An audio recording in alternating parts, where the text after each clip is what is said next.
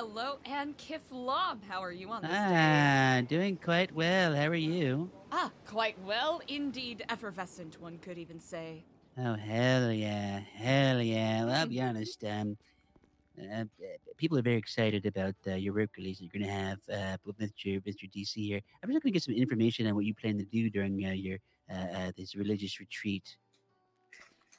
Like, Mm. you guys any going to, any major local celebrity locations like the beautiful palace that you guys have, or what? What's going on? What are you Oh, planning?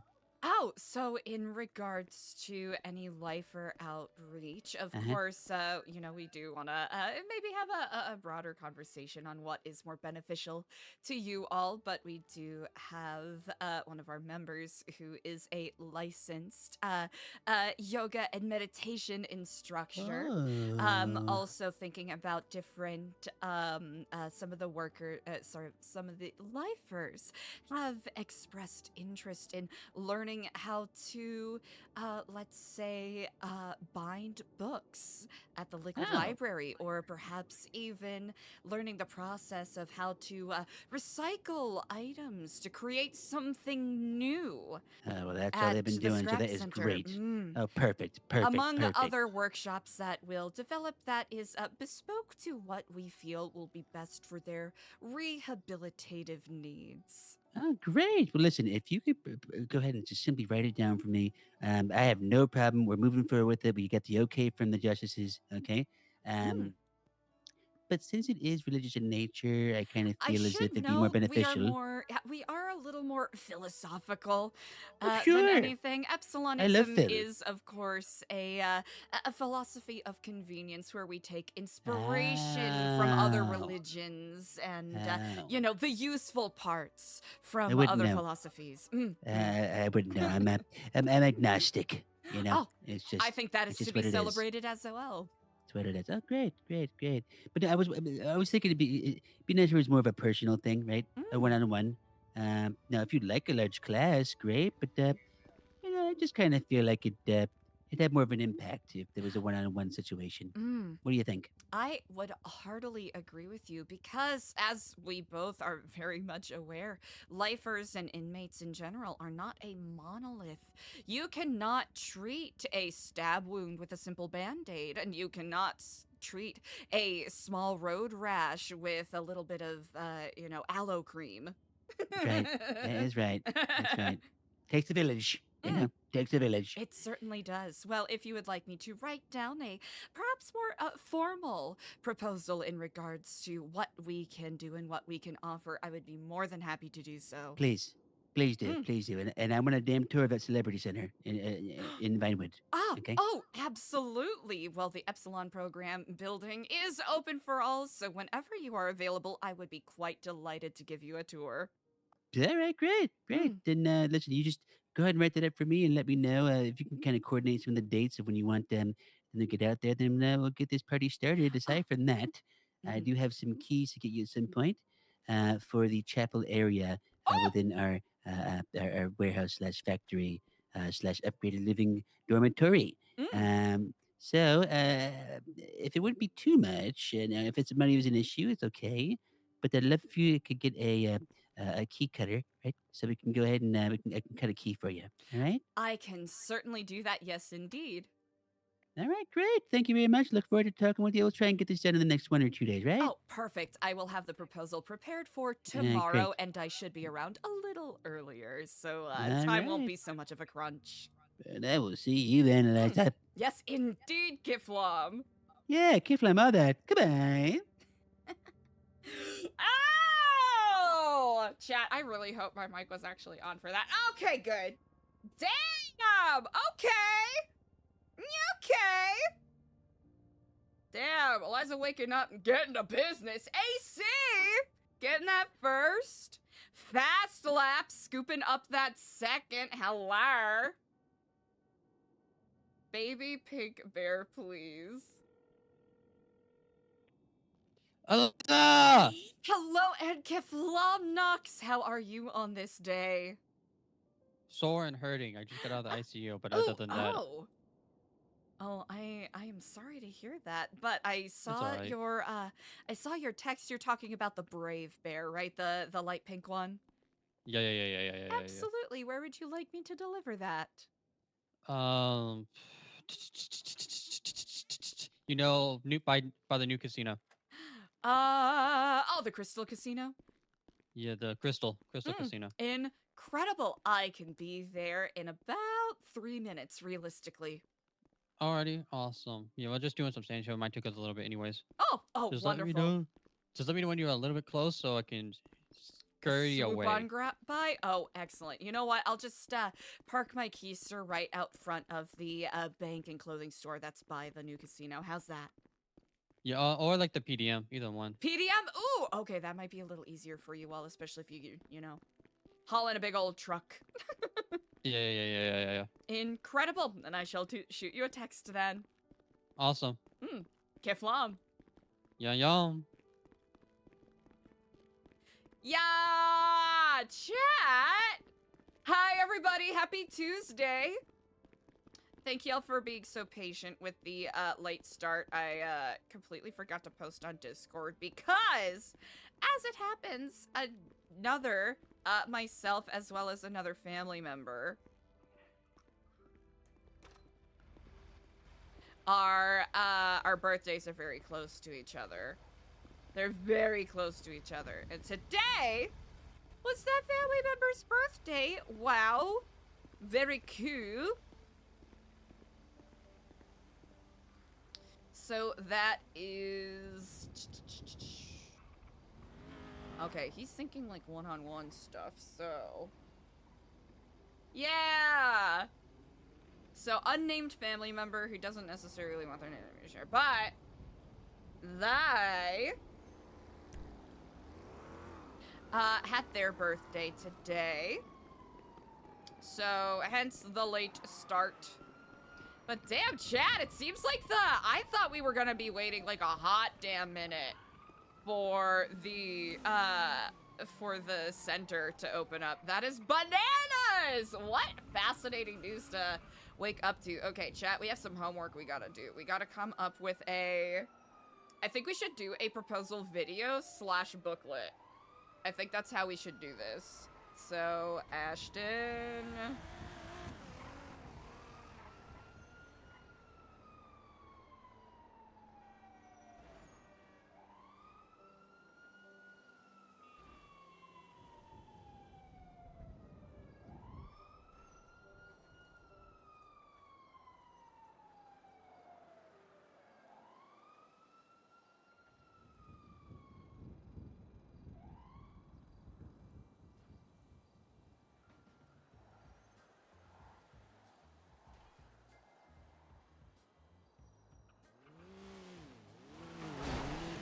Oh, Jesus.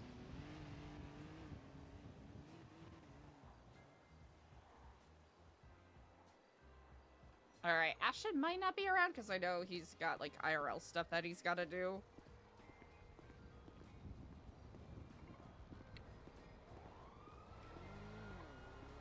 We're sorry, he is called upon by Kraft to attend to other business. Dang. Alright, well, something's a-slapping in. That's a good sign, right? A bunch of cars driving haphazardly. Like bats out of hell. Interesting. Okay, so he's thinking one-on-one. Which honestly makes a lot more sense because it'll be... Makes a lot more sense, especially with the spate of escapees that they've had to deal with. Okay, I literally added it to my quick bind, so I'm goofy as hell for always typing it out. Hello and Kiflam, brother. Hello and Kiflam, sister. How are you on this day? doing? Oh, Ah. I'm. You know what? Can you meet?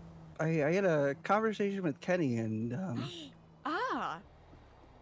yeah. Indeed, I am wrapping up delivering something, but feel free to Also, can I have $20,000? I'm broke. Yes, you can. Here, we can meet at a. Oh, actually, do you want to just? I'm gonna be delivering a plushie to someone at the bank by the Crystal Casino. If you would like to meet there. At the casino? Okay, so on oh, what do they call it? Adam's Apple Boulevard. That bank. By PDM. If meeting there is of your taste, if not, that is quite all right. We can always select a more suitable spot. Yeah, probably somewhere different if I'm being entirely honest. Ah, indeed. Well, well, more importantly, why don't you just text me your ID number and then shoot me a text of where you would prefer to meet, or feel free to ping 694. You know what? Fuck it. I'll meet you at the bank. Ah, I will be there in literally like 2 seconds. I'm coming from apartments. excellent. I shall see you shortly. All right. Perfect. Mm. Kiflam. Kiflam.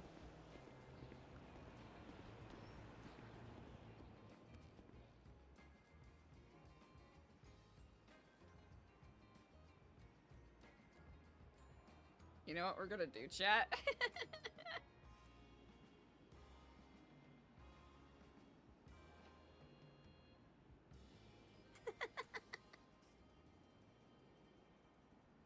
Ah, do we do it? Hello and Kiflam, brother. Hello, Kiflam. Do we do it? So he's out of his mind. Ah, is that so? Well, you are aware he asked to have his arm taken, correct? What? He asked? Oh, yeah, he asked for that to happen because he needed to get So- that deep into the organization. So he lied. To me, at least. Or I misunderstood him. I mean, with the way he was talking, honestly, I don't even know if he really gives a shit about either of us or New Epsilon or anything. Because his whole thing is, I'm gonna go out of this world knowing I tried to do what was right. And when I kept asking him to what end, like what purpose, it just kept going in circles. He thinks that he's gonna be able to give all this information up and that they're just gonna believe him, and that despite all of the other insane shit going on in this city, that for whatever reason that this information is going to take top priority. Perhaps this conversation might be better suited after I make this delivery. Yeah, sorry about I'm just Oh, it's quite all right. It's kind of crashing the fuck out. No, you if I'm deserve to being crash real. out. That is very crash out worthy. Because I told him, I was like, what about me? What about my feelings? What about Eliza? What about the people that actually genuinely care about you? And he's, oh, well, people in this city don't give a shit. People barely remember their dead loved ones. Yeah, so. As is the way, I suppose. We're at the PDM bank. Oh. What do you say number was? I don't know. He said some 05. I don't know. You should probably leave. Scooch over here. I'm getting in your car. Yeah, go ahead. Yeah. I can't. It's okay.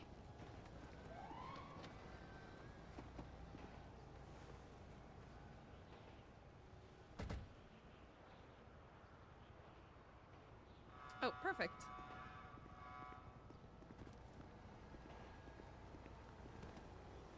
Hello and Kiflam. Hello. All right, let me know if this is what you're looking for. Yes. Incredible. Oh, it matches your shoes. Yes, it Oh, does. that is Thank you so- exceedingly generous. That wasn't Appreciate you. necessary, but I appreciate it. Of course, you Ah. do so much for me. Mm. So, of course. It's the least I need could to help do. you out. Well, I hope it is enjoyed indeed. Thank you so much. Of course, you take care, Kiflam.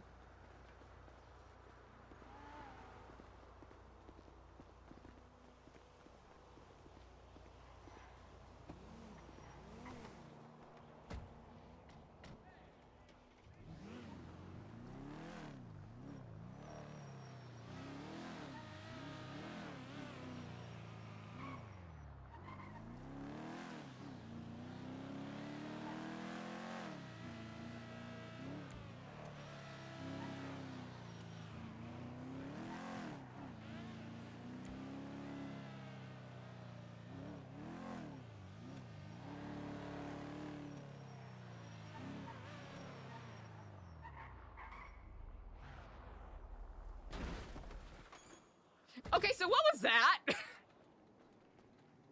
I don't know, Huh. but that was the worst feeling I've ever had in this entire fucking city. You know what? No, second worst. Worst was the dam. Uh-huh. Yeah, absolutely worst was the dam. But that was was just sketchy random, as fuck right? right Yeah, now, that was right? that was random, right? You know what? Honestly, I thought we were just about to be taken, or one of us was going to be taken hostage for some fucking stick up. Yeah. Mm-hmm. Mm-hmm. No, I heartily agree with you there, unfortunately. Yeah. I am trying to think if this is well, it's an open enough spot, but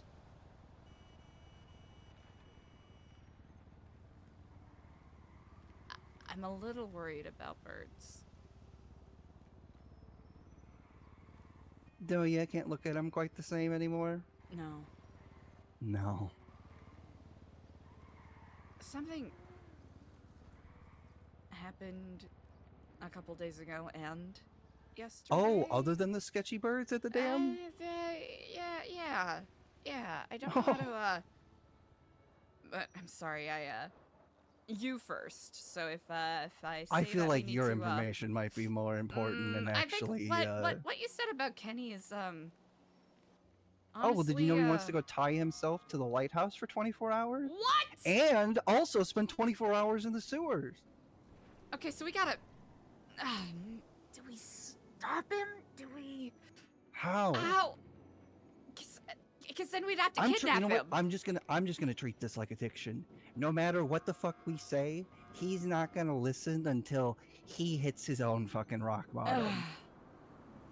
Because after talking to him just Subathon now, is I talked to him for maybe like an hour, and nothing I was saying was doing anything, or at least it didn't seem like it. It seems like he is wholeheartedly dead set on sacrificing himself, going out in a blaze of glory because it's fun and he's addicted to it. I have half a mind to. I've been patient with him, but I have half a mind to really.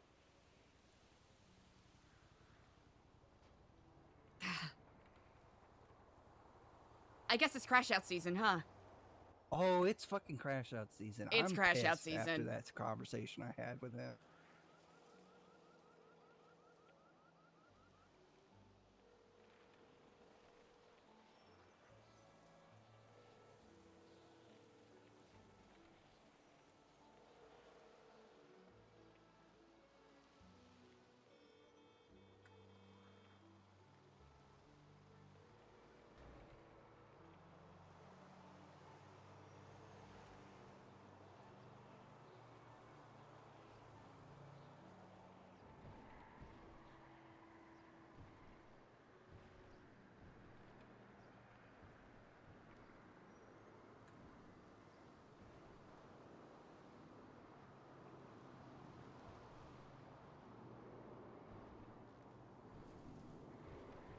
Kiflon, brother, I do hope you are feeling well on this day. I have important tidings to share when you have time.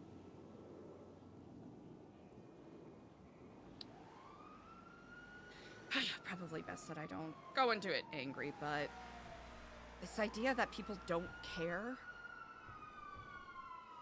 We care. He basically said, "What are you gonna do? Are you gonna let it destroy you?" And I said, "Yeah, Kenny. I might end up at the bottom of a few too many fucking bottles of vodka." Sorry, that is He just wild. he doesn't think I fucking care about him, or you, or anyone, apparently, and that we'll just forget him in a few weeks after he's dead. I'll admit this is a bit selfish of me, but I cannot help but take this as a grave insult. Oh, I'm taking it very personally. I mean, if I'm gonna be entirely honest with you, I'm fucking pissed. He's supposedly one of the only friends I have left in this fucking shithole. And he just doesn't care. It's not enough for him. He'd rather spend his time trying to take down a bunch of fucking degenerate crackheads in the most asinine way possible. Because here's the thing that super doesn't make sense to me, right? So he's the one that asked to have his arm taken, right? Most of the crackheads are missing an arm, right? Mm-hmm. How the fuck is some state marshal gonna believe anything he says? Aren't they just gonna think this is some inner crackhead fucking dispute? Imagine he's referencing Richard Dark. Yeah. Yeah. Yes, he is. And then when I brought up, well, why haven't you told him then? He said, because I've been lazy eating ice cream in my apartment.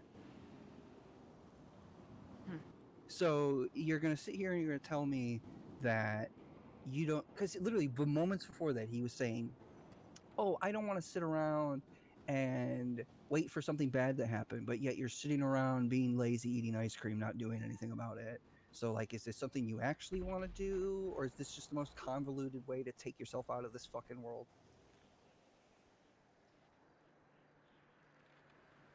I think it was a grave misstep for me to meet what he's been saying with patience. Okay, but I can't even blame you for that. Because then I'd have to blame myself, because we were all under the assumption that this was for the good of everybody. And when I asked him, are you doing this to, like, save everybody? He said, no, I don't give a shit about 75% of the people in this city. So it's like, what the fuck are you actually doing it for? You're obviously not doing it for any sense of real justice.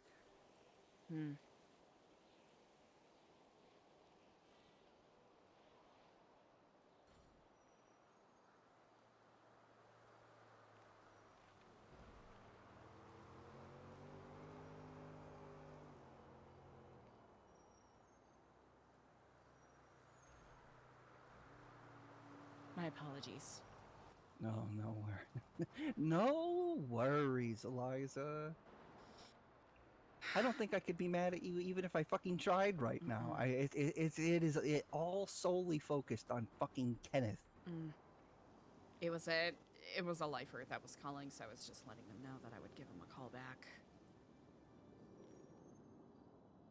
Then he starts going on about, oh, well, all of these corrupt government officials talking about the EMS that Margot or whoever was there at the time called to come help them deal with the fact that they cut his arm off.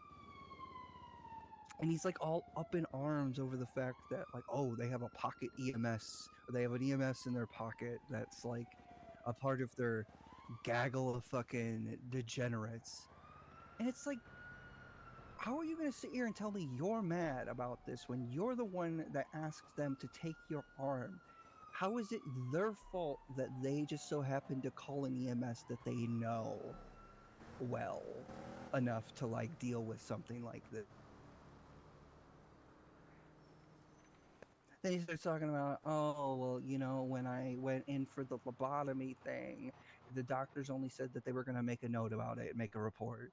And it's like, yeah, Kenny, of course the doctors aren't going to pay any fucking mind to an inner crackhead dispute.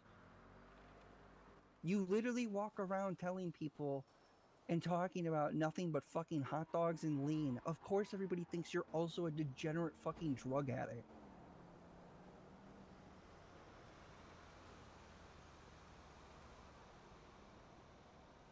I mean, I don't know what to do. I don't know if I should fucking do anything anymore.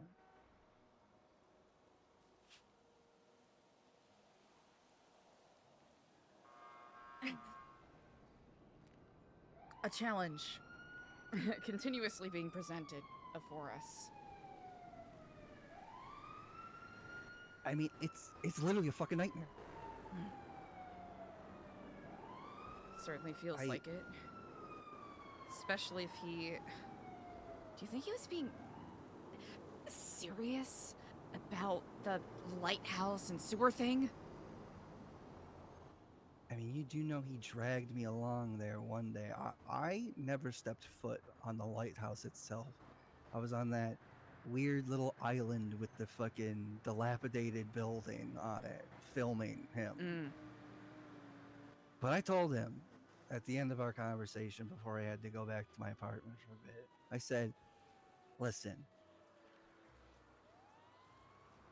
you want to go to the fucking lighthouse? Go for it. Evidently, there's nothing I can do to stop you, but I'm sure as hell not going with you. Well, there's been upped police presence there from what I understand, so hopefully, if it is to be believed that one of the, I don't know, questionable bastions of order, I guess, will be able to do their jobs.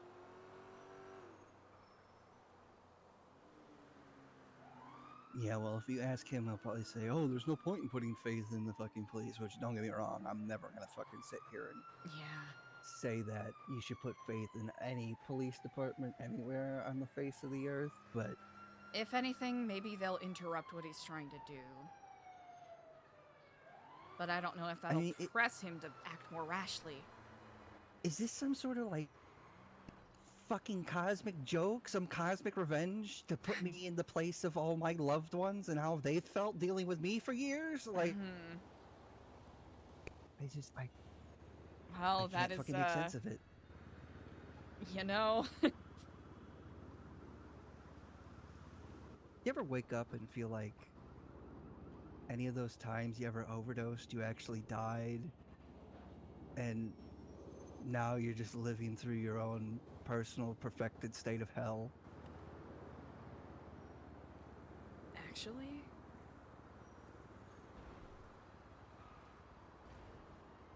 Yeah.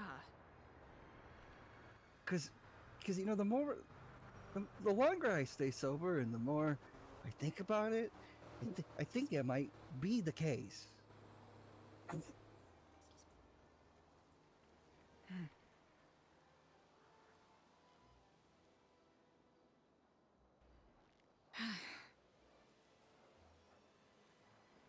Well, but then, like, wouldn't that mean that one of us would have to be like a figment of hell?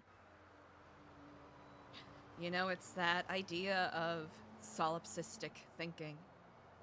Are we, or am I, the only one that exists?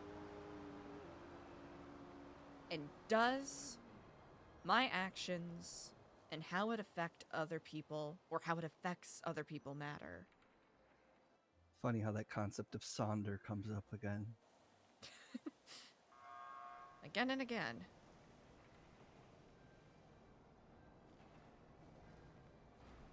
Is that all there is to life? Is just continually being reminded that with painful, traumatic experiences, forcing you to finally realize that other people do in fact have their own consciousness, feelings, emotions, and consequences. One would hope that it wouldn't take that much, but as with a lot of things, with time comes experience, and At times, with experience comes wisdom. Perspective being the key here.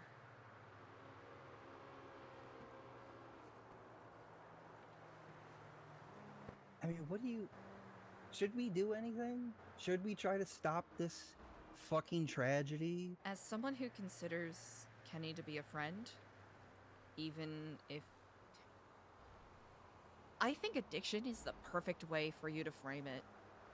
He is in a self-destructive cycle, where he feels like he is either punishing himself or getting some sort of justification or what have you, so that he feels like the horrors and the misfortunes that life has thrown at him have meaning. And I desperately wish that he would see that there's meaning outside of that, and there are people who actually, surprise, surprise, give a fuck about him. I mean, it's seriously,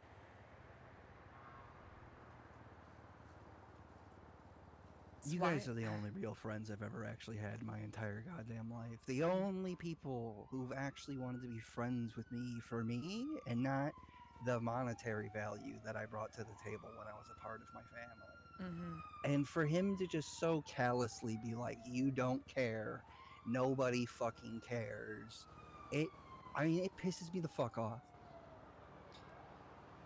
Honestly, at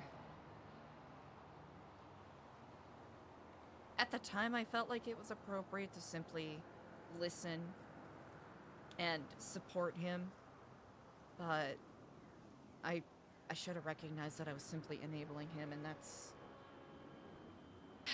It's a difficult line to tread, because as you have noted before, he's like a cat. You tell him not to do something, and that's what he's exactly going to do. I mean, how were either of us supposed to know that he was gonna go to this fucking length to supposedly be undercover? I'll be perfectly honest, there was a point where I recognized that he was very likely doing this for himself, and I still supported it. I'm not his boss. I'm not his parent.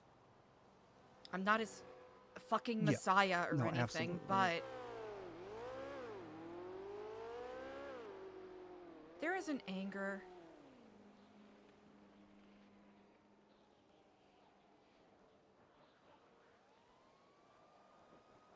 I mean, fuck, I feel like I'm being thrown away. Does that make sense? It does. Hello. Hello, Nkiflom Kenny. How are you on this day? I'm doing pretty good. I found this mango that was kind of going bad on top of the Epsilon Center. It was like half bad, half good. But I took off the bad parts, but I still ate them anyway. Wait, there was a mango? Yeah. Oh, damn. Did you leave it up here? No, someone's been leaving mangoes on the roof of the center. Well, it was still pretty good, even though some of it was pretty bad, but it was still pretty good. Even the bad parts were pretty good, because the bad parts are always good. You can't have the good without the bad. I think with fruits, you can just carve off the bad parts and it won't, It's not like cheese, where if it's moldy, the whole thing's bad. Whoa. Or bread, Do you I think think. I can make some moldy mango and still eat it? I would say don't eat the moldy mango. Penicillin is an amazing medical advancement, but not in that form. Whoa. Listen, are you able to meet and have a discussion? Yeah, where do you want to meet? We're actually currently in the parking lot of the old apartments, but we can go somewhere a little more, nature adjacent, if that is Let's something go to you Parsons, since the I'm evidently down is where there. you I can go to the fucking apartments. belong. prefer. Ooh, actually, you want to meet at Parsons? Oh, Parsons? All right. Wonderful. I'll meet you there. Wonderful. I'll see you there shortly. See you soon. Kiflom.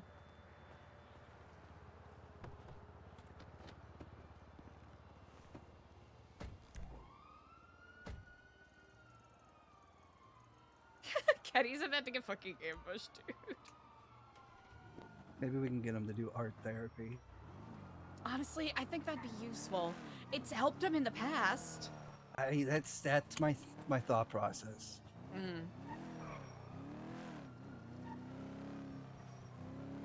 I just feel hurt, Eliza. Mhm. You've certainly known him longer than I have, and there's more history there. You have every reason to feel hurt.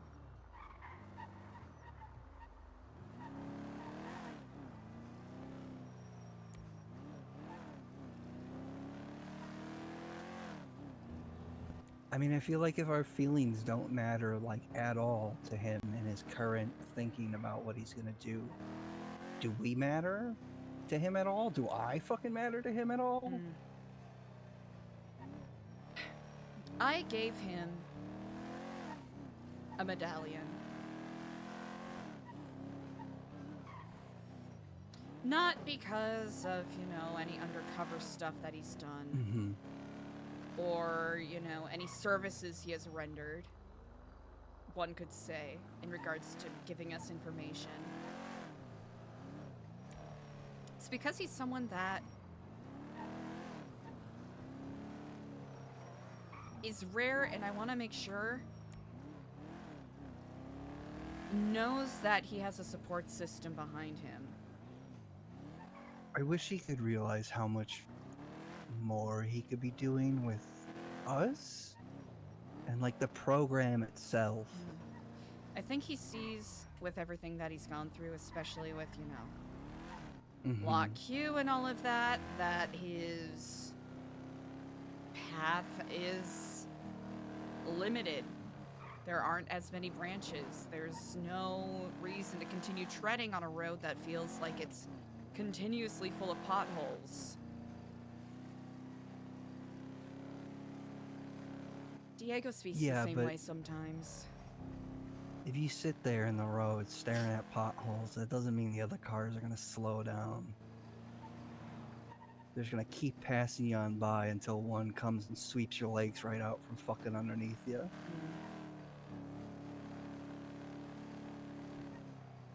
Then you're dead, and anybody that actually did care about you is long down that road by now.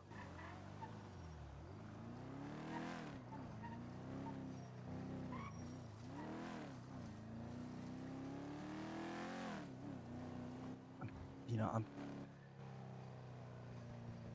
trying to practice what I preach with that. And it just sucks that he can't see that.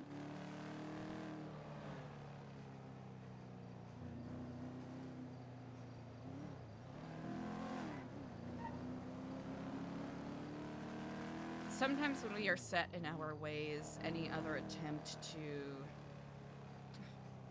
I guess, grant a different perspective is seen as an attack or seen as a banality. Or it ultimately doesn't matter because the mind is already set. There's a high what if- likelihood that yeah. might be the kind of conversation we're going into, but as long as we I mean, express if that, it's if it's anything like the one I had with him earlier, I'm sure it will be.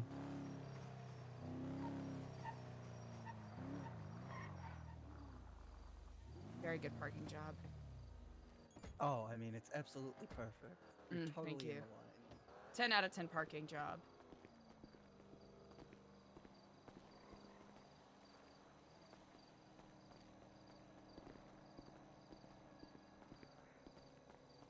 Not in the Doesn't car. look like he's in there.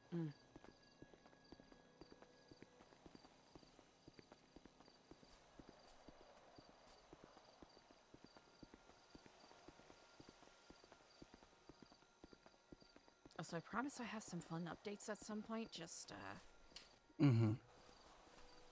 after this. Yeah, I'm very interested in that comment you made about birds.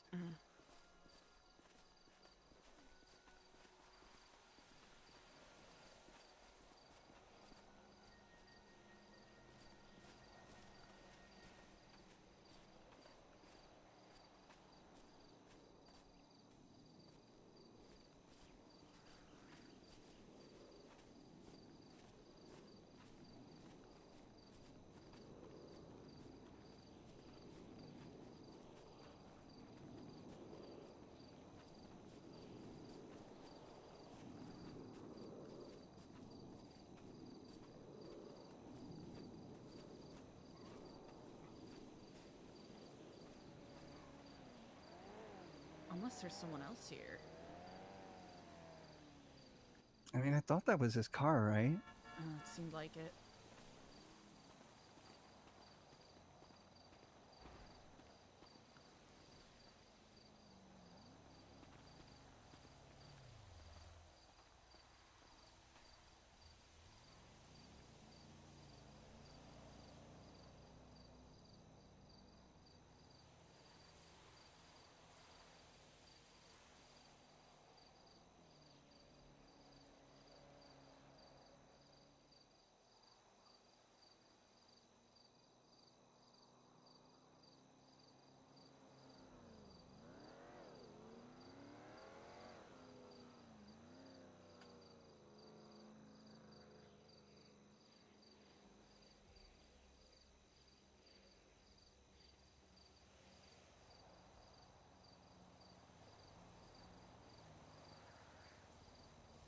Could potentially already be by the pool as well.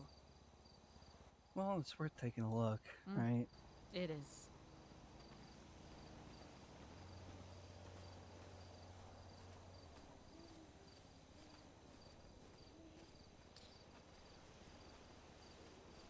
Have you met the Judge Moose Knuckles?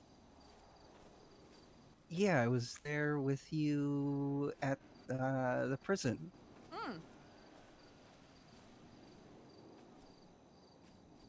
Yeah, I got this brick that I think I'm gonna throw at Lily's toe the next time she tackles me. He, If I lose, that is, you know. Indeed. He has this phrase that he commonly says, watch out for birds. It's just feeling more and more true each passing day. Ah.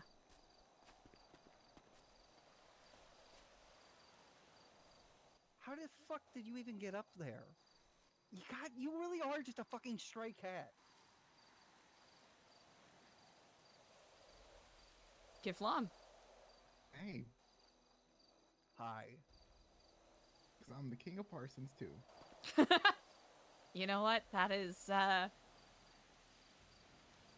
title you wish to wear. I suppose there's not really anyone who Look would what I be. can do. Huh. I'm an immovable object. I'd say that was a solid, 8.5 on the dismount. Yeah. Anyone have any food? I do not. No, I did not come prepared. I just woke up and it's been. I can trade. I journey. can make a trade. I don't have. I am so sorry, Kenny. I don't have any food. I did not come prepared. Ashton? Do you just need food? Yes, I'll trade you a grenade sandwich. Oh. Just kidding, you're not getting my grenade. Is it even a live grenade? Sure, that's just not like a replica or a prop. Want to test it? We can test it. No. How? It'd be like one of those military movies where I pull the pin and then throw it, and then you gotta like jump on it to save everybody. All And right, then it calm turns down, out to be- Steve Rogers.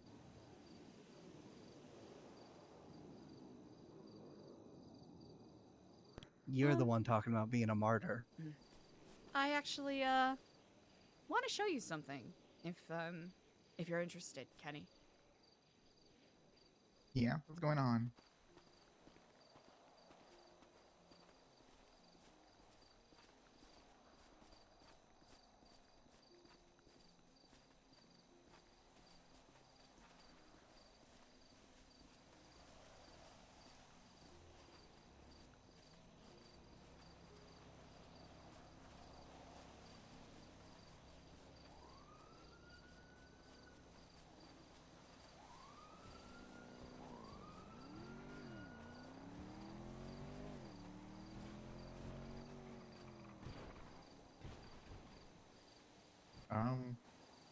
As a member.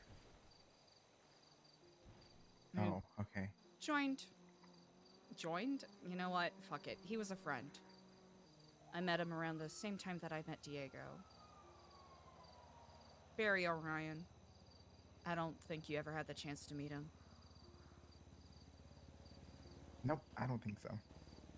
Our Last conversation was actually at this tree.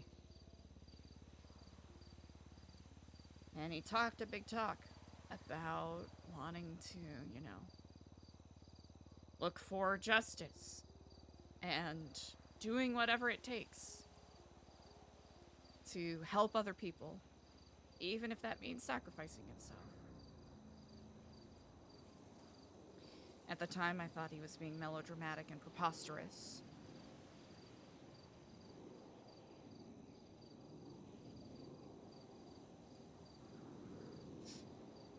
But, yeah. I was wrong, unfortunately. I'll visit this tree sometimes, and when I have bouquets on hand, I'll leave them here, but it, seems that, other people tend to find uses for them.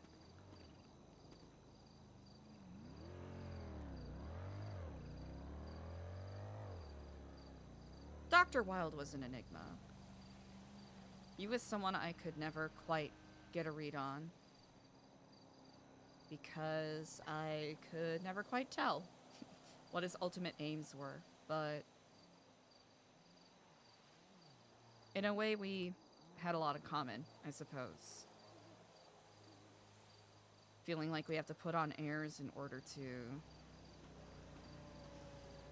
maintain connections with people by virtue of our outward reputations.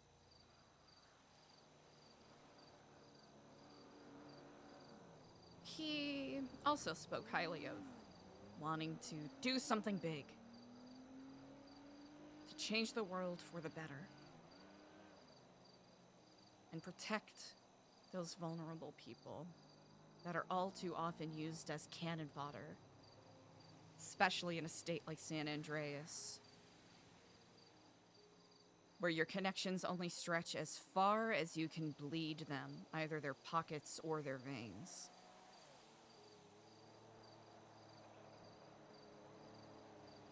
Kimia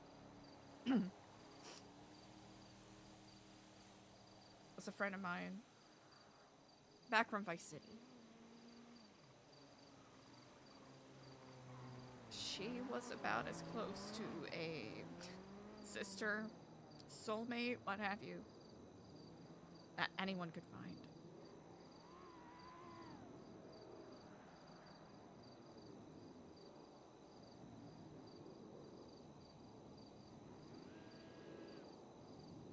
Time and time again, I have seen people with the strongest hearts and clearest eyes fall to the wayside of their own obsession, either as collateral damage or martyrs to some cause that they are seeking to improve. What I will say, as much as people like to romanticize such things,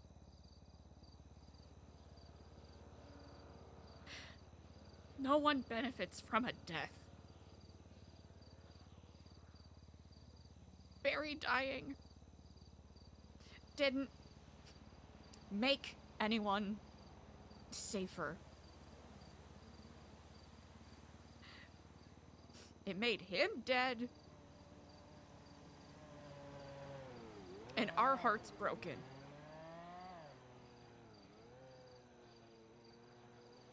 Dr. Wilde, with all his idealisms,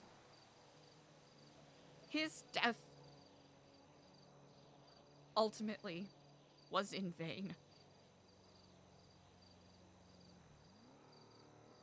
leaving behind even more scattered bodies that, frankly, has ended up being an incitement point of all of this fuckery going on.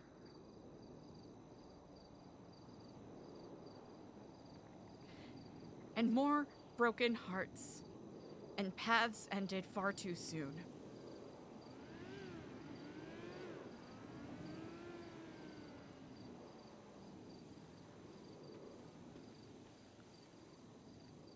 Kenny, I can understand that you may feel hurt, or abandoned, or betrayed by other people. I can respect what you are doing to seek a sense of justice, maintaining a legacy, or trying to harken back to golden days of yore. I can even understand if you doubt my sincerity or others' sincerity when we say that we care.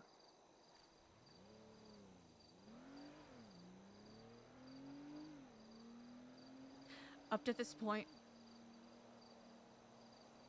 I wanted to make sure that I made it clear that I implicitly trusted you with the work you are trying to do.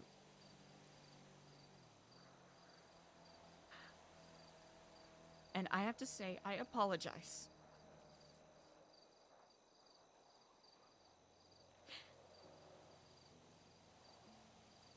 Because when I gave you that medallion, that isn't a ticket to membership to anything. That isn't some paltry, half-assed trophy of gratitude for whatever information you have gathered. None of that fucking matters. I gave you that medallion because I fucking care about you, Kenny, okay? I know we haven't known each other that long. And heck, even if we may perhaps doubt each other sometimes on our sincerity.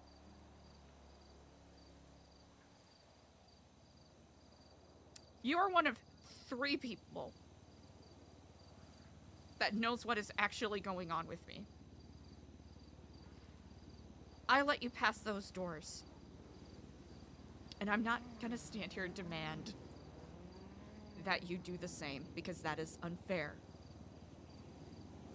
Friendships are not transactional.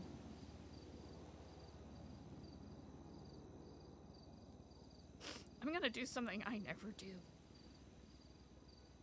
Kenny, I'm gonna fucking beg.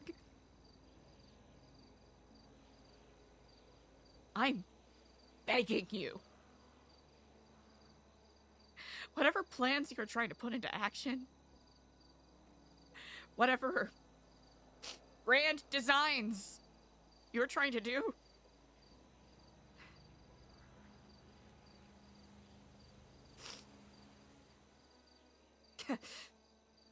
and I know I'm being selfish. I know I'm being fucking selfish right now, but I'm not alone in this. You can even talk to Ashton. There are people around you that care about you that will be broken in one way or another for the rest of eternity. If anything happens to you, if anything else happens to you. When we last spoke, you told me that. What happened with your arm? Kenny, did you want that to happen or not? Nobody ever wants to lose part of their body, but sometimes things are necessary. Listen, Is it necessary? Kenny, you're missing an Do you arm! hear yourself? Do you hear Sorry. yourself right now? I'm sorry. I wasn't gonna yell. Yelling never accomplishes anything. Kenny, you're missing an arm. listen, all right? When you can do the things that I can do, but then you don't, and then bad things happen, they happen because of you.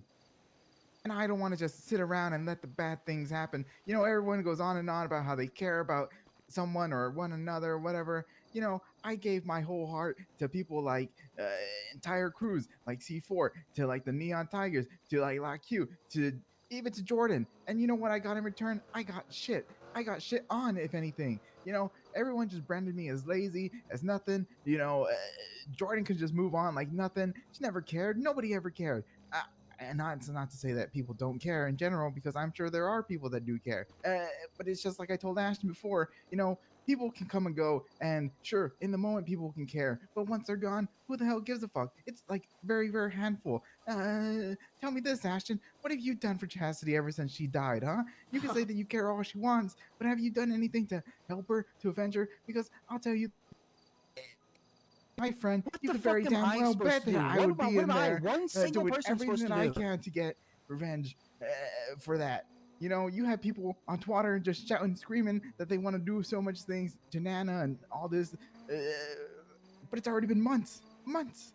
They let things drag on for months and they didn't do a single goddamn thing. When Snow died, do you think that I just sat there and let Snow die and just like, oh, all right, I'll let it guys. No, no.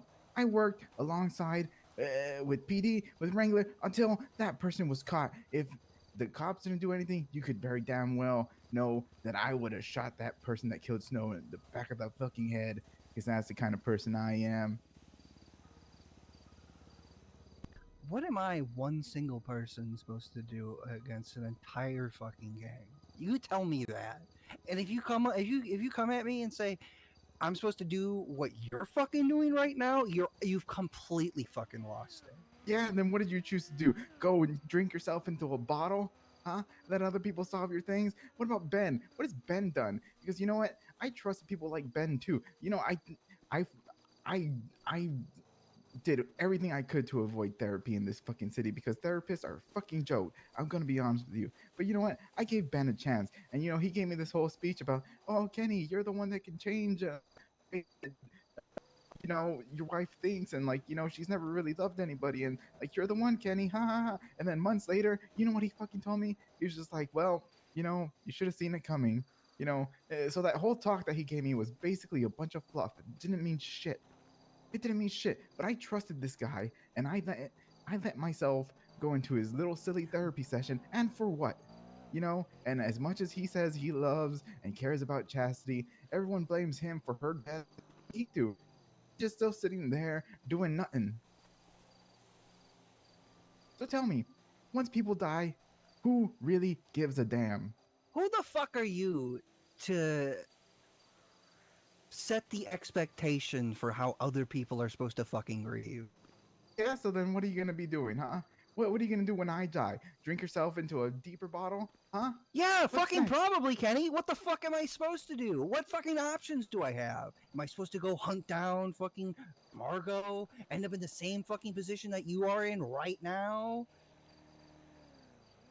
At least somebody like Eliza comes here and remembers her goddamn fallen friend. What do? Huh? Like I said, it's very rare for people like Eliza or whoever to actually care, to actually have some deeper meaning when it comes to people, not just go home, open a bottle of alcohol, and drink themselves and waste themselves away. It's gonna be the same thing when I die, right? You're just gonna go drink yourself, and then 2 weeks you'll forget about it. You'll go on living your life like if nothing ever happened. Sure, Kenny, because you have all the fucking answers, right? You know Yeah, exactly I how I'm do gonna feel. because I've You know seen it exactly what I'm time gonna and do. time again.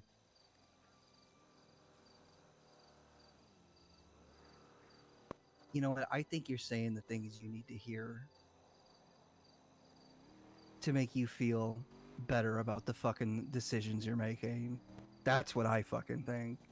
I think Tell you're me. telling yourself whatever the fuck you want to fucking hear to justify why you got decided to have your arm fucking cut off, why you're about to throw your whole fucking life away by betraying the fucking crackheads. You want to talk about And betrayal? You want to talk about betrayal? Okay, how about this? You know more than anyone everything that I went on in my marriage. You were the one that tried to warn me as well. And what did you do after everything? Not too recently, you played a part in getting me shot because what happened when we were at the court center? You were on the phone with Jordan, and what did you do? You gave her our location, huh? And what did she do? She came and tried to shoot me up. So, you know what? You're not so different from me because you as well try to play. You want to claim to care, be a friend, and whatever. Your friends who actively tried to shoot me. somebody who works alongside these crackheads and wanting to do harm with me. And Oh, you know, sorry. It's impossible for me to make sense of the tit for tat fucking bullshit that you and her had going on. you yourself, you've seen this shit, and you still choose to actively, play nice, play ball, fall into whatever thing she wants you to do because you're all right with it. You saw her shoot me, and you still hang around this person. You know very well that I did not draw first blood and all that. I did not have my gun out with any intention to kill Jordan. Sure, I don't give a fuck about this person anymore. And I was on my way out to leave because I wanted nothing to do with the situation. But you told her where I was. And what did you say when she was on her way? Oh, get over were- it. She was you were already like- fucking there. It was a you were whole like- setup, and you fucking know And that. what did you say? What did you say though? You were like, "Oh, I did it because it's funny." Huh? So the fact that she was on her way to come and shoot me Okay, was but don't come place entertaining, that wasn't fucking it? blame on me as if that whole situation wasn't a fucking trap that you willingly fucking walked into because you were given the fucking prospect of getting hot dogs at the court center, even though nobody sells fucking food there. Out of the kindness of my heart, somebody said that they were opening up a food stall. How am I supposed to deny my services, my expertise when it comes to testing and trying out hot dogs in some hopeful way of, letting somebody's local business grow from the court center? I was doing my part in helping out people, make a better business. It's not my fault that they had other schemes going on. You know what? Those people can burn in hell as well.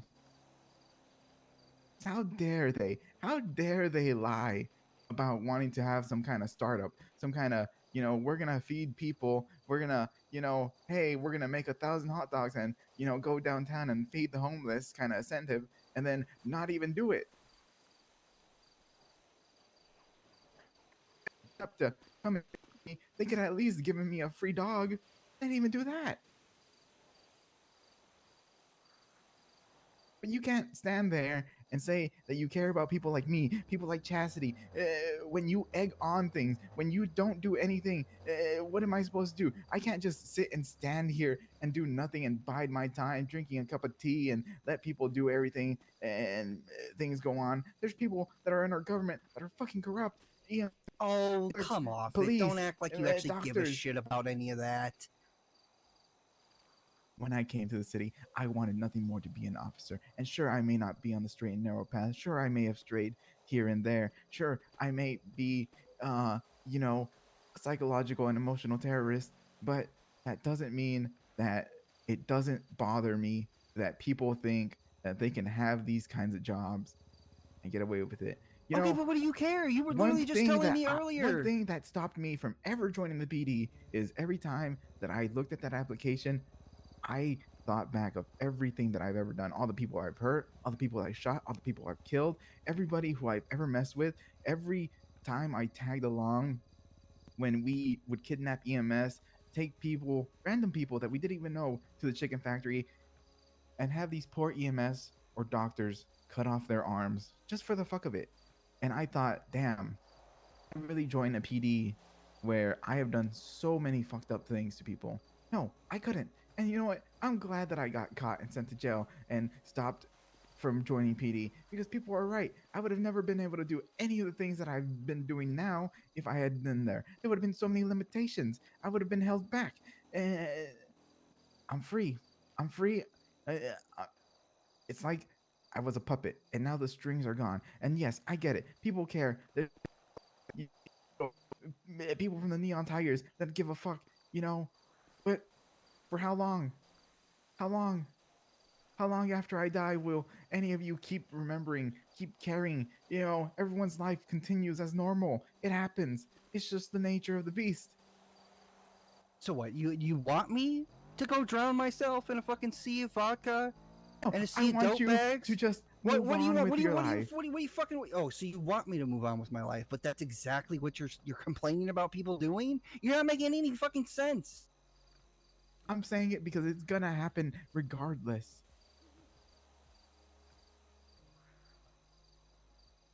Because if you cared as much as you say you did that day up at Core Center, you would have been prepared to shoot anybody down. You said you knew it was a setup.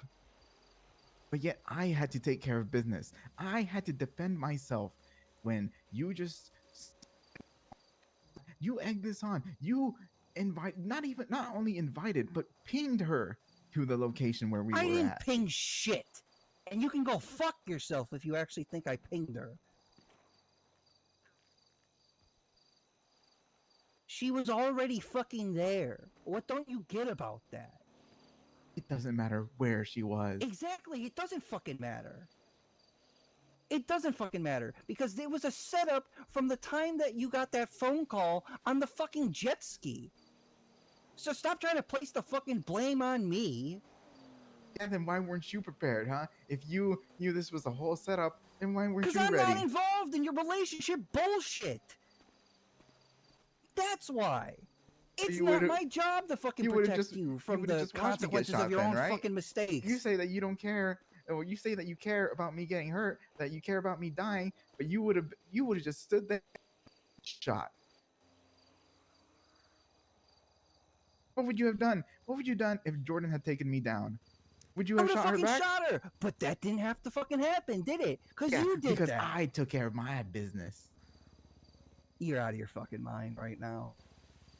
Do whatever the fuck you want.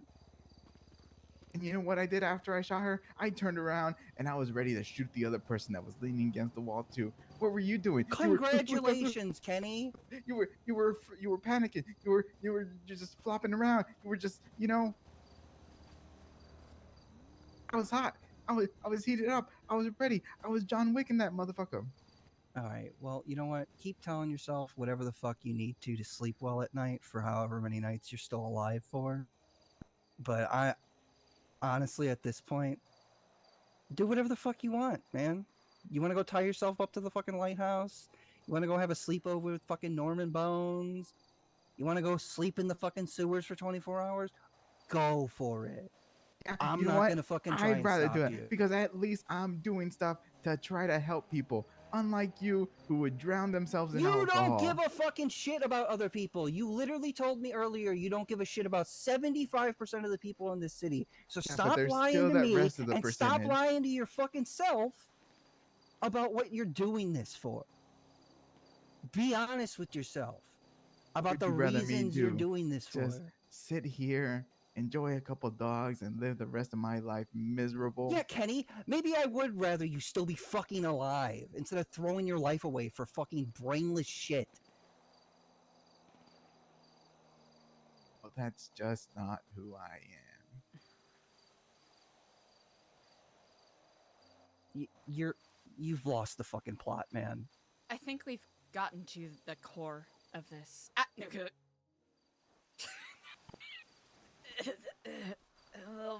Oh. Yeah, what are you gonna do Oh. now, huh? Yeah, Eliza's on the ground. What are you gonna do? You gonna help her, or are you just gonna stand there and watch? Do you think you need a hospital, Eliza? No, I just need a moment. Okay, I got some food for you when you wake up. I appreciate a low blood When sugar. you get back on your feet. I've Yep. been having high anxiety, so it's making my blood sugar bad. And I guess who the real crash out is my blood sugar. Oh. It looked like my arm once they cut it off. Oh god.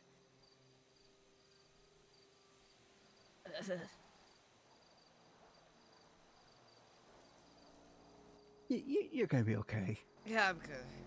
You're gonna be just fine. Yeah, you're gonna be just I fine. just need a moment to set up.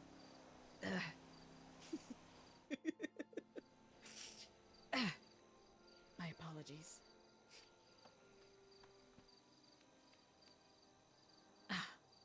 As if you happen to have any snacks, I would not mind that at all. My apologies, gentlemen. Thank you. Oh, thank you. Oh, absolutely. Ashton is clearly trying to express to you that he does care, Kenny. We're not saying that you should stop and clip your wings. Because I'll be perfectly honest. For the most part, this liberated Kenny that I see before me is a glorious thing.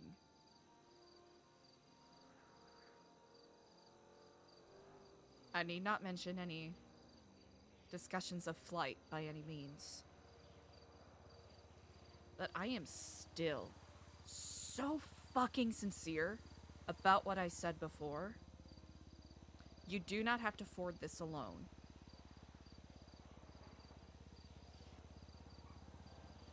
I know that it's being expressed in a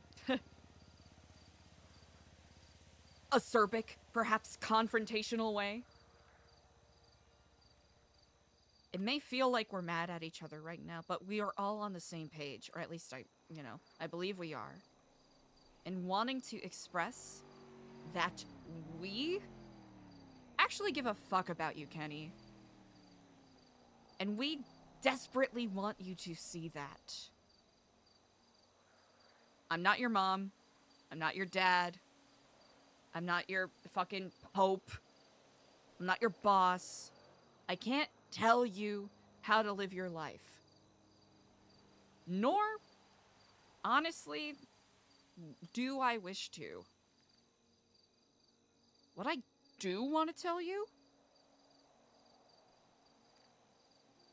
and I'm going to implore you with this, and this will be one of the few things that I will demand of you.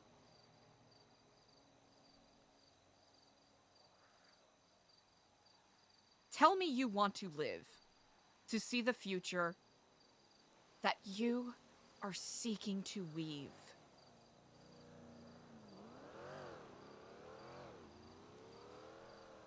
You have seen a lot, you have been through a lot. More than what most people can even pretend to fathom before the synapses in their little brain folds collapse. You are going through an ego death at this moment. Disincorporated at the center of a chrysalis. These old parts of yourself being shed, dying, old connections. Forging forth to true liberation for yourself. Of course I want to see you fly, Kenny.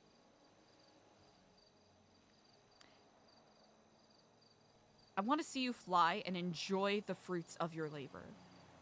I'm not saying don't do anything. We're not saying don't do anything. Way to go, Ashton. See, your food can't even save Eliza. Watch I it. didn't. Honestly, I was too busy. I was too busy lecturing. I didn't eat. You got a snack before you yap. I got a snack before yeah.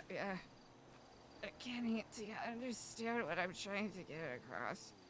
I'm sorry I'm yapping so much. It's just the only... I don't know how else to get my point across, Kitty. Is...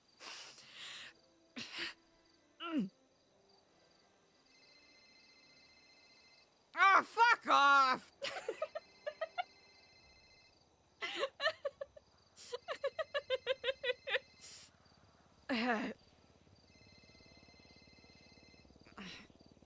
Kenny, I am literally being about as vulnerable as I physically can. Yeah, Can't you tell that we care about you? Or does it just not matter? you know what? At the end of the day, maybe it is an ego death. Because you know what? Back then, when I used to work at Roosters, safest place in the city, by the way, right behind Lock Q. Me and my friend Dewey, he was rich. He was rich off his entire mind, you know? And he said, Kenny, one day, I'm gonna go. I'm gonna go find an island and we can all live happily ever after together. What? Maybe that island was a metaphor, not something that we can physically go to and just enjoy each other's presence. But throughout the years, sure, I may have not been one to get hurt a lot. I may have not gone to the like everyone else does. But I've had my fair share. I have a stent in my heart. My knees are bad. My body is on the verge of breaking down. Time to go to that island. Time to find peace. And you can't find peace here with us? What kind of peace with the people that care is there about you? here? Yeah.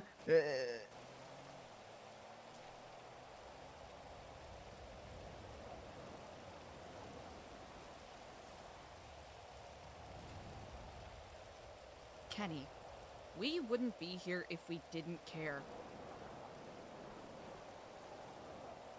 I wouldn't be here.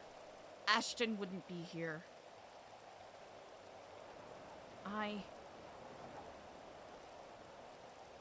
There is a lot on your shoulders right now. I know all too well that feeling of isolation where it feels like you have to do whatever it takes, even if it means making the ultimate sacrifice to accomplish something.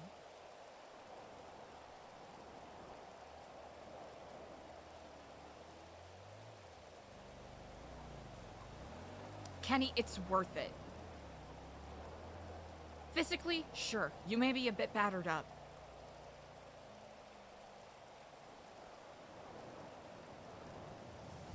You're not a racehorse, Kenny.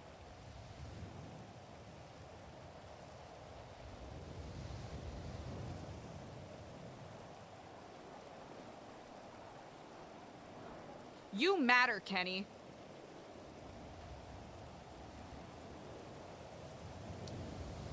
You matter. You are important to us.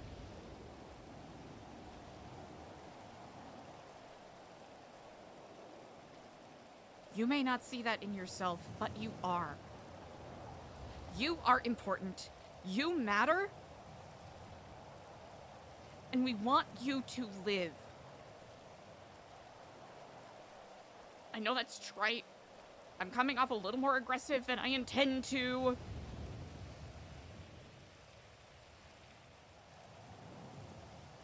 I mean, do you really think we'd be here if we didn't care about you? You think I would be here if I didn't fucking care about you?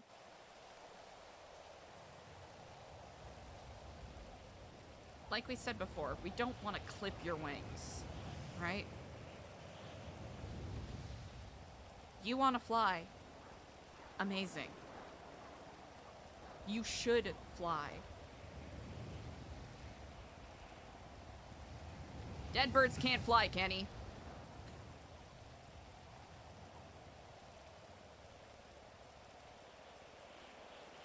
I mean, the ghost of the dead bird can. We could Oh, argue here we about the go with the reality ghost. of ghosts in... Okay, that is another conversation for another fucking... I do not want to talk about ghost birds right now.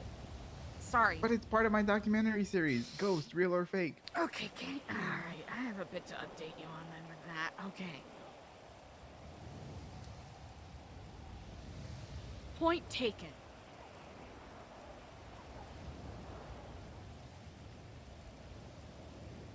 I'm trying not to make it sound like I'm yelling at you, because I'm not mad at you, Kenny. I just feel very strongly about all of this.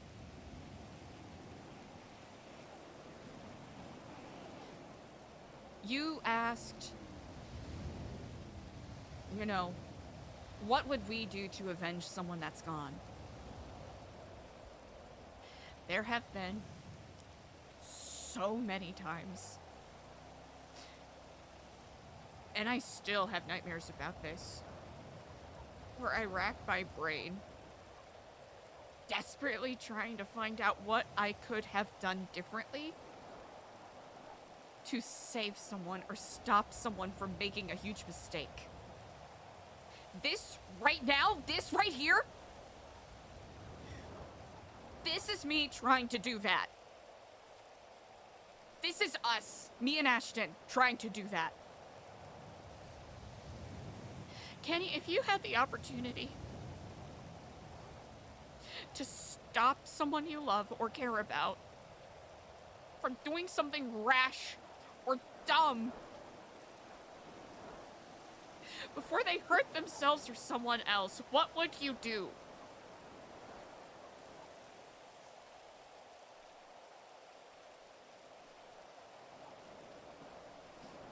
If I knew that somebody's life was in danger, I would do everything I could, even sacrifice myself to put myself in that kind of harm before they ever did. Let me ask you something then.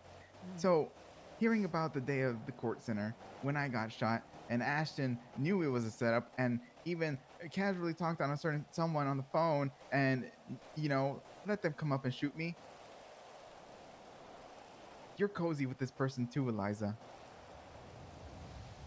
It's not like I'm no stranger to knowing that. But if you were there on that day, and if she had shot me down, what would you have done? Hey, listen, I'll just add another to my list.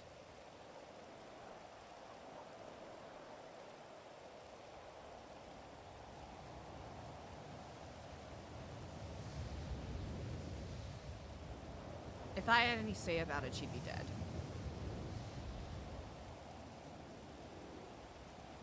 I've mentioned before, ultimately, I believe redemption is possible for people, and I know that is an area that will be a point of disagreement for a lot. But in that moment,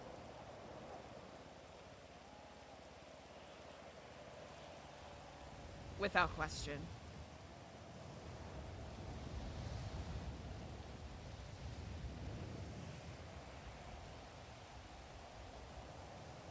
you know what they say?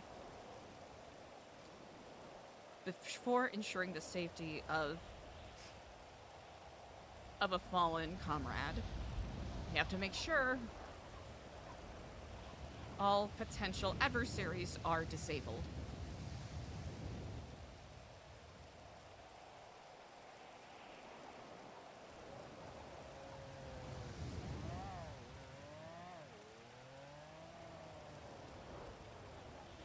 I'm fully aware that Jordan is very likely using me and trying to ply my emotions against me in order to gain information or favor or what have you.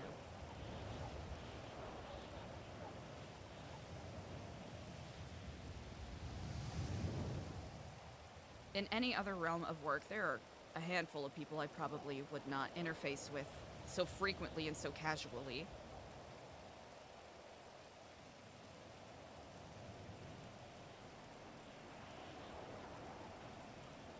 I'd be lying if I didn't admit that some of these individuals, Jordan included, have shared information that has been helpful in keeping other people safe.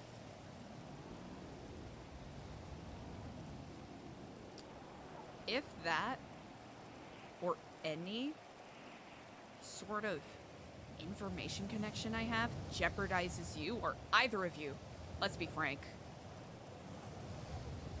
tell me, it will be done. There's enough blabbermouths in San Andreas as it is. I can always find a different connect.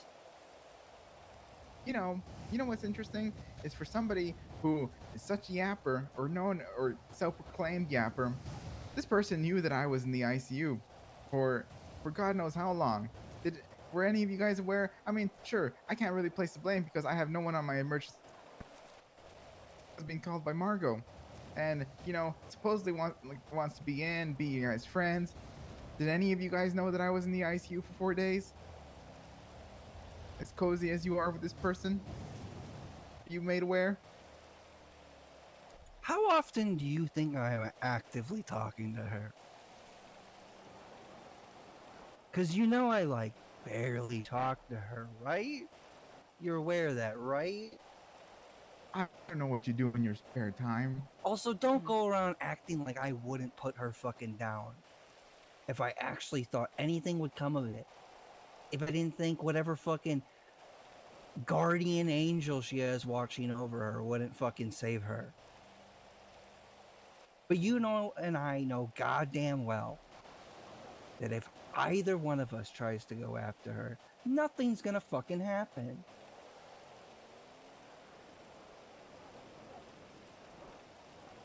I'll have to slightly agree with. I will agree with Ashton here. I think perhaps the connection is a bit conflated. I don't know if cozy is necessarily the descriptor I would use. I've taken your warnings to heart, and while I have shared some personal information with her, it's ultimately trivial and doesn't jeopardize anyone else.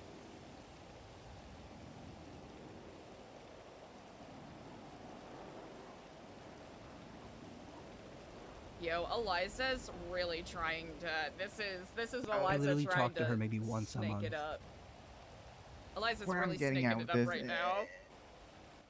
her besides the point is just, Because Eliza does you know, like Jordan. I don't doubt that you guys care.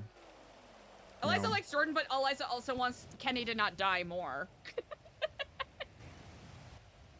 I've always been in a different kind of situation, and I've seen it play out so many times where, you know, people will often say they care. Maybe it's just hard for me to really realize it. And it's just, I've given so much myself to different people. You know, I've been at the top of many businesses, many organizations, many groups. Gave my entire heart when I was married. Just to being tossed out like yesterday's garbage. You know, see, that's even a when I great was in way to say C4, lying. I did so much goddamn work for there. I was probably one of their top hackers. I was the biggest weed dealer that they've ever seen, besides two of them, of course. But I worked my ass off. And you know what happened? I got branded as no one. I was just told that I was just a lazy nothing. You know, oh, yeah, you don't really do much. La la la la. What do you donate to the group? You know, it's just like I was out there busting my ass off. Fuck them. Yeah, Who what's the it fucking fuck are matter they? anymore? Fuck them. They're pieces of shit. They treated you like shit. Fuck them. We're not them. You have an open heart and a dedicated will. There's gonna be people that try to take advantage of that. And there have been people who have taken advantage of that. Fuck them. They're pieces of shit, and guess what? Who's still around? You. Who's fucking gone? C4. Who's in the ICU and maybe even a fucking vegetable for the rest of all time? Sonya. Congratulations. That's They true. suck. RIP to them. You're still around. Let's keep it that way. Again, my apologies. I'm not trying to be so aggressive, but fuck them. Fuck them. Kenny? They're nobodies.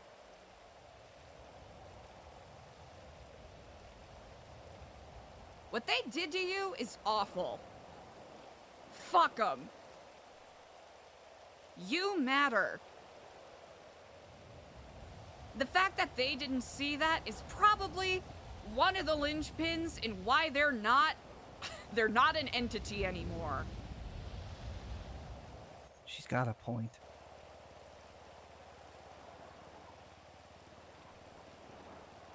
What a way to tell on oneself. To constantly use other people to do your dirty work and then hop around 5 different groups until you can find someone that's willing to put up with your bullshit, only for them to turn around and ice you the first chance they get. Congratulations. What a dumbass. Fuck them.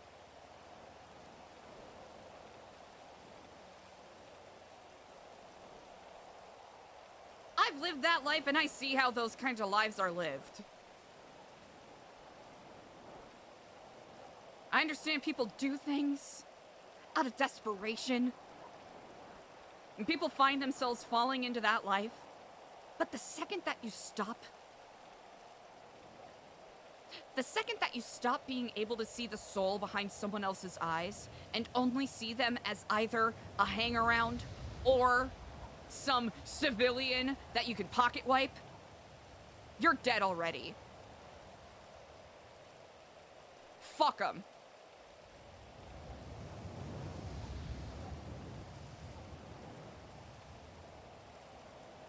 You're still around, Kenny. You and I both know exactly why you're still around.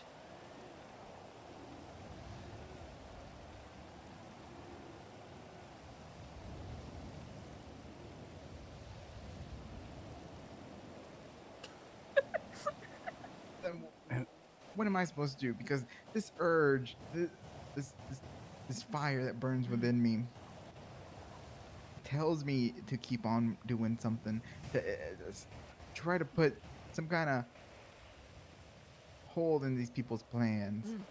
Good. Be the fire. But don't burn yourself out in the process, Kenny. Please. That is all we're asking. I'm not telling you to stop. I'm not telling you to, quotation marks, retire, sip tea, and guzzle glizzies for the rest of all time. I mean, does the price have to be your life? Does that have to be the payment in this situation? There Because are that's other certainly how you make answers. it sound. They all burn out. Takes billions of years, Kenny.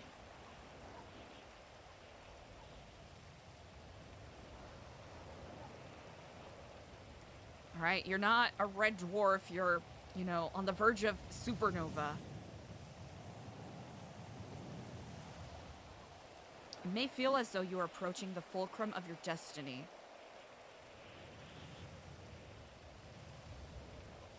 I hope you realize that there's more for you beyond that.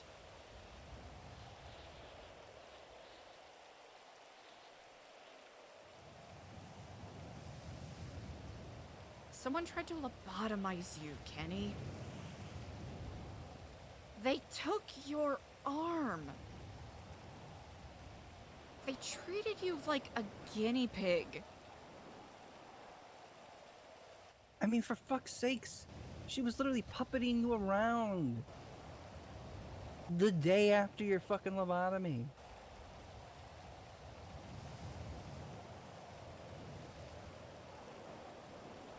Do you really want to let them win by finally taking your fucking life? By taking you off the chessboard? Is that really how you imagine winning in all of this? Because it's like I told you before, if you think that Dark is actually going to take you fucking seriously with the way this situation looks from an outsider's perspective, you're out of your mind.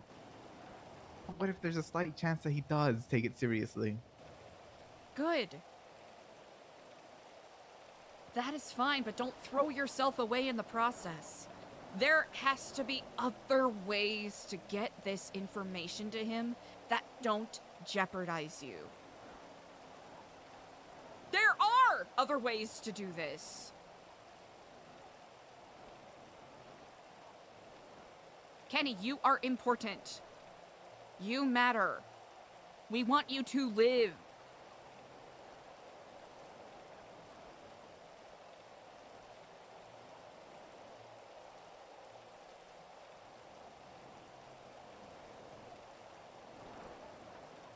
As a pit that falls from the tree and renders its own seedling.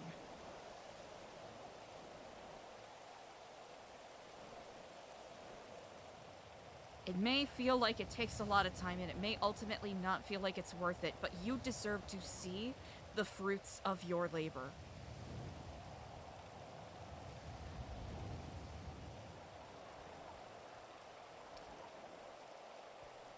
Even not just as someone that's, trying to save things, Kenny. As a friend.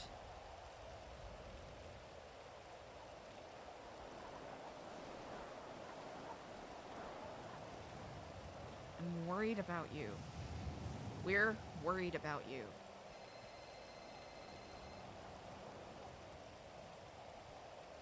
My apologies. I mean, do you really expect me to just get over it if the worst is to happen? The timing for the oh damn, it's been 21 minutes. Chat, the timing for these have been wild. To just move on? Act like you weren't my friend? Yeah, part of me does.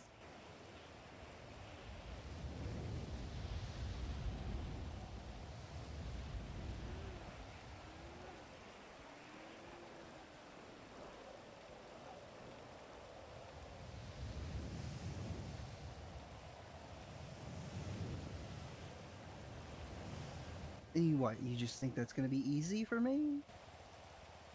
You think this is just gonna be so easy for me to deal with? You think I'm just gonna be able to file away your death in my mental fucking filing cabinet?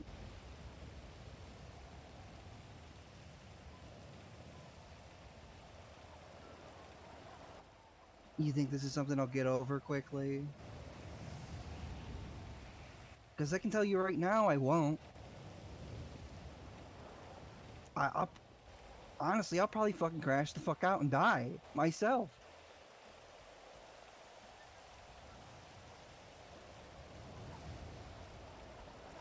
Okay, if that happened, okay, all right, I'm gonna be so fucking serious right now. If that happens, if you both end up icing yourselves for this bullshit reason, I myself will go back to the lighthouse and resurrect you both so I can murder you again.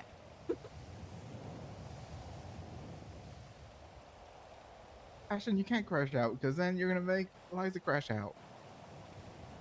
Well, then you can't crash Yeah, out. you can't crash out because you're making me crash out. And you're Sorry. making me crash out. It's a triple crash out. It's a Mexican standoff of a crash out. Can everyone just stop crashing out for a moment? Okay. My apologies, yes.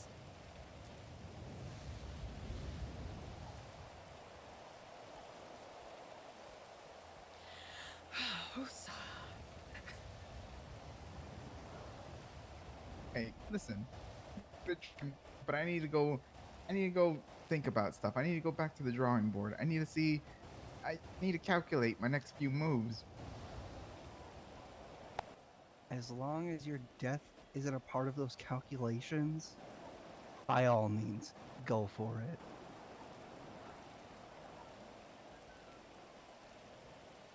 All right. Listen. We can pause on the crash outs. I'll think about things. Go back to the drawing board. Reinvent the wheel or something. See where I go from there. But for the next few days, I'll be safe. All right. Okay. Is that a promise you make? I don't make promises like I can't keep. Okay. I hope you're not saying that simply to placate us, Kenny.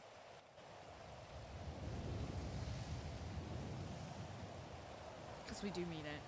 We do care. And it may not feel like it, but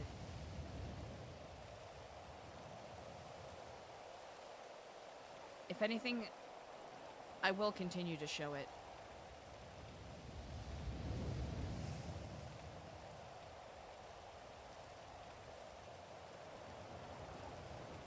Fully Speaking of your understand. Speaking of your Ghost Bird documentary, careful with birds. Yeah, I know. Some of them are drones. Yeah, there was one that was, someone I was speaking to yesterday tried to place a camera at the lighthouse, and I think they attracted some unwanted attention. There was a Whoa. something, a drone perhaps, listening in on one of our conversations. So, just a heads up on that. Interesting, because I kind of had a similar idea to put a camera there. They must have not been sneaky enough, but I'm gonna do it. I'm gonna do it right.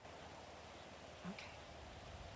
Also, a heads up, there's a lot of police presence there, so take that as you will. Like I said, All right. Kenny, I'm not going to stop you from doing what you're... Well, I'm not necessarily going to try to convince you to stop doing what you're doing. I just want you to be safe. Don't worry, I'll be as safe as I can. Okay. All right. Thank I'm you, off to go Kenny. think. All right. Have a good one. Yeah.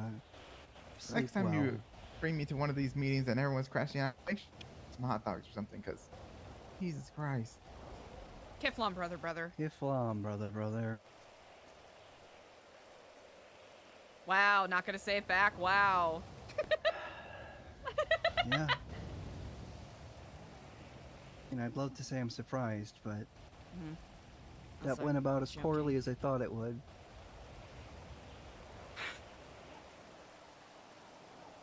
I hope he takes it seriously.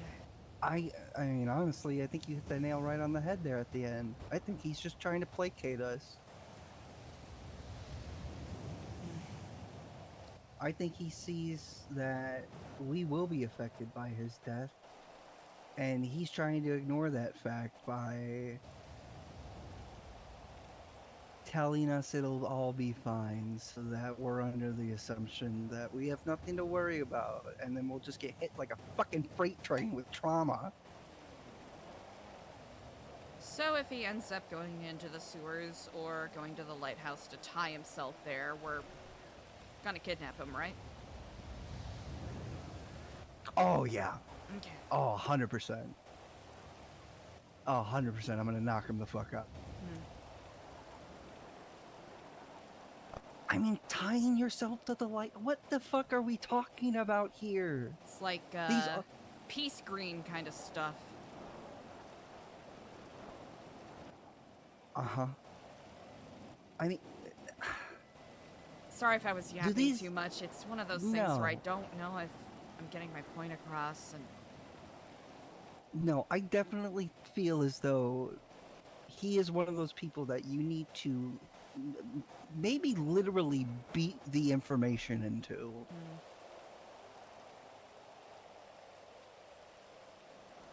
Maybe that's what it's going to take.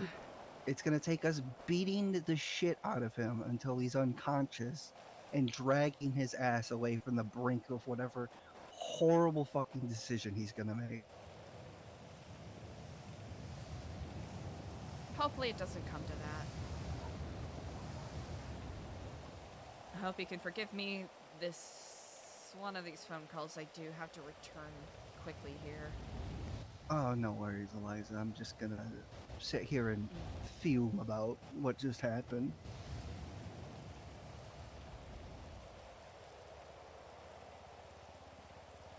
Afternoon, Miss Stellano. Hello, Kiflam. How are you on this day? Oh, wonderful, wonderful. New beginnings. Exciting things. Oh, that is quite delightful to hear, indeed. I was wondering if I could trouble you with a moment of your time. I certainly can. Would you prefer to meet in person or, well, I imagine a phone call might perhaps be a little too lengthy depending on what the point of this conversation Yes, is. it could be a bit compromise as well, of course. So, person, of if you have the course. time. I don't want to keep you if you're quite busy. No, it's quite all right. Forgive me for the lapse in timing. I just had another conversation I just got out of. Oh, understandable. You are a Where busy would you person prefer after to all. meet? I will. It's a bit out near Sandy. If you let me know your pager number, I can send you the coordinates. Absolutely. It's 694. 694. Okay, perfect. I'll let you know in a moment. Perfect. Okay, see you in a bit then. Indeed. Kiflam.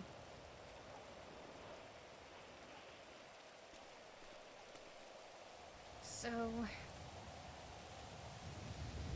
my Vest Connect wants to talk about something, and he sounded very hopeful. Hopeful, huh? I know the timing isn't the best, but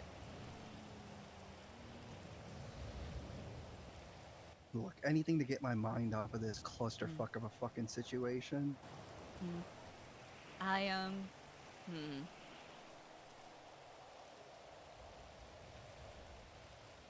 I don't necessarily want to put him off if anyone else is there, so Yeah. I can give Yeah. you the keys to my car and we could do a little drop-off scenario. Unless you just want to drop me back where my car was. Would you Depending on where prefer you're that? meeting.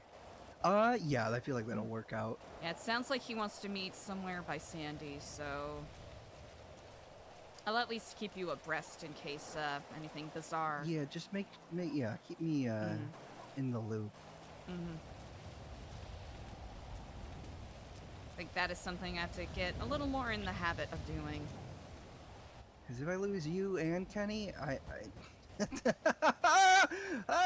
yeah, I'm sure I'll deal with that fine. Great Sonora Desert. Fascinating. I will drop you off at the apartments.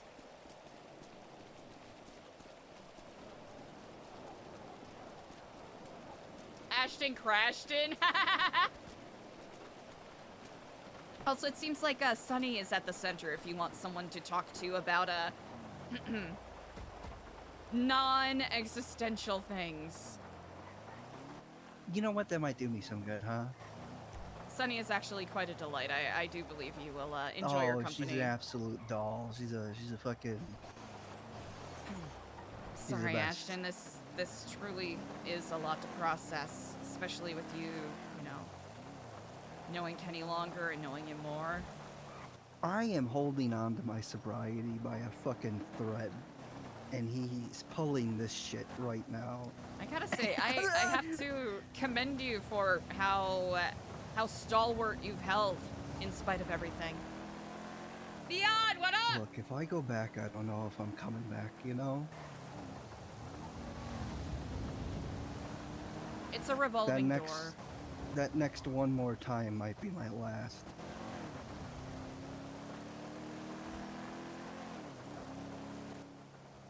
And Listen, like I said, if I lose both you and Kenny,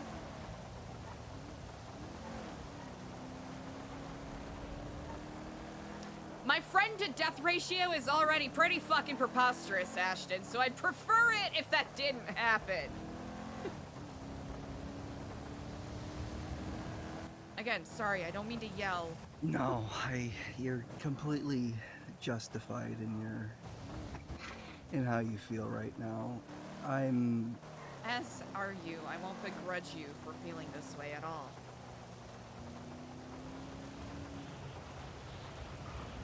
I mean, don't get me wrong. I am absolutely sitting here questioning what the fucking point is of me getting my shit together if one of my best friends is just gonna so willingly throw their fucking life away. You know what I mean? I feel like that's not crazy. I can understand that.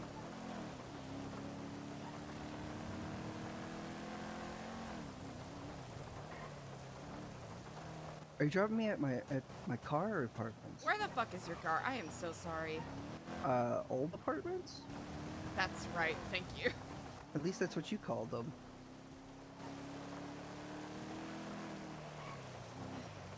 My brain immediately went, I'm actually going to, I'm gonna take a different car. Okay.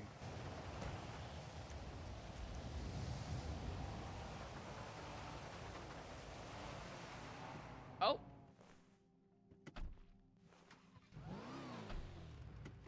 Huh.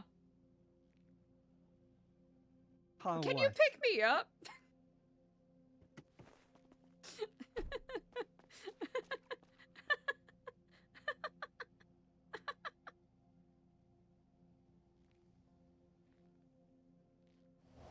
Oh, thank you.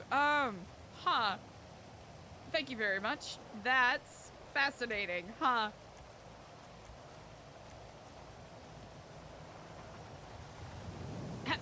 Whew, got a little lightheaded there for a second.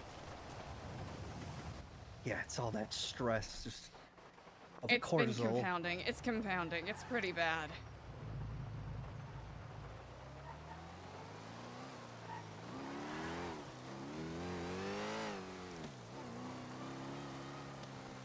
Don't you love how sure he is that he's gonna come back in some way, shape, or form?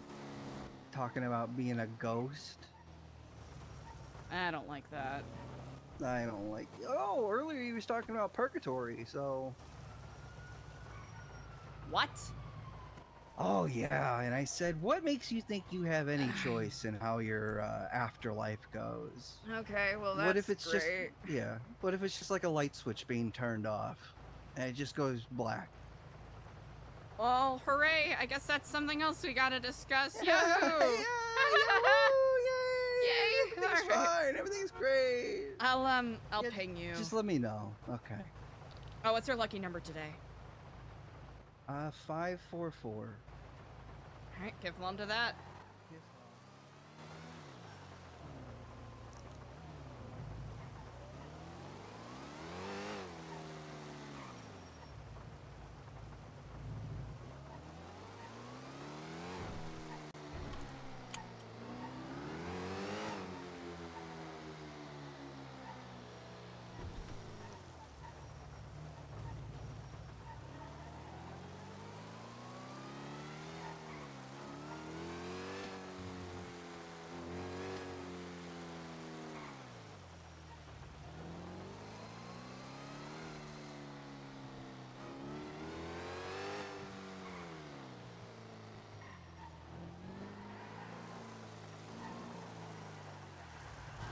Oops.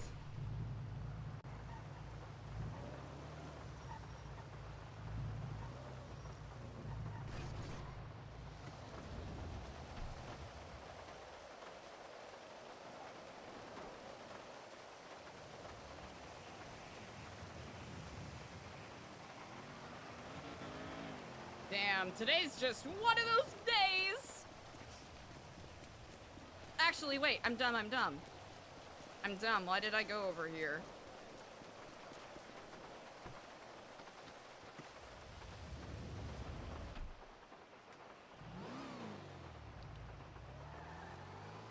Why did I go this way?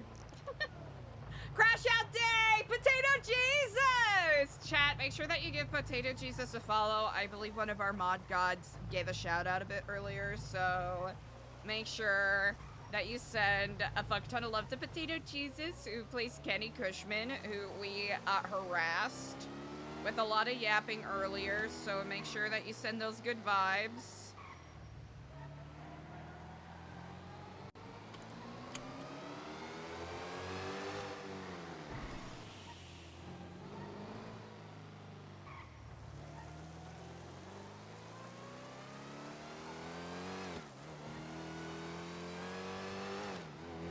Thank you so much for the RP!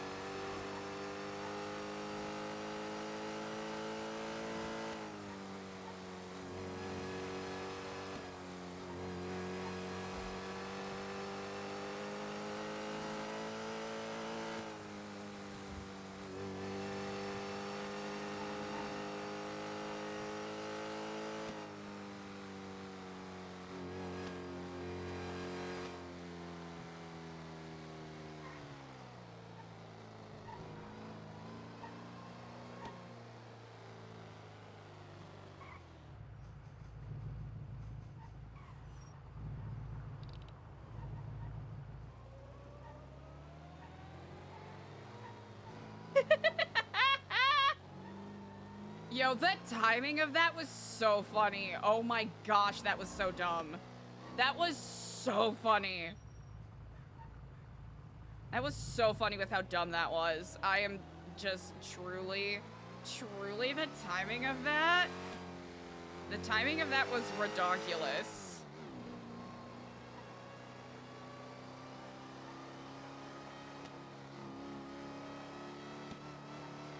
Huh. Interesting place for him to choose.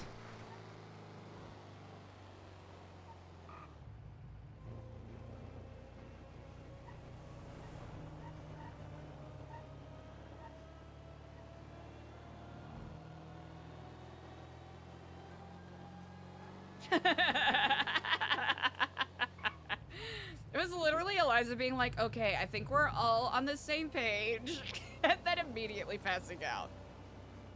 Immaculate timing.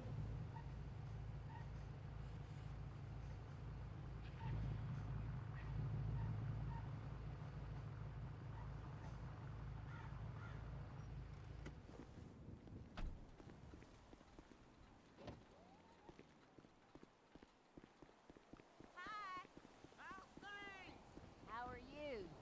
You even from around here? Wanna help me look for the new No. factory tomorrow?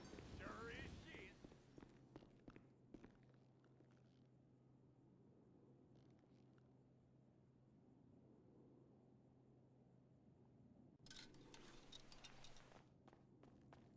Hey, leave it to Eliza to have one sneaky outfit that she wears for everything.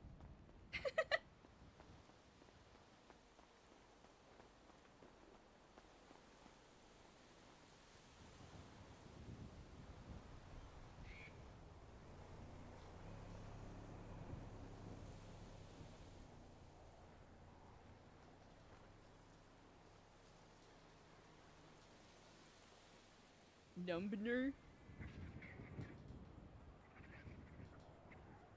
Oh, 100%. Yup. Yup. It was that exact same convo, but in reverse.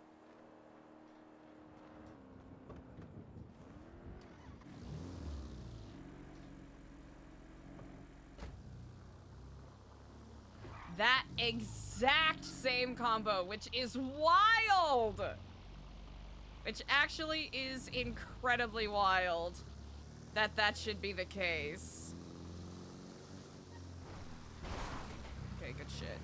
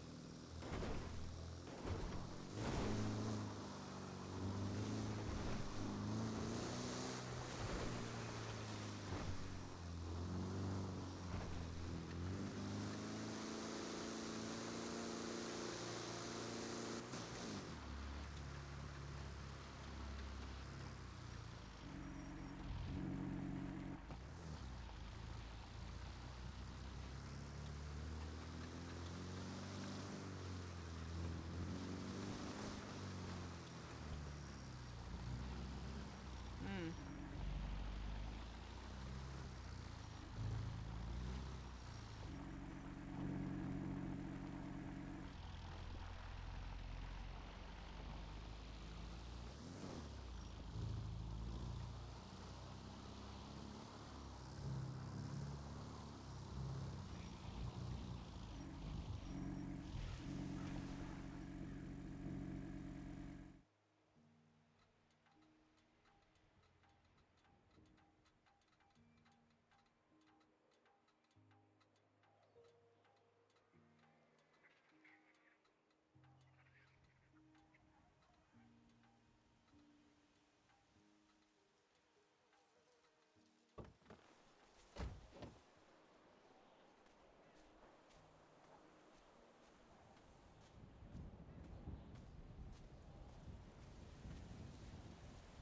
Miss Stellano, good to see you again.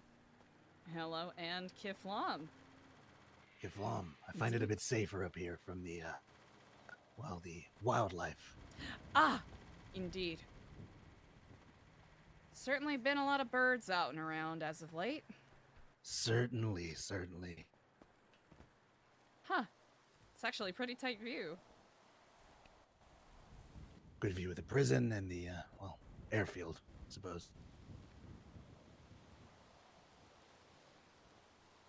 You said you had, wonderful news. That is actually quite delightful to hear, admittedly.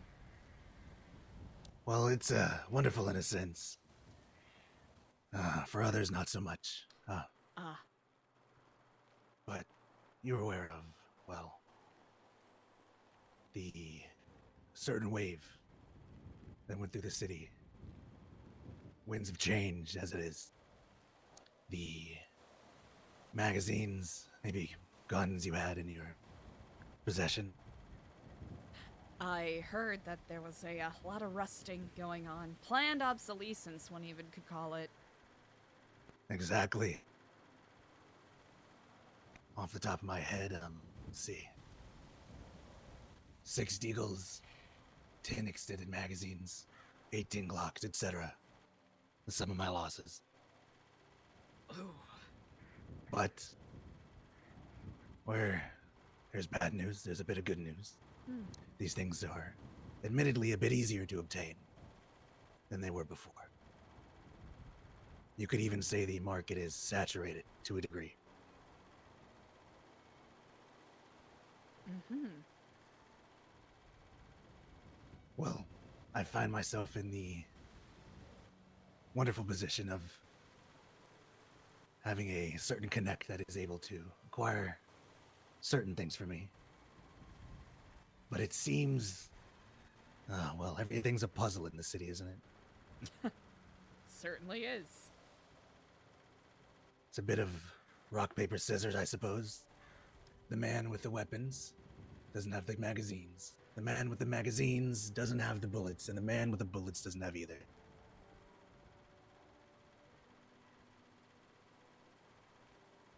Synergy. People have to work together, more than they were at least. I was wondering if you, well, you, any of your contacts are aware of any such sellers, buyers, etc.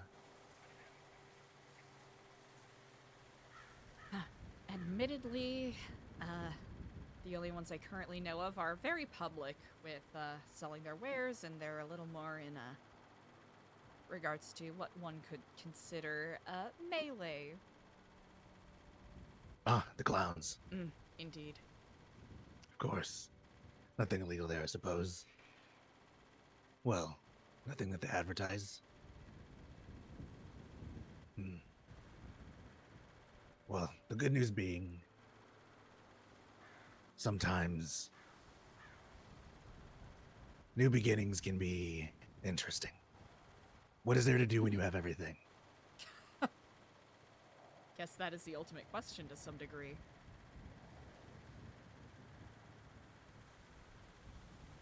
I also brought you out here to ask, I guess, a bit of questions about the lifers. I understand you have some connection with a few of them. I do. Do any have a...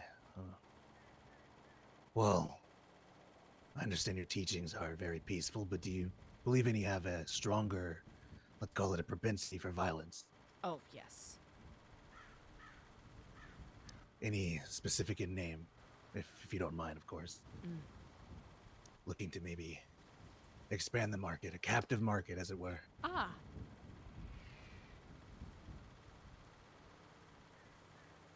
You know, that is actually an excellent question. Well, I'm not particularly close to him, and I believe he does business with others, but at any rate, Matthew Colby is certainly a popular individual that people Mr. enjoy. Colby, of course. Yes, indeed. I believe he may have plenty of his own connects, but it's good to know. Name I haven't heard in a while since his escape.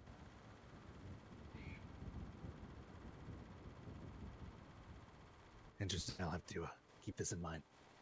Bruce Willis also goes by Willie. Willie, I believe I've met. There are a few that I do know by name. There's a Shaggy, easily Aha, the most violent he's- criminal in that entire building, the As, entire facility. As voted on in the Lifetime Achievement Awards. He I'll is. admit, in you know, in my work, I probably should be pushing more towards pacifism, but I also understand that life inside the prison works very differently, and these such deals could be the difference between being someone's punching bag and being able to live and breathe a bit more easily. Exactly. Respect is everything, and for many of them, violence is the only language they know. Exactly. There's another... His actual name escapes me at the moment. DC. DC. And I have a few contacts in the mhm. prison that might be able to pull his information, maybe a state ID, something like that. I at least have Just his asking phone them number. things like this is a bit sensitive, of course. Of course. And there is one, he's a little megalomaniacal, but I think he has the charisma that might be able to, The only question is whether or not he'll be able to be discreet. A certain Baron Von Evil. Ah, Mr. Evil. I've seen his, his social media postings are very interesting. He is a fascinating individual, I'll have to say. As I have enjoyed our conversations, he is a loosely loquacious individual, so, The name like that, it's, His reputation be an- precedes him to some degree. Perhaps a middleman for a middleman. Good to know. Mm. He's one I've had my eye on a bit, but I have yet to contact him. The entirety of the DOC is not currently at the prison. I believe there's 3 to 4. There's an ongoing trial for a Finley Milton. They all went out in a caravan some time ago and have not returned yet. There has certainly been a lot happening at the prison the past couple of days. course, Overhaul, the- turnover, and Keys changing hands, as it were. and certain friend of yours was spotted. Friend. Well, perhaps friend is not the appropriate word to use. But,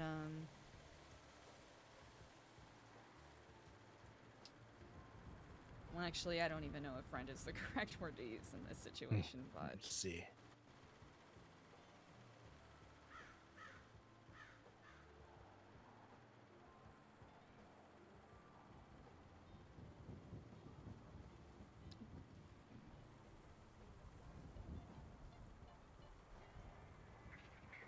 This is beyond concerning.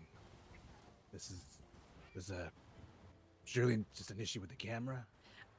I imagine such. Less the... I'll admit I had a similar challenging thoughts. There was a DOC guard who... Well, I guess there's no way to confirm whether or not it was actually this, this particular individual. A couple days ago, I was visiting a couple of the lifers. Pardon me. And I hope you can forgive the somewhat fantastical nature of this, as I've been, I think paranoia might have set me a little more on edge than usual as of late, but I heard a clamor of cause while I was in visitation. Almost like it was right there in the room with me, but there were obviously In no the prison, birds. or I guess supposedly the visitation. Oh, excuse me. Interesting. So. Oh. That is very, very disturbing.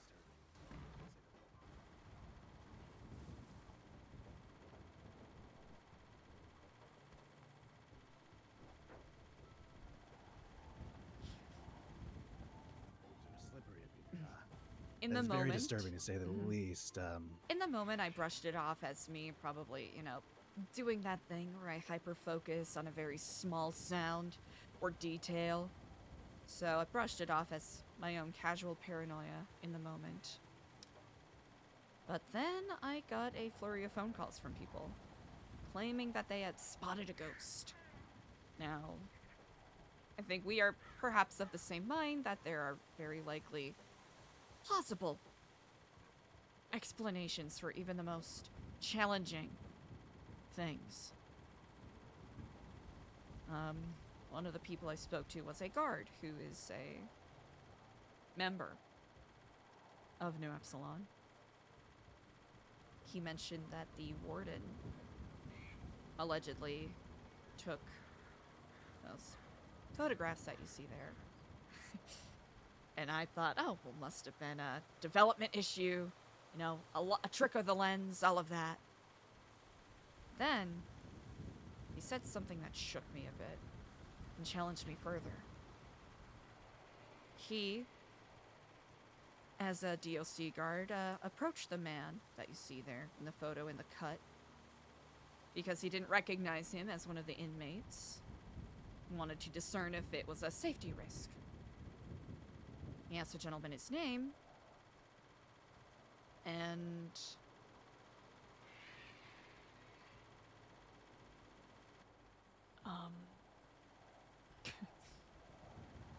Kraft as my witness. Mr. Walker. Yes. That is the name he said, which, upon a little further prodding, this guard did not know who he was. So a ghost visits the prison, and the warden's first idea is to ask him for identification. Well, it's, you know, if it even was a ghost, right? It could have been anyone wearing his identity, but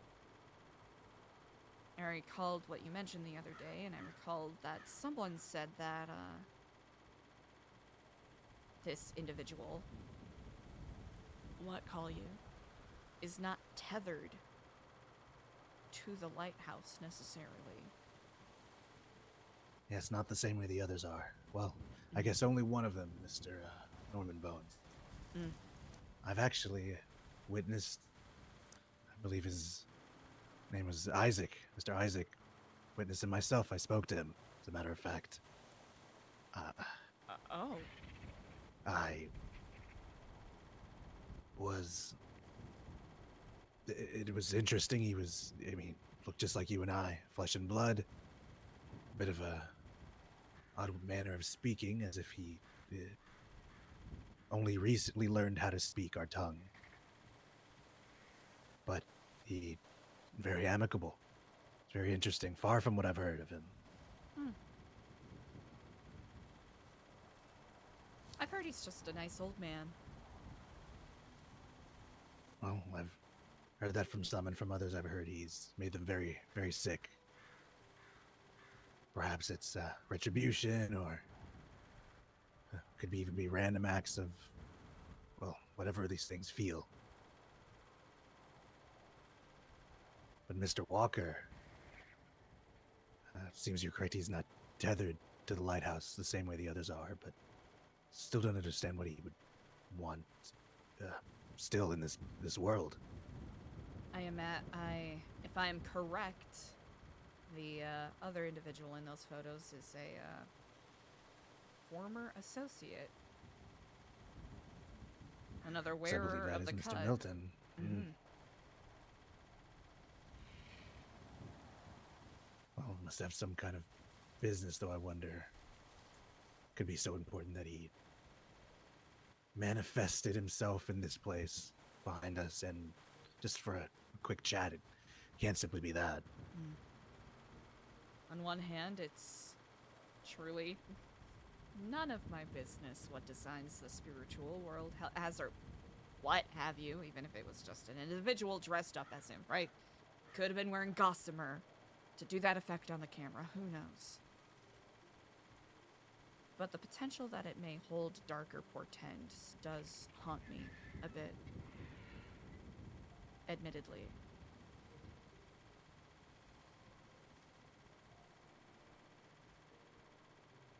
I still don't know his intentions, but there is one thing I feel. I forgot if I've mentioned it, but there's the plague from Sir Isaac, Norman Bones, and Death, and the other entity or entities potentially bringing war to the city. There's still one more. Hmm. One missing. Famine. I have two working theories, but one is that we've already been visited. There was a famine sometime in the city. It did run rampant many months ago. The other one is that Mr. Walker may either knowingly or unknowingly be involved with whatever this fourth is. Hmm. The odds of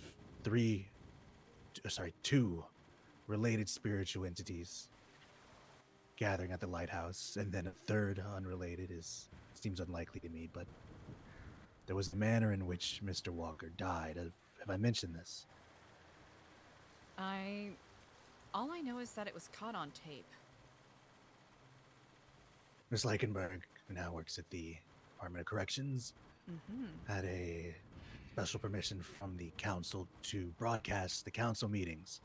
So this was a live broadcast to the entirety of the city to view. The council was unfavorable to some, but they were solving a crisis. They met that day to work on solving what would be, at the time, the current food crisis. Now, when that door opened, men rushed in after the next guest that was meant to speak. One city, Gamwich, I believe, and she was meant to speak about her farm and the subsidies for farmers and things like that back when the seat had just been shifted to the city. What the Excuse me. fuck? It's a rusty root. And she was gunned down along with the rest of the council, but the one to die was Mr. Walker. So you could say that Mr. Walker died trying to prevent a famine.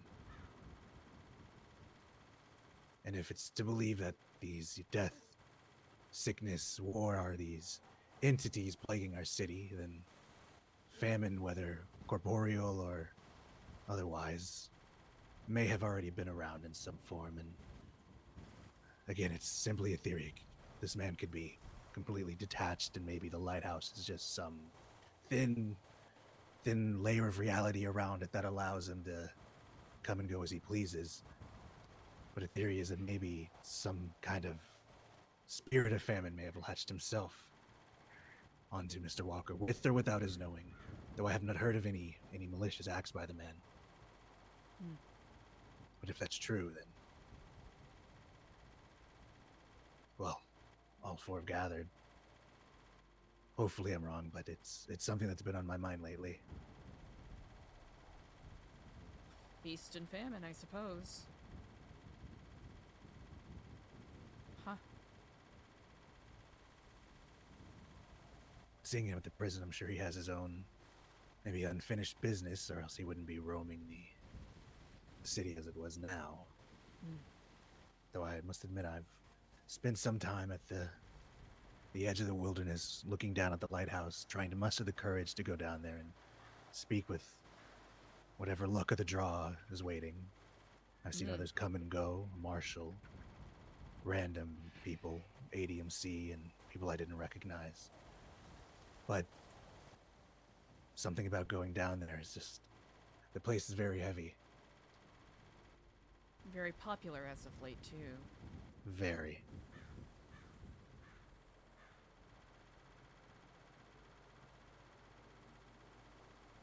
It's all very, there's so many things going on. It's all very curious. And now this, of all things, the pestilence showing himself more and more. Huh. These things, these weapons that have suddenly, they've gone from these terribly rare things. You have to risk your life on some Merryweather cargo ship.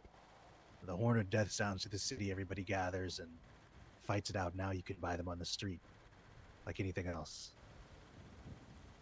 They seem to all have a relatively cheap price.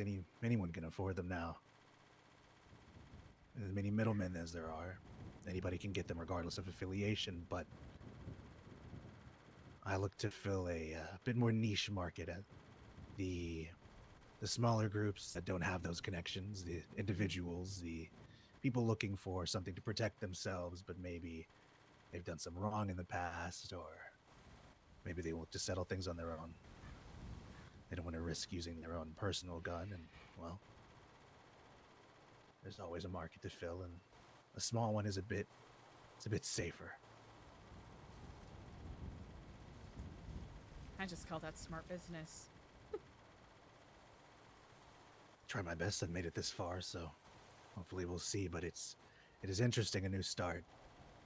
Currently, I still only have a contact, but I was wondering if you wouldn't mind keeping your ear to the ground.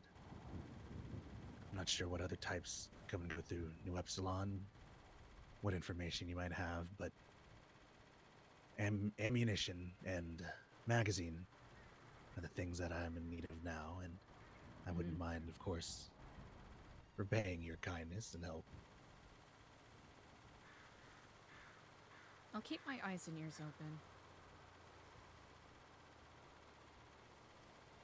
There's also the question of the vests as well. Those are still very accessible, at least for me so far. They seem to be perfectly fine as well. I'm hoping yours is as well too. Officer or If DOC or Marshal? Anyone that is of your persuasion, the civilian, much safer, more in danger sort than some of these people with guns holding around are in need. Feel free to let me know. I'm working out I'm working at a bit of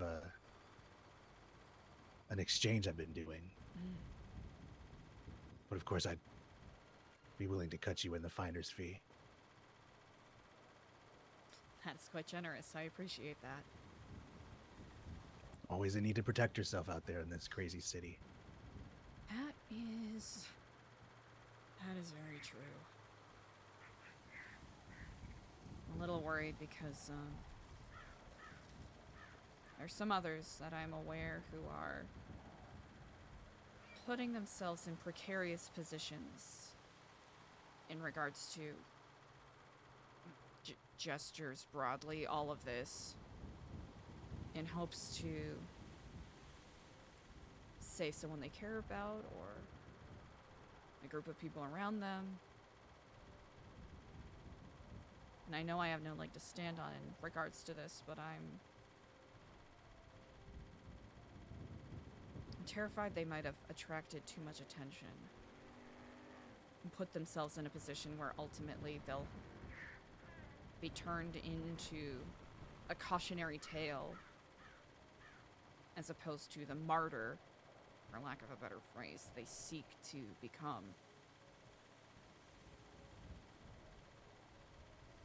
And is there nothing you can do for this person or these people?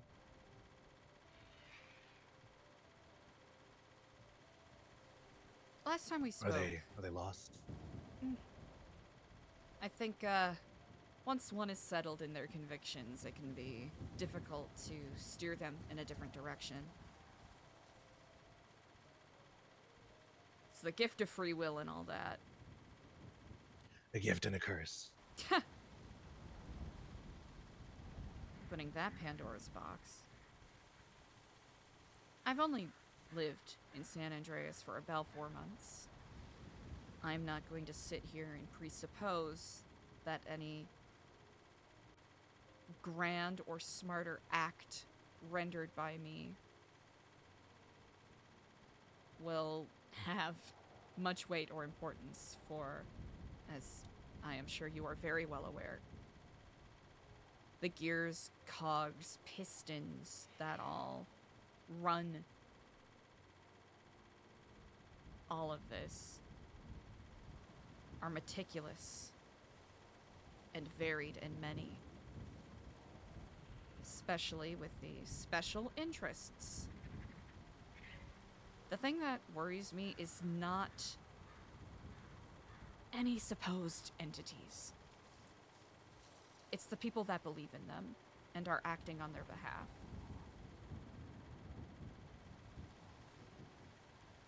if you don't mind my saying, I see them almost directly opposed to your ideals. But I would not discount yourself. You are far more influential than you give yourself credit for. That is generous. With that influence, there is a bit of responsibility and power, but you seem to wield it well. Maybe you haven't noticed, but there are people that take notice of the works you do, whether they're simply acts of kindness or what you do for these lifers. For example, I'm sure if something were to happen to you, many of the people you've helped wouldn't hesitate to jump.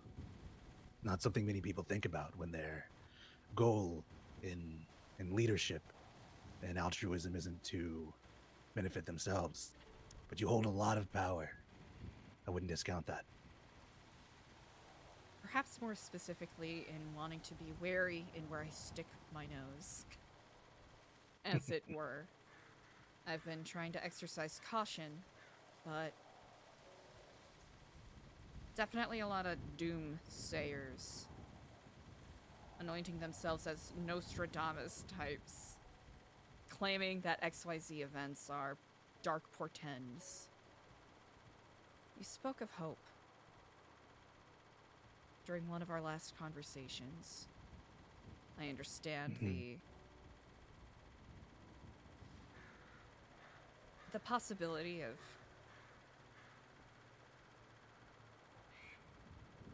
reaching out to such an entity is essentially past, from what I understand. I see. You say that hope is lost? Oh, no. Not that hope is lost. Simply based off of your conversation that it's like physical discussion is perhaps not appropriate. I imagine, whether you're talking about the entity or the concept itself, people are more interested in using it than aiding the idea. What do you suggest is the best way to go about? Because people are making dark deals out of fear and caution. That should they get caught up in the sweep of whatever is coming, that it will surely mean oblivion if they do not compromise their own selves in order to do so. Is it foolhardy to think that there could be anything done to stem that? I don't believe so. I don't believe it foolhardy at all. There are forces that you and I can only imagine the edge of. These horsemen, the hope, even. What is hope? It can be many things. It can be hope for a swift end, hope for a cure, hope for life. But I was unable to meet Hope. I was unable to meet Mr. Walker. Time simply wasn't on my side, but as far as the appropriateness, I believe from what I've seen and spoken of, or spoken to many people about, it's simply a matter of chance. That's why I've sat on the edge of the wilderness at the lighthouse, but I just could not muster up the courage to go down there. I've seen people see people come and go there. It's interesting how they can throw all caution to the wind for a chance to meet a ghost.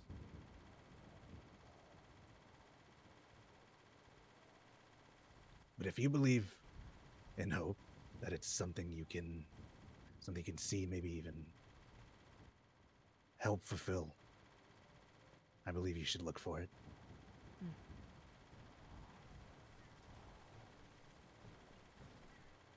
There's a gamble that I've had in my mind for some time. It is the Mr. Walker. I don't believe he is a malicious entity. I have no reason to believe so, even if my theories take my mind elsewhere about the topic. The only gamble I can think of is to finding what he knows. One doesn't simply sit at the lighthouse, even live there at times, and not know something about these entities that come from it. But it is a gamble. If he's on the wrong side, or if he's on neither, or his own even.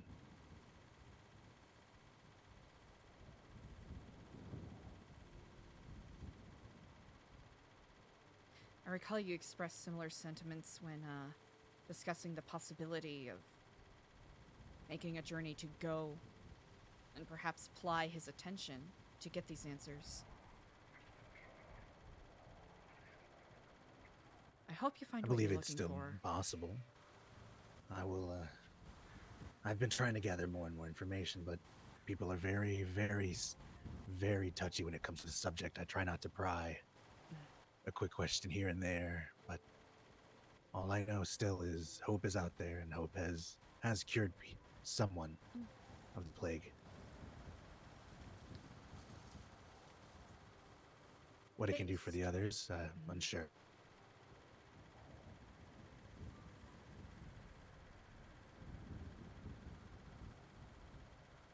Based off of the few people I've spoken to,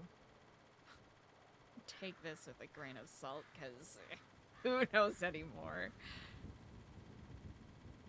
The DOC guard I spoke to, and Jordan Ackridge, who has claimed to have spoken to him several times.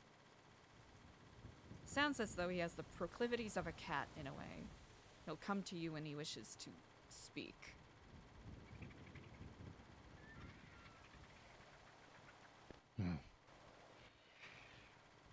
I was under the impression people came and went from the lighthouse, but I do suppose he has his own free will, despite his crossing. Like I said, take it with a grain of salt. That's simply based off of what I've heard as of late. So if that ends up aiding you, I do hope it does.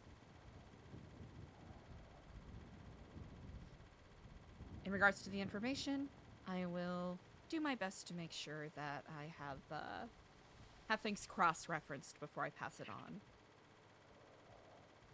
As will I. I've recently had my ear towards the prison with its change in residency, the new warden versus the old. Many of the former Department of Corrections officers, they've quit, or they seem to be on the edge, still undecided. Some are still waiting to see where Mr. Kevin takes it. Though I know he's a lot heavier handed than the previous warden.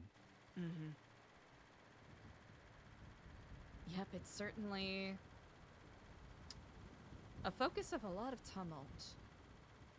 Apparently attracting, I don't know if wildlife is the right word to use, but definitely more critters skittering and flapping around.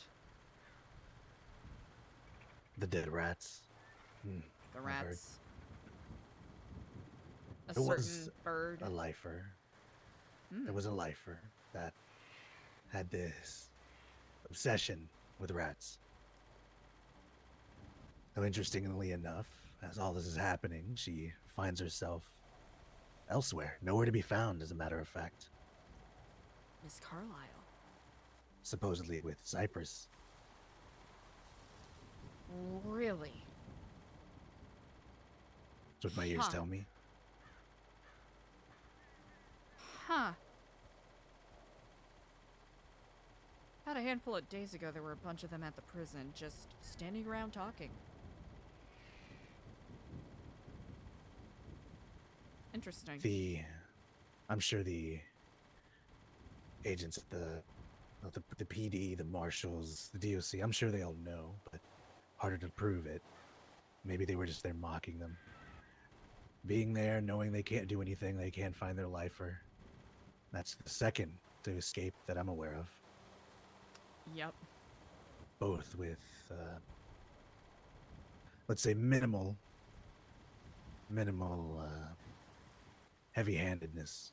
One simply disappeared the other taken visiting a grave. I believe it was for action caption, if I'm correct.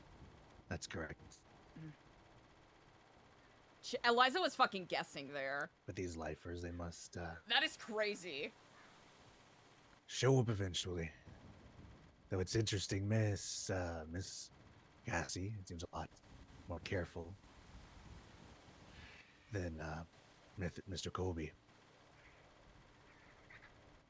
To my knowledge, Mr. Colby repeatedly called DOC officers, mocked them, pinged them to his location, left gifts for him, everything. He ran them ragged.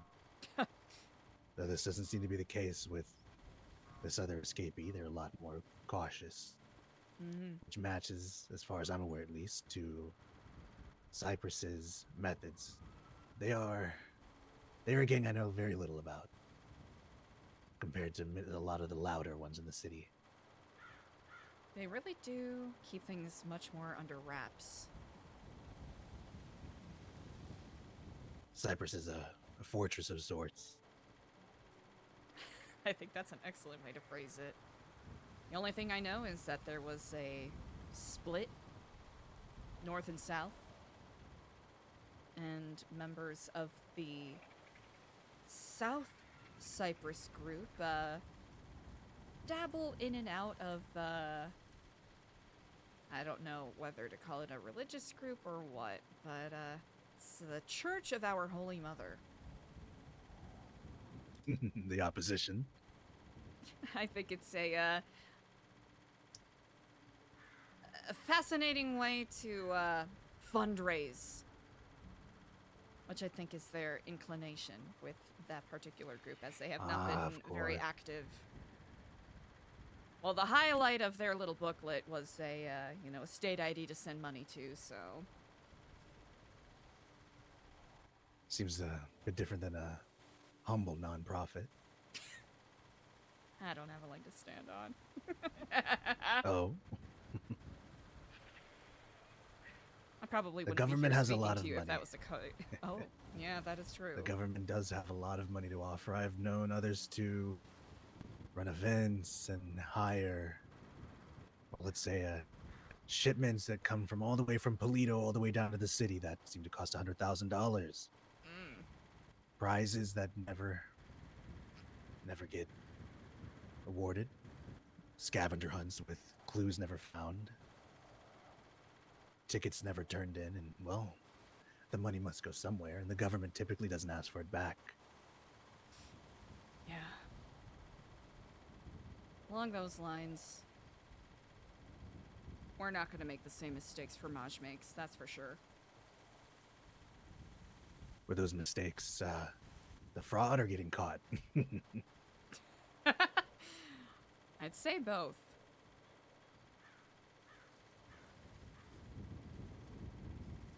Well, if you ever change your mind, I've been known to move a bit of money here and there. I'll take that into consideration.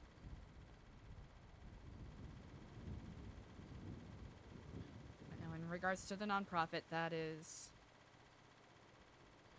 as clean and narrow as I can make it, if I can help it. Otherwise, that sullies what we are trying to accomplish.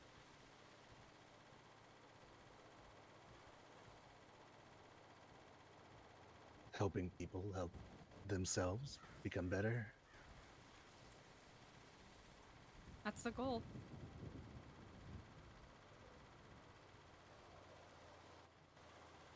May I ask, what is the... Are there any that would be denied to New Epsilon?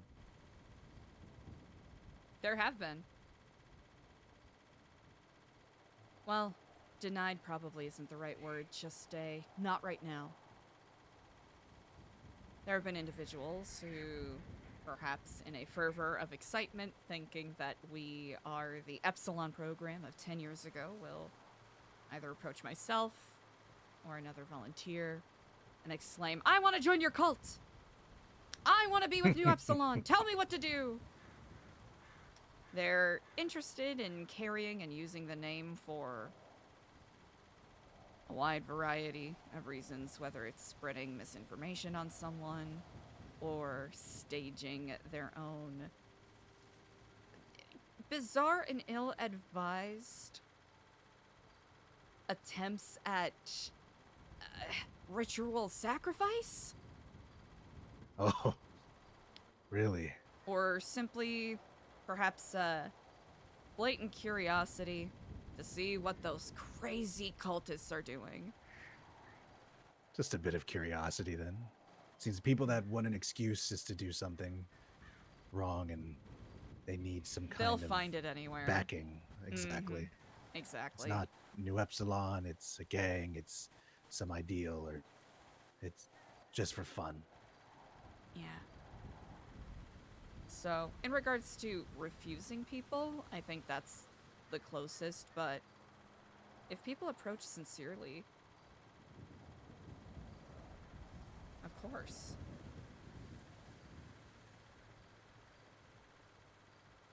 Sincerity. Okay. What if... Pardon me for this is too far, but I've had the idea of... Well, there are individuals, again, such as yourself, even myself in my day-to-day, that are more vulnerable compared to other groups, and walk up and ask, what gang are you in? You have nothing backing you, so they take you, they rob you, what have you. But what if these people could be, not converted's the wrong word, but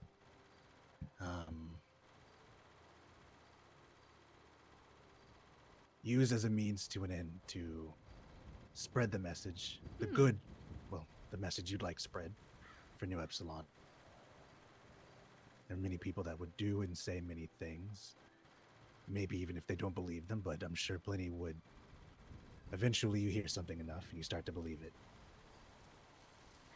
The potential for these individuals that only have the gun pointed your direction to speak a different tune, or at the very least pass to the next person that they might be interested in, that will get them that bank, will get them the thing they need. So, like, protection, in a way. Associations.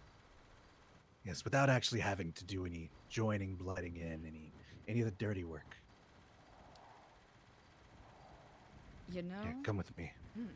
Let me show you something.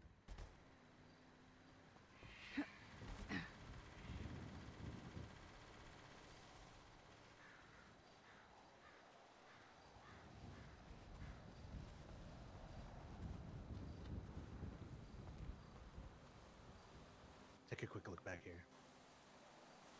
The thing that convinces these people the most. Uh-huh. Well, when it comes to deals of these sort, the trading, selling, buying even of these goods, people tend to prefer a flair for the dramatic. They don't always care about the money. They don't even, sometimes they'll sell at a loss. I believe I even bought these at a loss at their expense. Simply for the thrill, the flip. If the flip is in the negatives. What if there was a way to include in the deal sort of protection, or at the very least an invulnerability of sorts?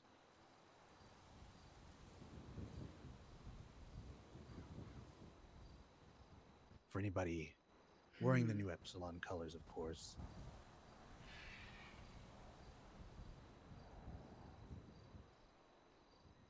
So essentially, I would be buying, as it were, protection for myself and the people I'm essentially responsible for, potentially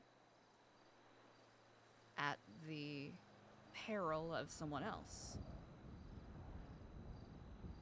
Well, buying's a strong word. Let's say you had what was in this trunk, and you were meant to meet with someone. You bought these for just any number you can think of.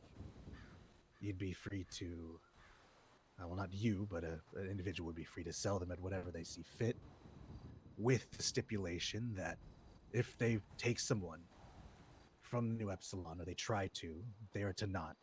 Otherwise, the deal's over. These people, they are nefarious, but their word is typically bond. I've had deals with people that, had we not had any other prior agreements, would have easily put a bullet in my head and could have, probably should have, and their own gain, and they didn't, because that was the deal. You need not spend any money, of course, but if there were a way you could act as a bridge of sorts. If you just keep your ear to the ground, maybe you hear someone wants this, vests, guns. I'm working on the other accessories needed, but these people, as I said, have a flair for the dramatic. I bought these from a group of rednecks that were in the bayou. They had a large fish, which was a friend of theirs. They fished them up from the bayou, and they cut them open, a bag, a satchel on their back. They cut them open and pulled out these, shrimp. That kind of flair for the dramatic. Again, it's more about the flip than the actual product. But there could be a new Epsilon themed flair of the dramatic. The inclusion of a fake ritual, even of some kind of bonding. These, again, they will believe a lot of things. A fake ritual of bonding. They do this ritual, they buy the goods, and your people should be relatively safe. And if they're not, they're off the list. I'll have to say, what you're speaking of is quite attractive. I hope you don't mind if I think on it for perhaps a day or two. Courses. No rush at all. Take all the time you need. It's an idea I came up with. Something small. Of course, feel free to Something address small. your constituents as well. Yes, and of course there would be all numbers and information on the table. Nothing to hide. But these, for example, the deagles in here were about 20,000 each. There are a few more other types of weapons as well. My idea is that I can find guns, I can find ammo, I can find these things here and there, but the combination of the three, that's what sells. And I may have a connection for the magazines, which would leave the bullets.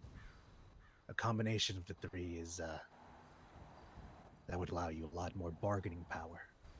A gun with no magazine is useless, but a gun with maybe 2-3 magazines of bullets, all of a sudden, it seems a lot more enticing than the man that you can only sell you the gun and send you to another guy who will send you to another guy on this little side quest,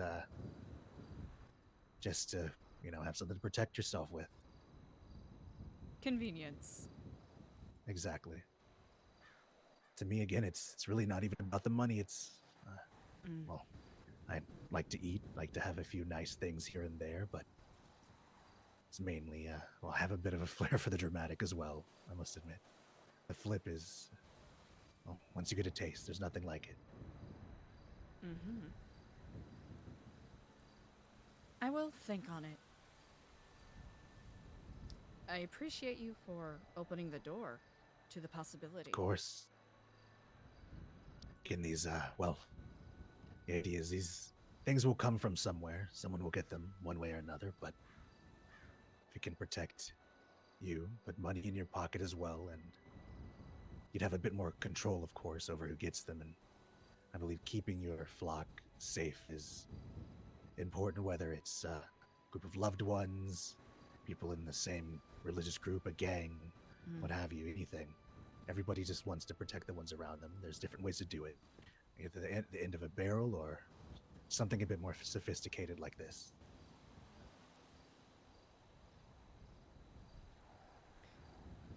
That is very true. Because they will find it will find its way out there at some point.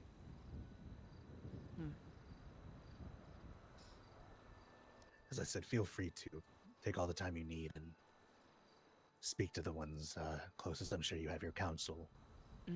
Indeed.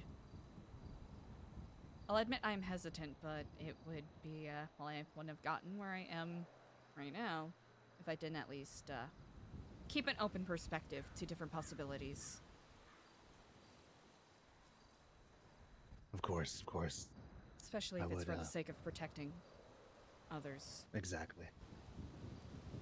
And think of it as a bit more. Maybe there's all it takes is one other person to be swayed. They'll have to sit through a bit of a smoking smoking candles, things like that. Something to occupy them. They know this is, as far as they understand, it would be legitimate.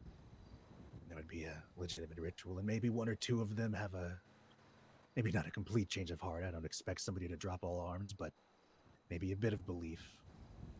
All it takes is a sliver, and, well, hope, belief can be infectious. That is quite true.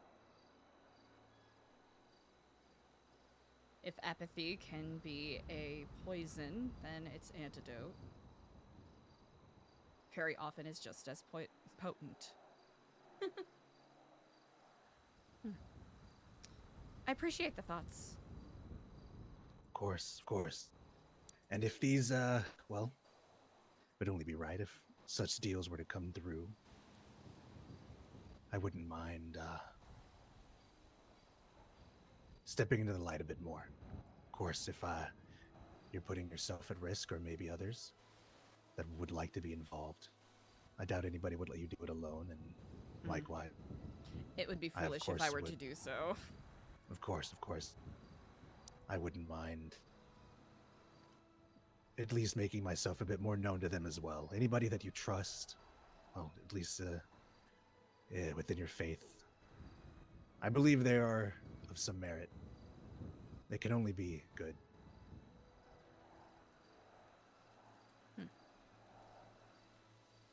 At any rate, I am honored by the trust you are showing here. Of course, you've helped me very much, and honestly, I'd like to say I would do the same. I said it's not just about money, but a bit of balance. There's not many people out there you can trust. Unfortunately not. It seems to be the theme. I was about to say of the day, but of the year, of the decade, what have you. year of life. Yeah, exactly.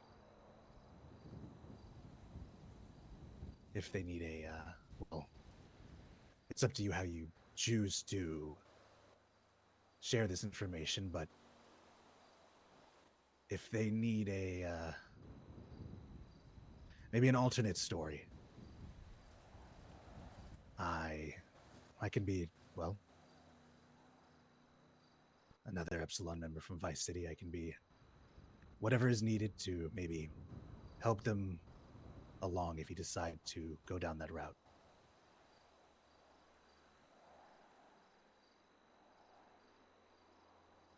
Excellent suggestions. I've done a bit of reading, I must admit.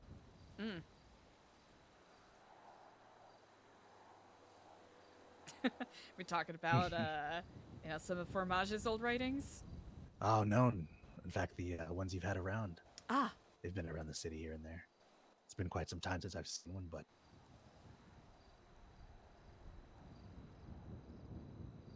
I will admit some of the older copies of Epsilon program writing, like the tract or some of Chris Formage's works, are still floating around there. It's there's some aspects of it that we do take inspiration from, and others that are well, evolve or die, as one would say.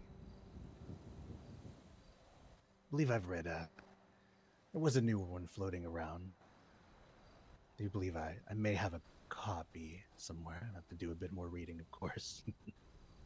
Gonna be That's quite all a right. bit more convincing. Well, if you really need it, this is a little antithetical to some of the things that we're trying to do, but if it gives you a little more perspective as to the reputation that we are trying to launder, redeem, what have you, that may grant a little more perspective if you are interested. I'll have to say it's very James Joycean of a read. Discount dollar store James Joycean, I should add. Do a bit of reading. I'll thumb through it in my office. Of course, I give Oh. that with no expectation that you actually read it. Of course. I'll thumb through it a bit at the very least. Mhm. As a gift. But no, I will give consideration to what you said. And Of what you have course. offered. I won't keep you any longer. There is a one small gift, though. Let's admit this is more found. Ah, So I wouldn't put it anywhere too. Well, I would think of it as a second eye, maybe not a one you would keep close. mm, I did find it, but it was interestingly enough just not mounted anywhere, just out in the open. Maybe somebody's pockets were a bit heavy. Could huh. be useful though, just as a random eye if you need it somewhere. But I appreciate it. Thank you. of course, no problem. I'll admit I'm a little short on cash right now, but feel free to let it's a me know. gift. You sure? No, Well, I I graciously course. accept that. a gift for a gift. Be a small exchange. Well, at any rate, within the next couple days, I'll do my best to see if I can find some answers. Then I hope to hear from you. Indeed. Well, Regardless, though, regardless of the answer, of course, our dealings can still go through. The share of information and whatnot. We still have many of the same ideals and goals, I believe, even if not all of them align in the same way. I believe It's they still run always- parallel. mhm. I agree. Different perspectives can always strengthen whatever aims. I hope they help strengthen this bond as well, Stellano. Thank you for your time. Of course. Inkling Plum to you, Mr. Waxford. You take care. Keflam and Stellano.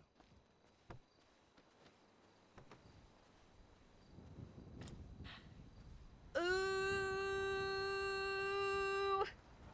Oh, wait.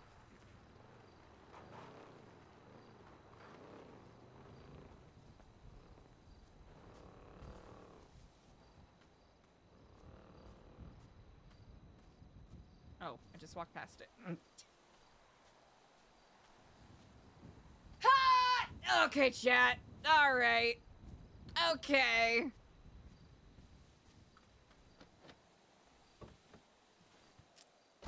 Interesting.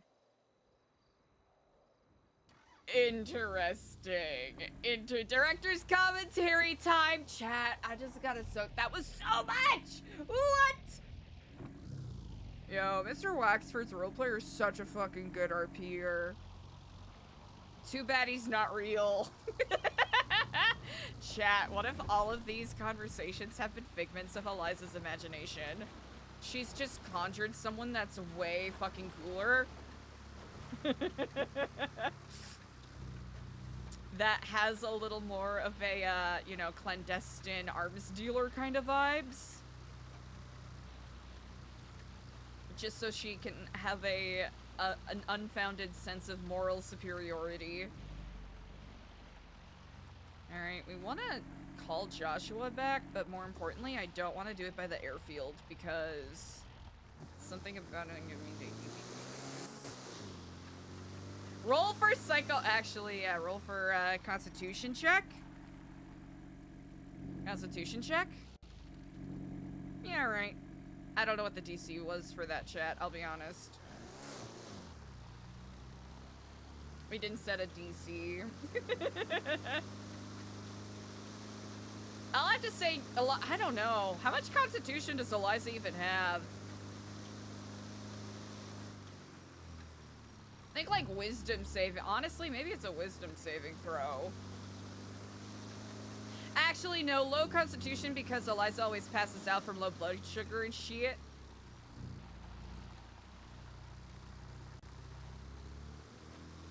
Low constitution on account of the blood sugar. High wisdom on the fact of yapper. Low intelligence on account of being fucking nosy. High strength on account of, I don't know, it's lore. It's lore that Eliza lifts.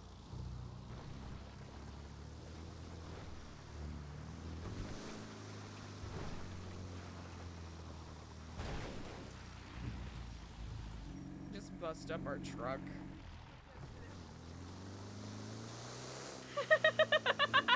That is such a high DC! What? Actually, wait. Where's my car, though?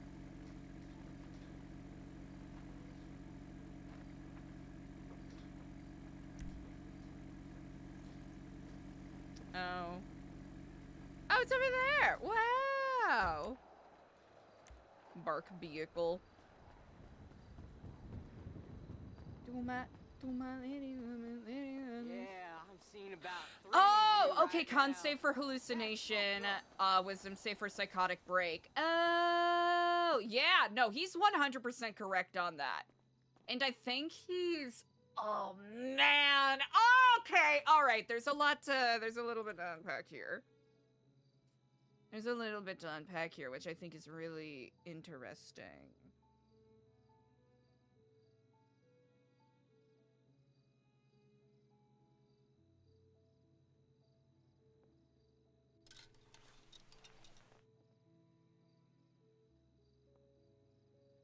Interesting. Oh wait, we have to change this one to different shoes.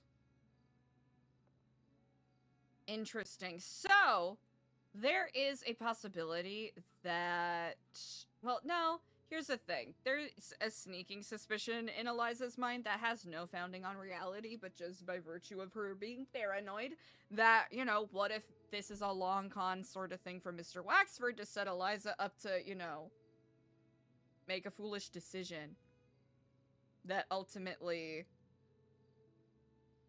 puts her in a tricky spot, right?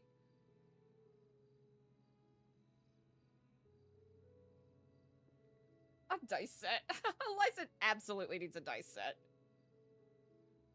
But no, he makes some really good points, and also the idea of doing clandestine drops and making more connects. That's gonna be the big thing, right? Will Eliza be able to, in these dealings, maintain whatever her somewhat warped sense of morality is, but still achieve what she is setting out to do? Eliza has a unique possibility to figure out what kind of person she is. I think that's like these are challenges. 226?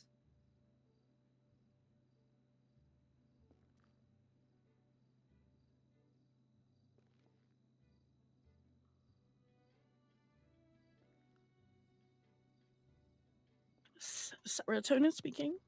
Oh, hello, and Keflam. My apologies. I just saw that I missed your call. Oh yeah, it's no worries. I was like, okay, they'll probably call back. They're probably busy. I'll call later. Hi. I saw you've got volunteer opportunities. You've also got plushies, which is a completely different thing, but I need advice on those too. Oh, absolutely. I am actually wrapping up a meeting. Maybe in the next 15 minutes. I'll be available to chat if you wish. Alrighty, that would be perfect. Incredible. Where about? Whereabout would you like me to meet you? Ooh, you know what? If, let's see. Well, where are you at right now? Currently, I'm at Mirror Park. Oh, Mirror Park. Well, excellent. If that ends up being easier for you, perhaps we can converge on the Liquid Library. Alrighty, see? Incredible. Sorry, I've got a bad throat right now. Sorry, I sound like I've. no. Oh, no, no, no. You are It's perfectly fine. No Okay, cool. apologies needed. Also, Just- if she is still Mhm. around, if you want, you know, to ask some initial questions about our volunteer Mhm. work, Sunny Savannah is one of our members who might be able to enlighten you a little bit while I, while I wrap stuff up here. Alrighty. Why does that ring a bell? I don't know. It's probably an old patient. No worries, I'll get in It's touch with alright. them. Indeed. Okay, take care. Alright, I'll see you Thank shortly. you so much. Kiflam. Bye. Okay. Hello and Kiflam, brother. Hello and Kiflam, sister. How are things going? Wow. Do you like business? Oh, of course. Do you like making money? I could definitely use to do that sometimes. Do you like making a statement? Of course. Then the update that I'm going to have for you is going to be... It's testing me, but I value your opinion, so I think your insight will be very important in determining next steps here. Okay. Well, I'm currently at the New Epsilon Center with Sunny. Incredible. So I don't know if you wanted to just come here or... Absolutely. I might Oh, also okay. I also got a phone call from someone who's interested in, I guess, volunteering with us, so I might meet them at the Liquid Oh, Library, but I will be, perfect. I'll make my Okay. way to the center shortly. All right. Sounds absolutely perfect. Indeed. Also tell Sunny I apologize. I have one more phone call I've got to make, and then I'll get back to her. I am so sorry. Okay. All right, Alright. sister. Kiflam. Kiflam. Hell yeah. Ashton and Sunny talking perfect. Whew! Chat! There's a lot to unpack with that, right? There's a lot to unpack with that. Alright, director's commentary once we get our shit together. Joshua, Yeshua. Yeah, I think Ashton will be perfect for this. Hello. Hello, and Kiflam. My apologies for missing your call earlier. No problem. I have an update. Indeed. I know one of the two, and they were back again tonight. And I caught them again tonight. I'll admit I did not recognize either of the faces, but I was able to narrow down what the cut potentially is, but it sounds like you've been able to, I'm not sure it was a cut. Oh. I know the blonde. One second.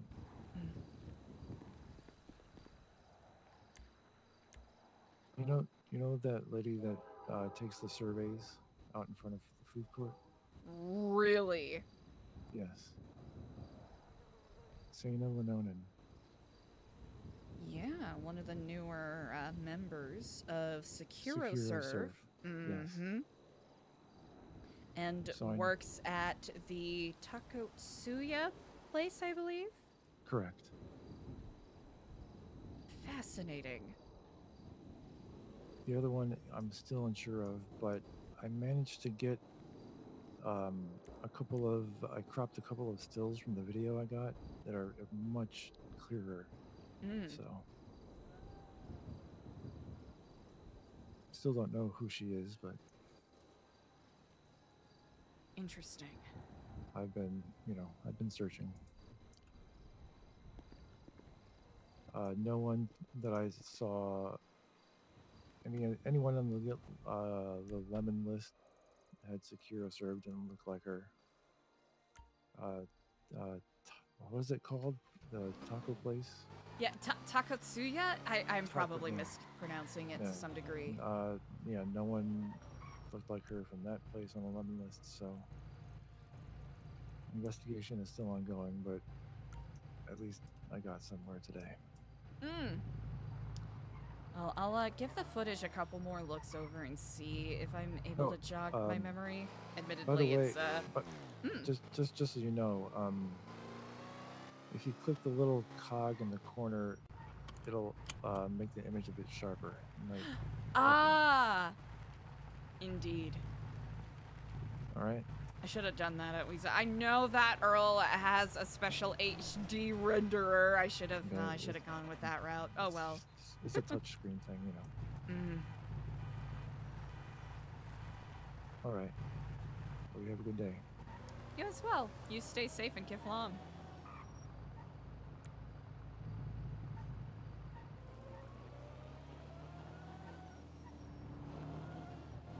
We're gonna call that old number back and tell him to...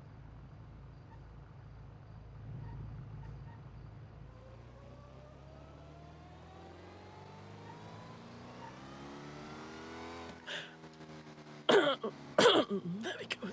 Can you hear me?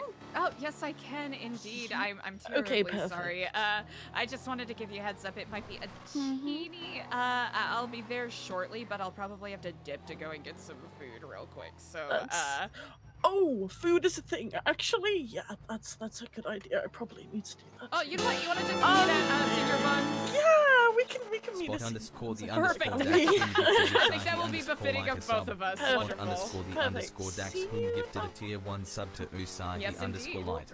They have given 79 gift subs in the channel. What?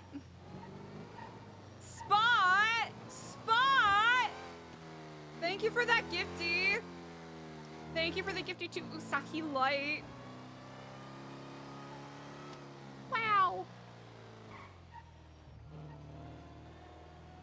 Spot, thank you so much for the gifty. That is so incredibly generous.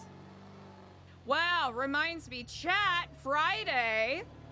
Friday is the day we're gonna be doing a birthday uncapped subathon scamathon. Unhinged, wow, yeehaw vibes.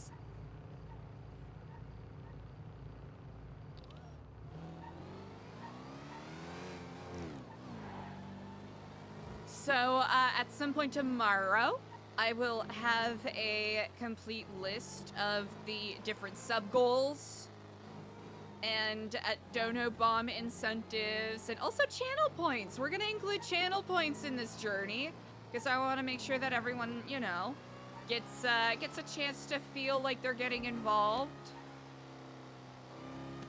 Along those lines, chat, you still have time if you want to pop in the Discord if you have any suggestions of any redeems that you would like to see, or any characters from NoPixel that you would like to see me cosplay as, because that was a very popular request. That was a very popular request. People have requested Cunty Scotty Bard, of course. People have also requested Bubblegum the Clown. In chat, someone also requested Twinkles, specifically Twinkles with the tin pot on his head. So, people have had some really cool suggestions. Cunty Scotty.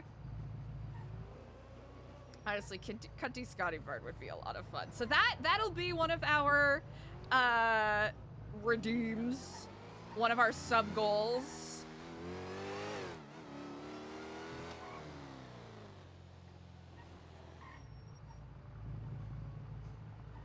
Wait, Teddy June? Holy, Teddy June would actually be a lot of fun. Teddy June would be unhinged. I just need a bunch of, like, big white ribbons, and I need, I'm trying to remember how her hair is done. I don't know why it's not character accurate, but I envision in my mind Teddy June with those kind of cakey dog water, like, white people dreads. Chris Formage?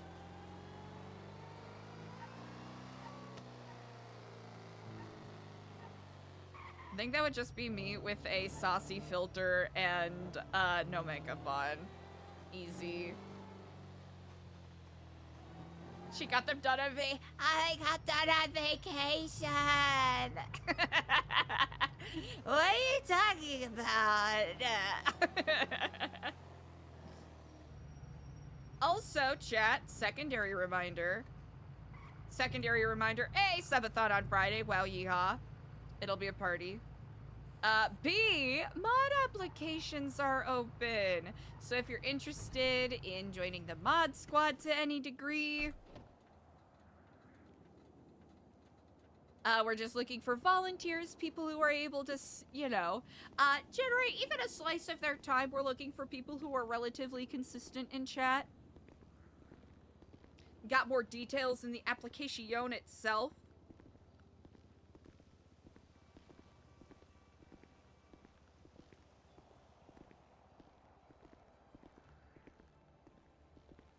Yeah, it's just blue, exactly. So here, before I forgore. Ba-bam. There we go, there's the link to the mod apps if you're interested in being, one of our mods. Sharing the immaculate vibes.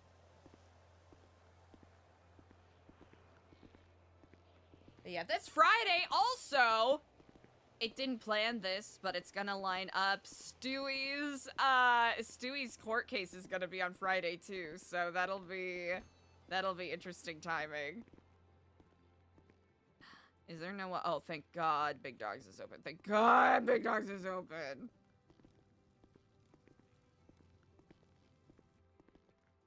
Thank Craft. And one of the Jowsies.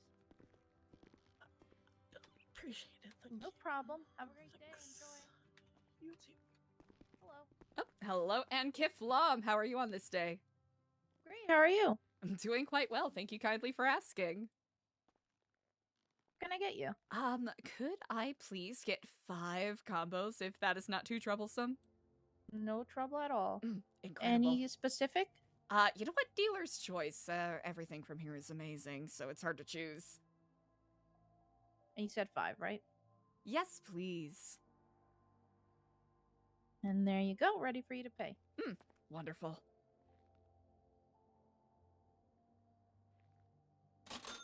Easy.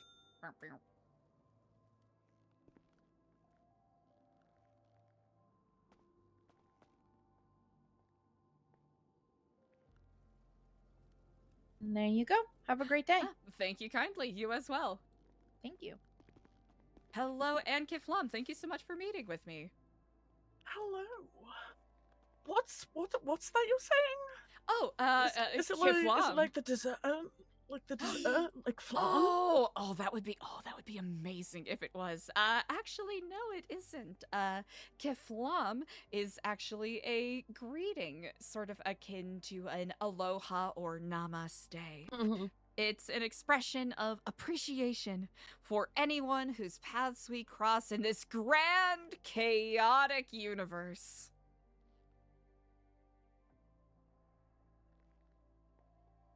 In short, that's what it means. Indeed.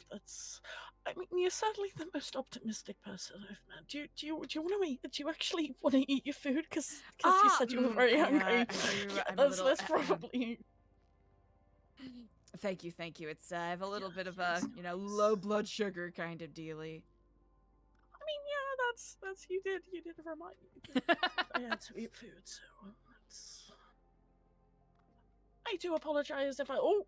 Oh, not at all. Oh, sorry, almost tripped there. No, it's all good. It's fine. It's all good. I apologize if I sound like I got meals. I got stabbed in the neck. So I'm terribly It's fine. No, it's okay. It's all good. Anyway, it's all right. It's been there, done that. Talk over here. You've been stabbed in the neck too. Oh yeah. It's. You know, I'm not even going to comment on that because I don't know you well enough yet. Story for another time, out of perhaps. curiosity, yeah, probably. So, out of curiosity, what's first of all the plushies? What's that Indeed. Indeed, they are a part of our delivery program. Both plushies and bouquets of flowers we do in conjunction with Scraps up in Sandy Shores, and it's a part of our nonprofit. So people are welcome to donate if they wish, but we recognize that there's enough, there's enough in this society that's already based off of, transactions, needing to pay in order to get something nice. So it's our little way of giving people an opportunity to share a message of kindness or hope with other people with no expectations. Oh, I see. So it's like why did you start it up? Like start up this nonprofit organization? So I'm quite glad you asked. So I guess so I don't end up yapping your ear off. How much do you know about the Epsilon program period? I've been away for a while, so this is the first time I've come across it. And as a psychiatrist, so I like to do volunteer opportunities. That is actually wonderful. Could probably ask for your expertise in regards to our lifer outreach. Well, here, I will give you one of our pamphlets, which will grant a little more insight as to our current projects we have going on. But the Epsilon program is something that's been established in San Andreas for, 157 years. And previous iterations of it were, one of those things where they had good ideals, but there were a couple of bad eggs that gave it a pretty bad reputation. So I actually come here. What kind of bad eggs? Oh, like extortion, money laundering, kidnapping, ritualistic sacrifices. The works.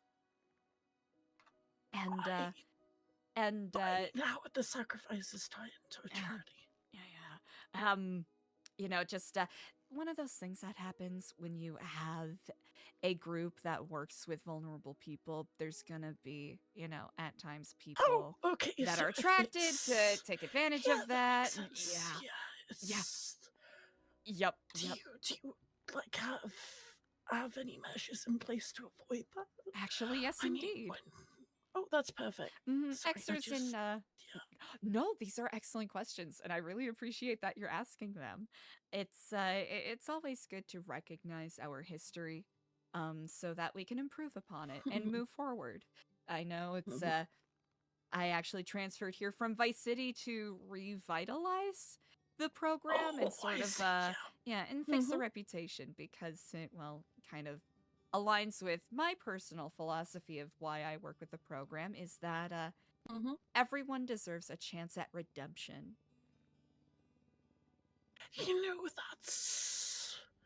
That's actually quite refreshing. A lot of people don't have that approach especially. So when you say that life is, do you mean in Bolingbroke? Yes, like indeed. Life is in prison. So what kind of work do you do with them?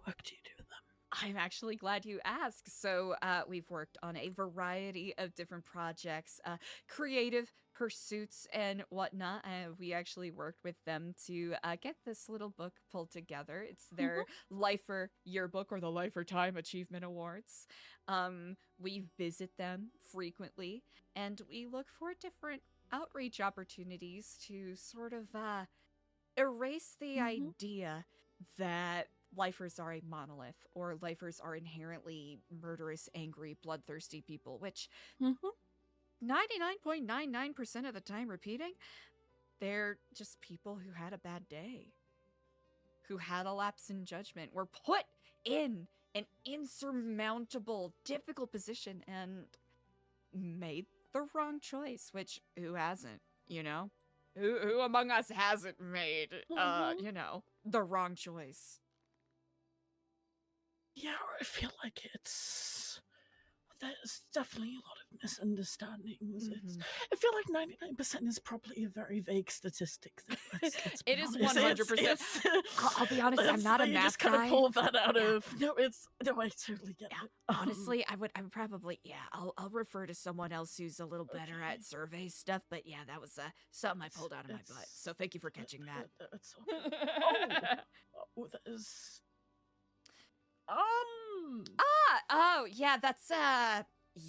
That's honestly one of the lifer coffees that I haven't dumped out, so I hope you can forgive that. Should I be holding this? Like my fingerprints are gonna be on this now? Like maybe I should. Maybe. Do you think we should like give this into like PD or something?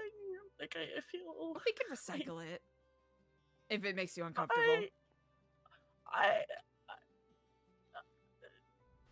No, is this a public copy that you have? Honestly, I'm just gonna give this back to you. Okay, like, it's understandable. I'm just gonna, that's, yeah. Well, among other things, outreach, and we're actually going to have a classroom of sorts at Bolingbrook pretty soon here, where we're going to do workshops with them to sort of further our outreach efforts. So what kind of volunteer opportunities are you looking for in other people? What is it? Yes, indeed. What is it that so people do?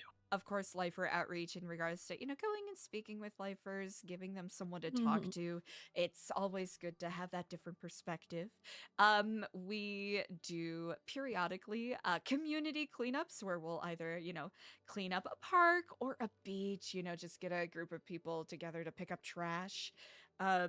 We did tree hugging last week. That was a fun volunteer effort, just to get people to reconnect with the environment.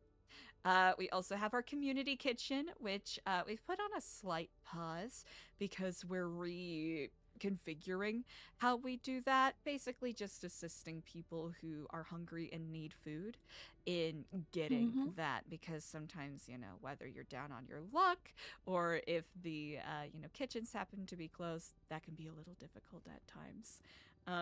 We've also got, of course, we've got a booth set up at the hospital where people are welcome to get, bouquets and plushies, for get well soon kind of stuff. Wait, is it in the canteen? It's it's actually the desk that is right behind the front desk. You'll see some plushies and bouquets on there. Yes, indeed. Okay, well, I haven't worked at the hospital in a while, so I'm still getting acquainted with the city. Of course, I recommend giving it a check. There's been some renovations, which, especially as a psychiatrist, I think you'll like. We've got the psych offices now. They are quite lovely. That's good. But yeah, do you? Oh yeah, one thing I will mention. I am also an artist as well. Not really, not singing, but physical artwork. Visual art. Yeah, visual arts. So if you do ever need anything like pleasure designs or posters or anything like that, feel free to poke me. Incredible. That is actually quite a generous offer. I will seriously take that in mind. Among the things that we also have in that pamphlet, truly, whatever ways people, like if someone has a goal in mind on how they wish to enrich the community around them, or even go on a journey of self-betterment, we're also quite interested in assisting with that. So when you say self-betterment, what kind of values are you looking at? So someone I've been working pretty closely with struggles with addiction, right? We acknowledge that it is a very difficult journey with its pits and valleys, and trying to instill a sense of personal responsibility. Oh, 1 second. Ashton, I am terribly sorry. I took a pit stop at Senior Buns, and I'm having a chat with someone real quick. Oh, okay. Sounds absolutely perfect. Yeah, we ended Eliza. up skipping the liquid library, so my apologies. No worries. I was just calling to make sure everything was okay. Yes, indeed. I'm just, honestly, I'm in Yap Master 4000 mode, so that is, Okay. But I'll speak to you shortly. Okay, I will speak to you shortly, Kiflam, Kiflam. sister. Wait, is hold on, is Ashton? Ashton Sterlingham? He wore a tinfoil hat at one point, right? Was that a different Ashton? I'll admit I am a little ignorant in regards to that. That's okay. Yeah, that's all good. Do you mind if I keep this pamphlet? Or do you Absolutely, need- it is all yours to keep. Yeah, I don't know how much the cost of printing is nowadays. As I mentioned, it's a part of our nonprofit. Additionally, if you want something a little more meditative to consider, our newest project that we've been working on is a series of sort of inspirational PSAs for people. And instructional. This is gonna sound really weird, but how would I play this? Yes, you're do I welcome get to. Do I get a recorder? You're welcome to use it at Weasel News or wherever you see that there's a TV. Oh, okay, perfect. Yeah, my house just got sold from under my feet because I was away too long. So, oh no! It was a couple million. Sorry. Couple £1 million house. So. I wanted to cry, so devastating. It's all good. I don't have a TV anymore. I missed it by a week, so I'm pissed. Well, yes. Weasel News or Life Invader also has some offices where you can view things. Indeed. Okay, perfect, perfect. So okay, so like how many? Sorry about all the questions. No I worries. understand you're a busy person. I appreciate that you are asking. If you need to go, feel free. We can set up another meeting or something. But how many people like currently volunteer? Like when you're doing volunteering opportunities, do you meet up? Do you have like a place? Do you? Actually, we do. I think maybe another day is perhaps better for this, but we do have a center. It's the doors are welded shut because of remember the tax evading I was talking about? No, yeah. So because of what happened 10 years ago, and also about a year ago with another previous chapter, the doors were welded shut, so inside access to the building has been shut off, which is totally understandable, but the external part of the building is very much available for use, and of course open and welcome for anyone to use it. So I'll be quite delighted to give you a tour sometime and give you a little bit of more history about the program and the building itself if you're interested. Yeah, that would. Oh shit, that would be perfect. Sorry, scared the crap out of me. I didn't even see him. I was similarly surprised. No, it's all good. Okay, so. We also are working on would I some go about? events, Oh, etc., God. etc. So it's one of those things where there's a bunch of moving parts. We have a group of volunteers. I would say 12 full members and then another dozen or so volunteers that are it's very much go with the flow in regards to people's availability. We recognize that people have other commitments that they must tend to, so You know what, I actually know someone who might be interested. Do you mind if I give them a call? Oh, I do not mind at all.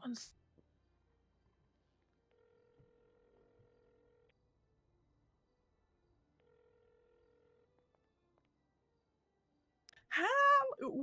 What are you doing at the moment? Oh, why did you answer the phone call? Go back. Oh, yes, no, I'm still around. I was gonna talk to you about a thing. Yeah, go chase people. Oh, sorry, she's a cop. I didn't realize she was. Understandable. Otherwise engaged, indeed. Avery. Yes. Oh, is that Yes, Avery okay, Stone? bye. Yes, it's Avery Stone. I've only met Avery in passing a couple of times, but she is an infectiously delightful person.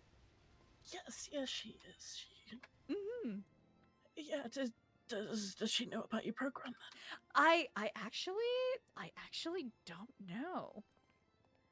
You know, we post pretty frequently on Twitter, but I also understand that as an officer, her attention is very much begged in other directions. Yeah, I think she's probably looking for a lot of opportunities, though, especially if it's involving things like Bolingbroke and such. Like if, like you said, that you're looking to kind of take away take away whatever reputation. So I feel like having law enforcement on your side would probably be a good thing, especially with volunteering opportunities. Indeed. That is quite insightful. Are you are you still practicing as a psychiatrist, or are you interested in continuing that kind of work, or what is your passion right now? Right now, the new ramen noodle shop that's open. Sorry, no, I'm kidding. Honestly, it's really good. It's really good. Definitely psychiatry. I've been doing it for the past. Oh God, I feel old now. 6 years. I'm getting on a bit, but incredible. So you have quite a bit of psychotherapy and freelance. Yeah, you could say that. I'm looking like I work at the hospital, but I'm on a leave of absence at the moment, just figuring things out. I moved up to London for a bit, and then I'm thinking about reestablishing my practice here or in another city. Indeed. So it would just be nice to de-stress a bit, you know, have other things going for me other than work, if you get my drift. I very much understand that. It's especially in someone in a vocation such as yours, it's one of those things where they see you purely as a psychiatrist and not as a human with other thoughts and opinions outside of giving, I guess, neurological or psychological insights. I mean, it's not so much that, it's just that's all I was doing. So, but you don't need to hear about that. It's all good. Anyway, wow, how do I go about this? When's your next event? That's actually an excellent question. We are working on doing something for this coming Thursday. So if you're interested, feel free to text me your name just so I can add you properly to my contacts. And then I am more than happy to send you updates in regards to other projects we're working on. And honestly, if there's anything, like I mentioned before, we want to use, you know, the connections that we've delightfully been able to make to help lift other people up. So if there's any way we can be of assistance at all to yourself, or honestly, if you start up your practice and have people that may be, you know, either looking for employment somewhere specific or looking for like an internship opportunity with a business, we work with SecuroServe, so hopefully we can be useful in that aspect. I feel like it might be a good opportunity for people to build up their resume and such, so it's... That's a big thing. Yeah, what I'll do is I'll ask around. I do worry, just that... How did the whole ritualized sacrifice thing get tied into? Yeah, that was, who was it? I think it was Kirk Jerkins, who's like a clown. Apparently, he was the leader of one of the previous chapters of the Epsilon program. We're new Epsilons, so we've, you know, rebranded to some degree.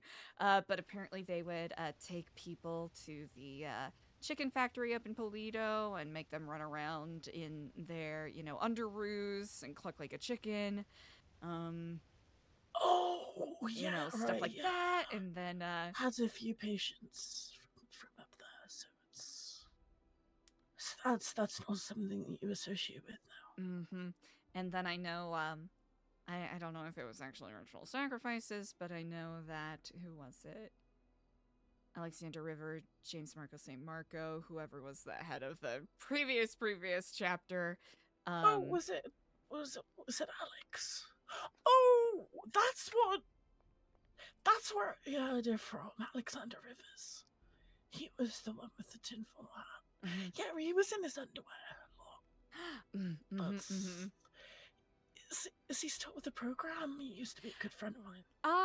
Not with the current iteration of New Epsilon. I imagine he's probably still a member of the Epsilon program, but the work that we're doing, actually has not approached us, so... Would you mind if I, called him and, spoke to him? Just because I don't want to, keep bugging you with so many questions. No. I feel like you're very busy. Yeah, I'll say that Alexander River is not associated with us, so in regards to the programs that we're working on, I don't know if I can answer too many questions, but, honestly, people that, Ooh, actually... Stewie, who is a lifer, is also one of our members, and I think he might actually be a really good person to speak to. I think he might still be around if you have questions. Sorry, who was that? Oh, Stewie Pitt, or Steward Pitt, I should say. Alrighty, we'll save that number. But at any rate, I will be around, the next couple of days. So if you have any additional questions or are still interested in that tour, feel free to ring me up. Alrighty, that would be perfect. It's been a pleasure meeting you. Absolutely. Thank you kindly. And you take care. Kiflam. Yeah. You know, you should really make that a thing. Like, get a flan or something. It would do. Okay, sorry. Have a That's an excellent idea. You stay safe. Haha.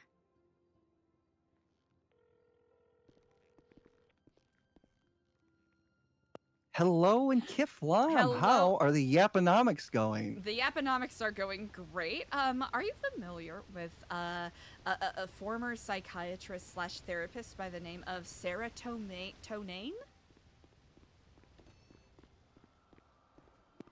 I don't believe I am. Well, I just met up with her, and she has expressed a lot of interest in working with us, especially with lifer outreach. So she had some very fascinating questions, which I very much appreciated. So hope you can forgive me for being, like I mentioned, a Yat Master 4000 today. Oh, don't worry about it. I know that's just how things go. But oh goodness, is Sunny still around? I feel Yeah, so no, bad. she's Okay, right good. here. I am on my way to the center. I will Okay, be there perfect. very shortly. All right, sounds good, sister. Kiflam. Kiflam.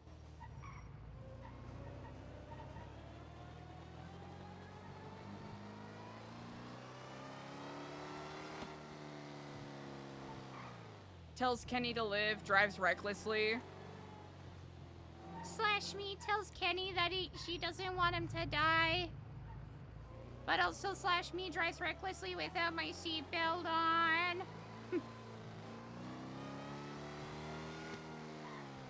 Slash Me dies 4 minutes before storm.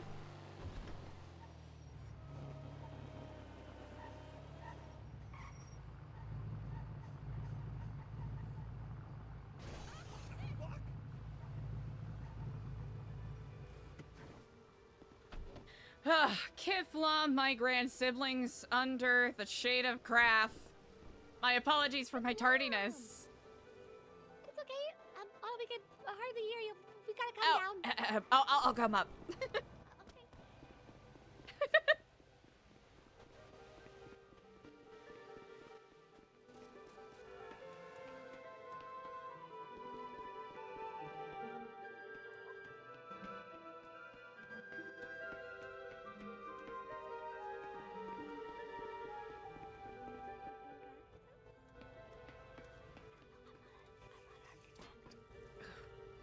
Oh, I sincerely apologize to you both. I got a little more caught up than expected.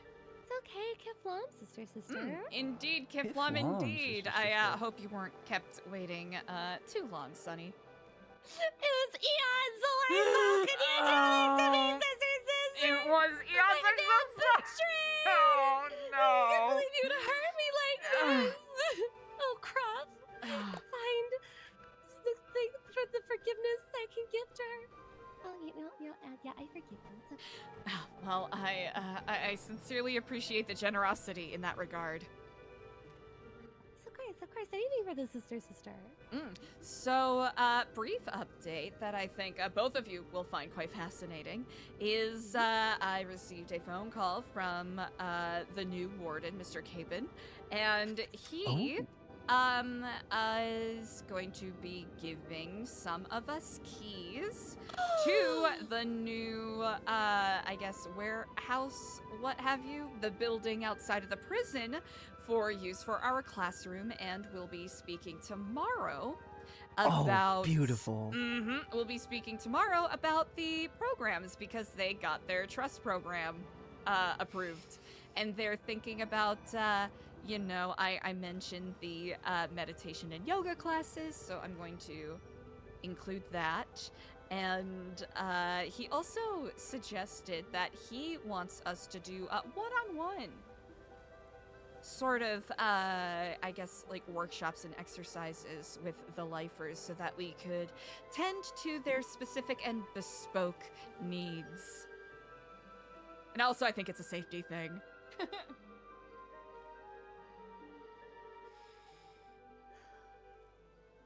This is phenomenal news.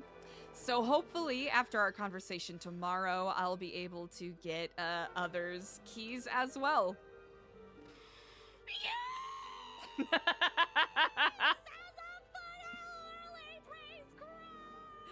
It really is quite exciting, isn't it? We did it! Oh my god, we're doing it! I hope you can forgive my muted reaction. It's been a long time working on this. I mean, Months. like, it's fine. Like, I understand you've been, you know, uber duper yapping and, like, you know, talking to a lot of people today, so I completely understand you've been working super duper hard and, like, you know, we all been doing our own. Oh my god! Yes, indeed. I mean, this is exactly what we've been waiting for. Yep. Yes! Exactly. We were literally talking about more ideas and spreading, like, the Epsilon and, like, you know, events and, like, plans. It's just so much. And I forgot to tell you. Because I called you earlier. It's that I was working on, like, my little volunteer testimonial and stuff. Oh, wonderful. Yeah. I will be around a bit earlier tomorrow, so hopefully we'll be able to get some stuff down.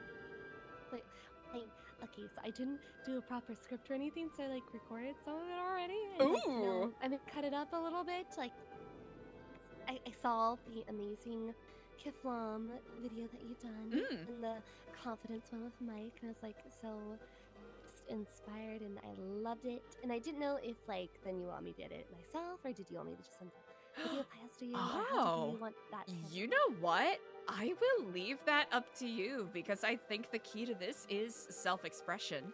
If, of course, you know, I do have my own ability to edit things, Praisecraft.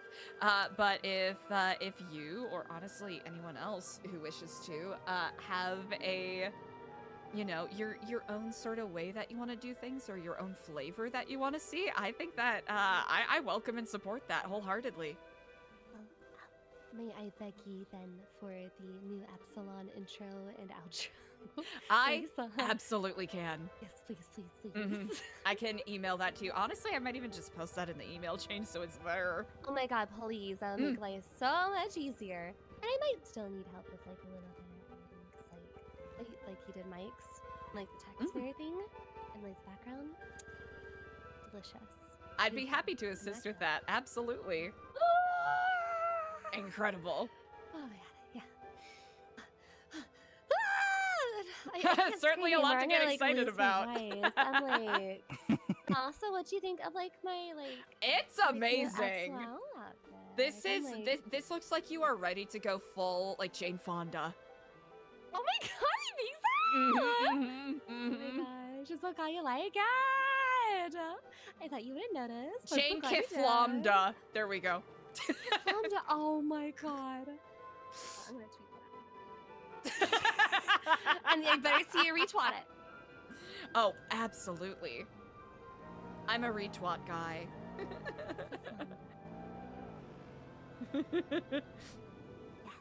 Brilliant. Incredible. Oh my gosh. I'm quite delighted to hear that you are just as enthused by this update as I am.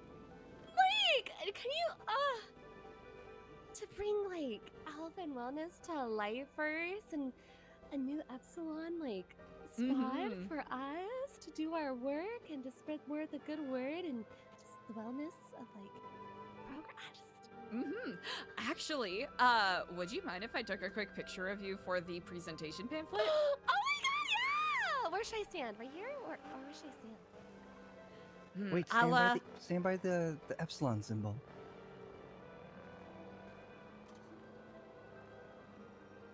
Would I be able to get a good angle though? Ooh, you know what? We'll give it a shot. Let's see here. Also, if do you know if you'll be awake after Storm, Ashton? I will not, unfortunately. Should I stand like on top of this? Ooh. Oh, well, if I can. No, I just feel like sliding on it. Hold on. But I will be back in the city on Thursday. Oh, wonderful. Then I will give you, there's some more updates I have for you. Okay, I'm gonna just try to angle this. I don't know how that's looking. What are we thinking, sister? I can't hear I'm you. thinking there's a storm coming. Oh goodness. I just realized what time it was. I can feel it in the air. I shall see you on the morrow.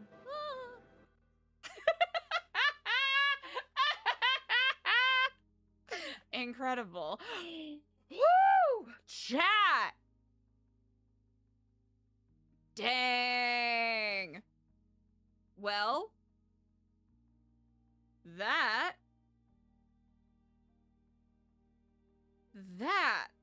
will be very interesting. Huh.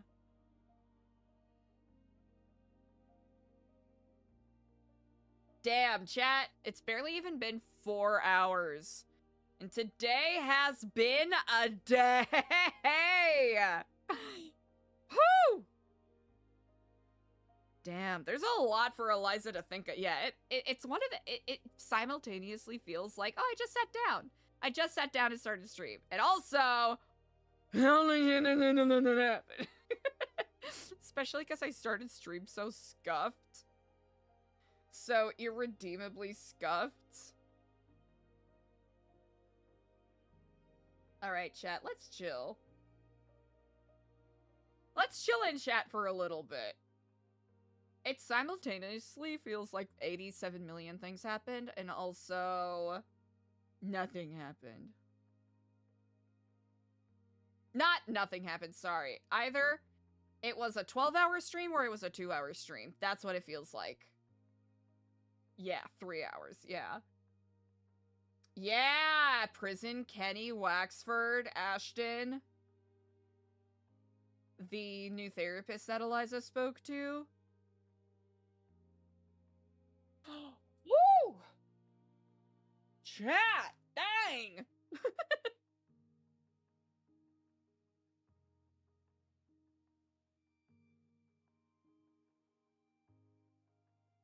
I think we need to, like, decompress a little bit from that, because sheesh!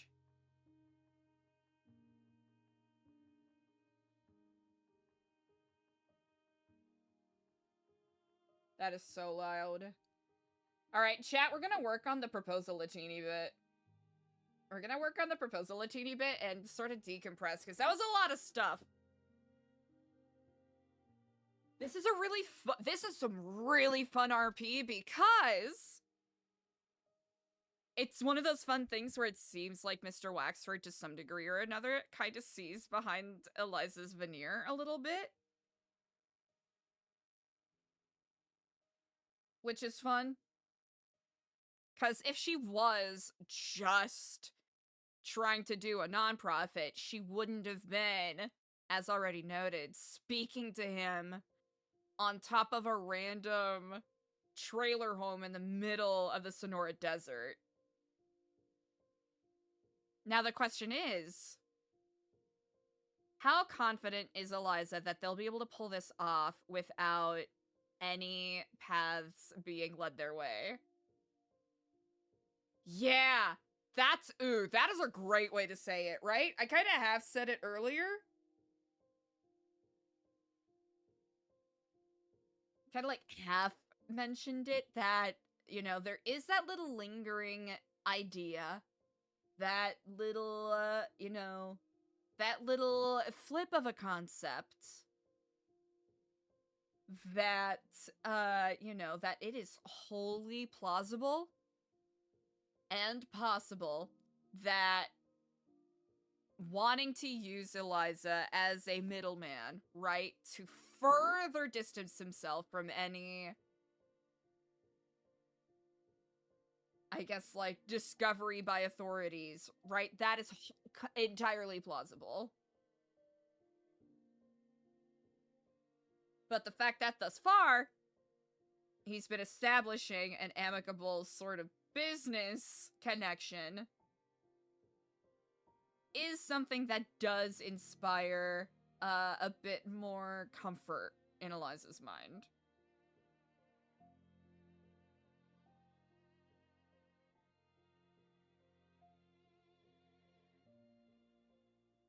So that is something to consider.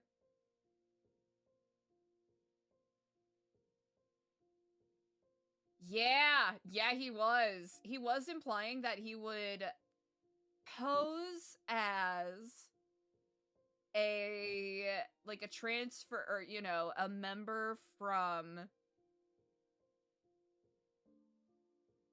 the Vice City chapter, right? Which I thought was really interesting that he would even offer that as a concept or as an idea.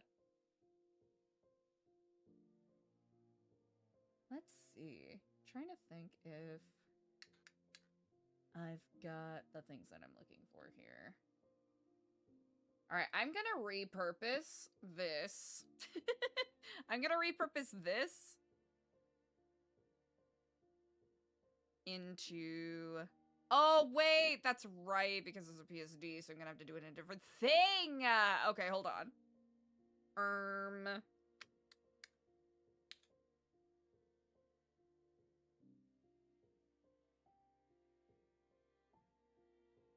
Chat, my brain is literally flooded.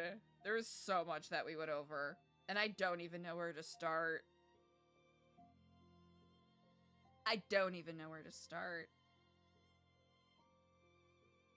Yeah, AC 100% clocked onto it in regards to Eliza, fibbing a little bit during the Kenny conversation, because the main goal is ultimately to convince Kenny to, you know, not do anything rash, right?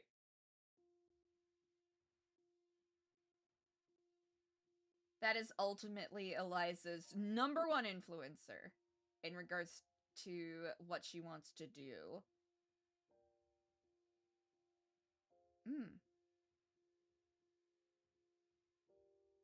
Maybe we'll use this one.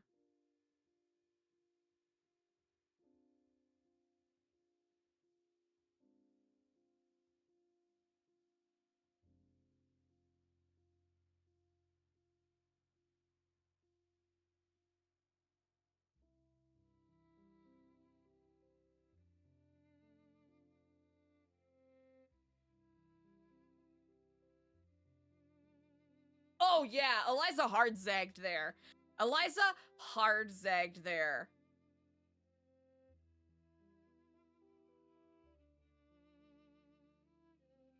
Yeah, just shove it under the rug a little bit. I will say, chat, she was honest in regards to saying that she would have done something if Jordan shot Kenny in front of her.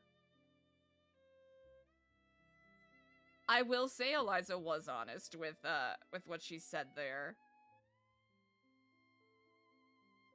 But also, I think we, you know, everybody pretty well clocked that Eliza was, you know, very much downplaying her friendship with Jordan.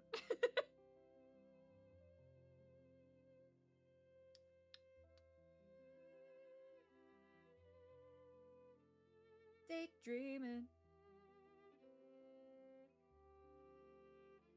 Yeah.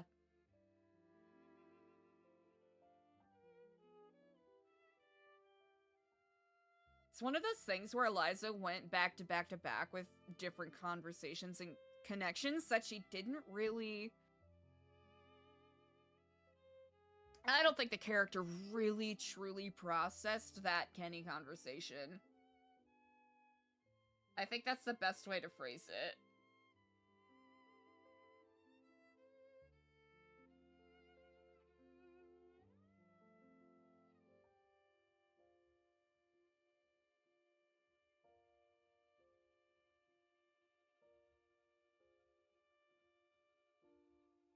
Daydreaming.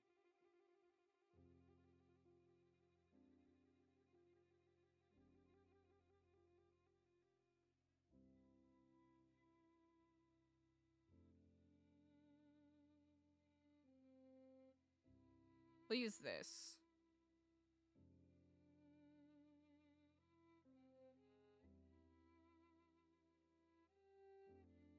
Actually, we could just do this.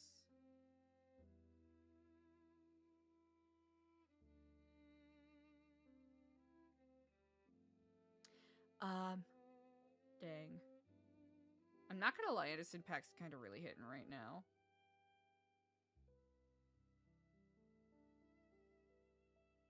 I wonder if there's like a border we can put on. Nah. Because we want it to look like it's been burned in to the leather a little bit. Yeah, we can smooth it out a bit more. See, multiply looks good. Color burns too much. Linear burns too much. That's too much. Nope. Nope. Nope. Yeah.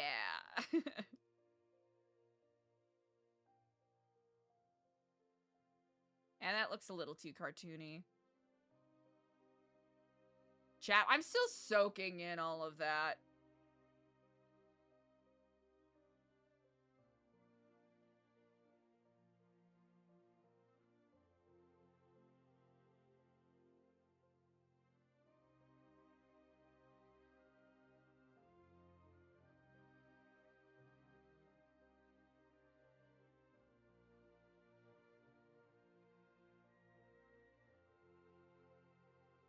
Ah. Maybe I need smudge tool? No, I think this needs to be just smaller. Maybe that.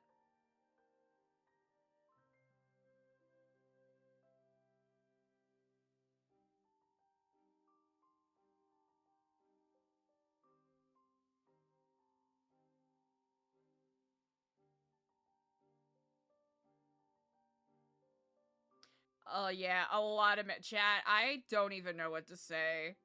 If y'all have questions, I'll do my best to answer them, but I'll be honest, I'm like, huh? A lot of really fun RP today, I will say that. Hey chat, remember when last week I was talking about, like, oh, it feels like Eliza hasn't been doing as much clandestine stuff. Maybe we'll find a way to get back into that. Well, I spoke too soon.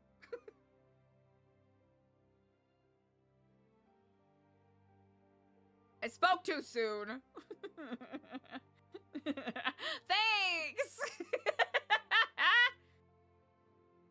No, I think these are going to be some really good challenges for the character to have. These will be good and important challenges for the character to have.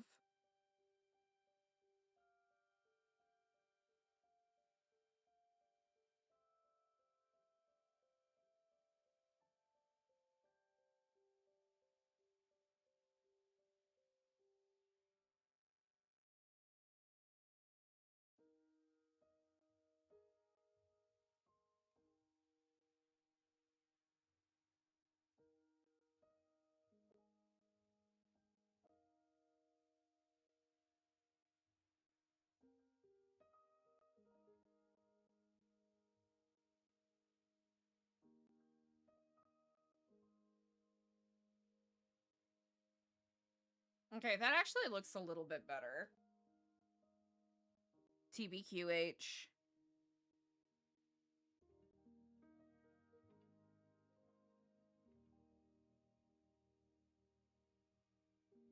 I think we should maybe make this a little bronzier.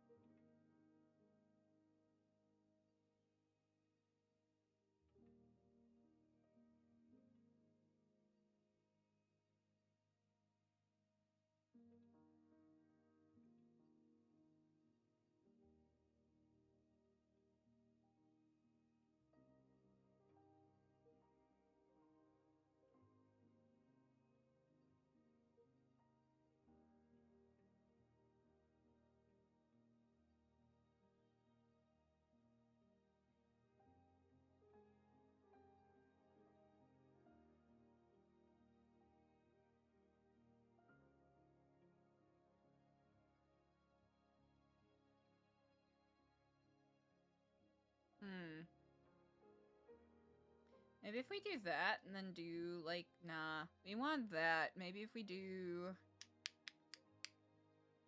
maybe vibrance? Just to tone it down a little?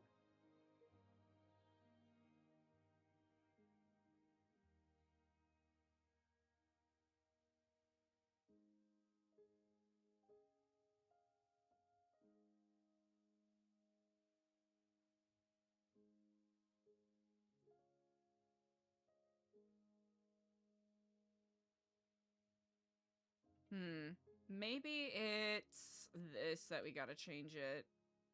Yeah, we gotta change that, I think. Let's see.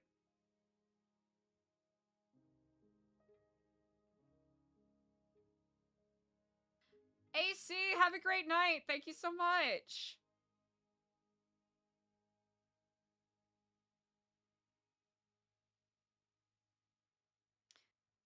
Huh. A lot to ponder, chat. Much to consider.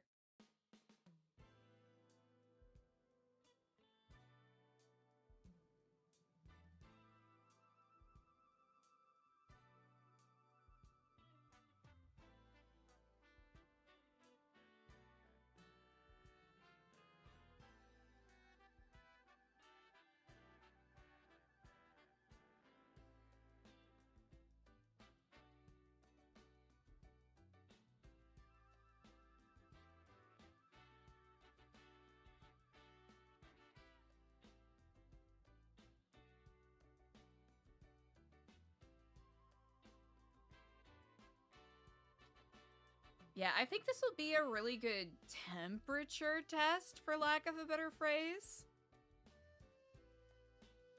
for where Eliza stands on things and if she is capable for, you know, sticking to her guns on the things she wants to do, right? Because if she's claiming that she wants to, you know, save or protect the people around her, this is a pretty plausible opportunity to do so, right?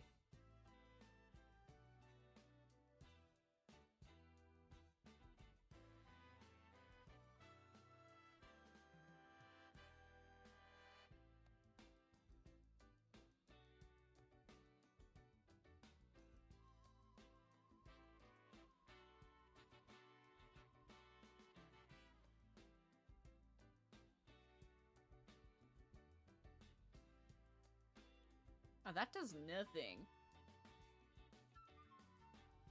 Oh.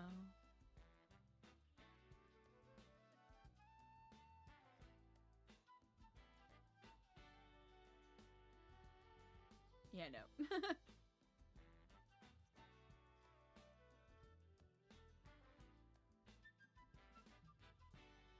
That's actually pretty slick. I like the way that looks.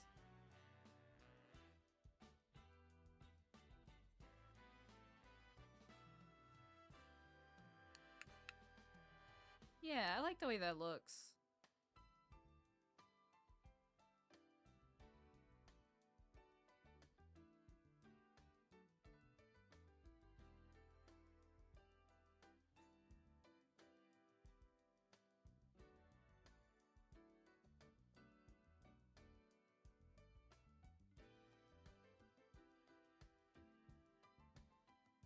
In Eliza's mind, she's really hoping that that conversation is not...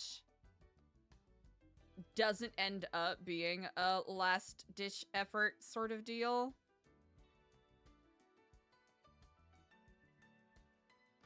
Because even if she did kind of, you know, fudge some details, one could say, I think one could realistically say that is what they did. Ooh.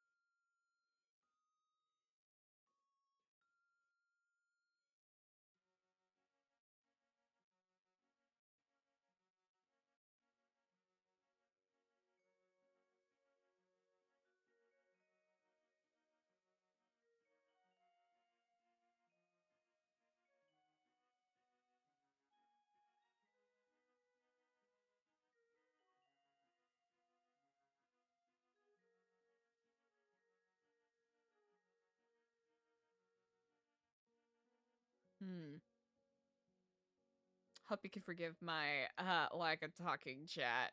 I'm thinking.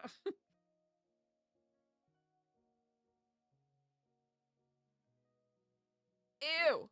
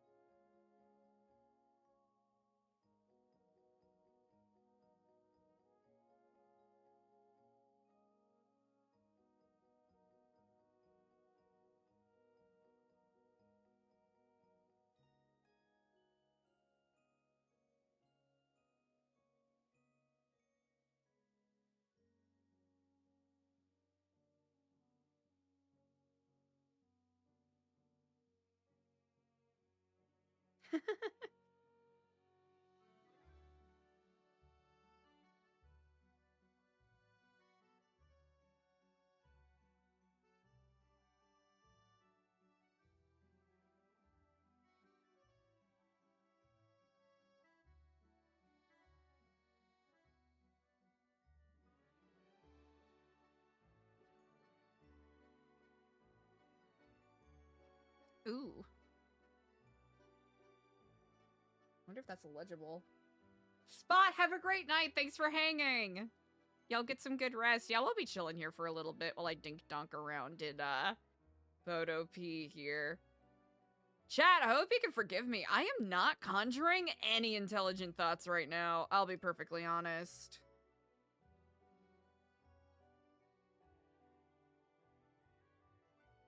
Interesting. Okay. So based off of Mr. Waxford's, you know, based off of what he shared, it seems as though he is, not as connected with some of these figures as Eliza initially thought. At least based off of what he had mentioned, right? At least based off of what he had mentioned, that doesn't seem to be the case. Because before, with the way that we were playing Eliza, in her mind,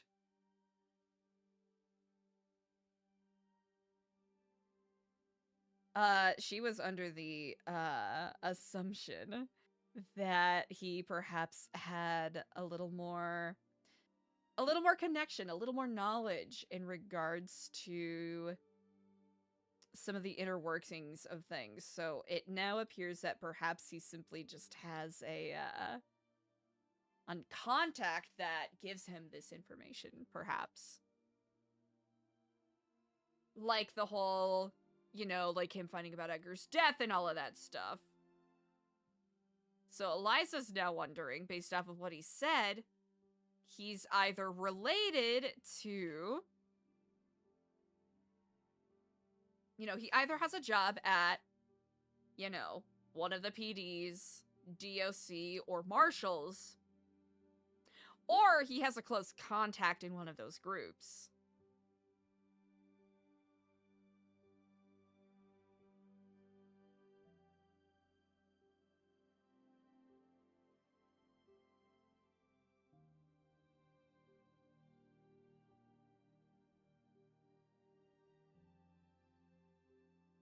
Lacking Blake. Okay. Easy. Easy peasy. We gotta make... Duplicate.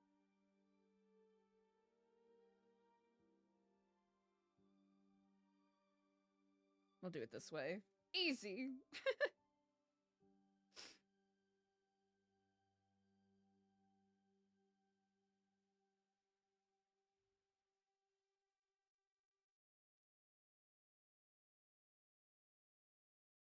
Beautiful.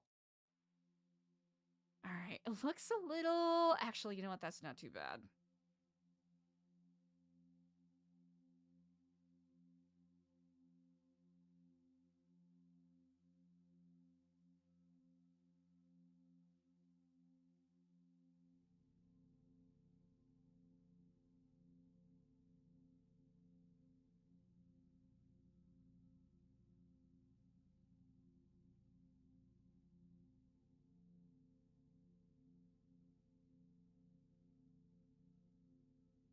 Actually, do.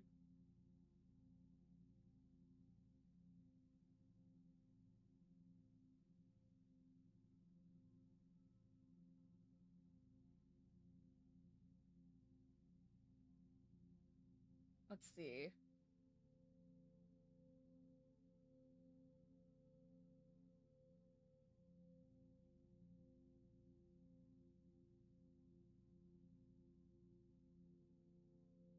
Sorry, chat, 1 second. I'm answering a text message.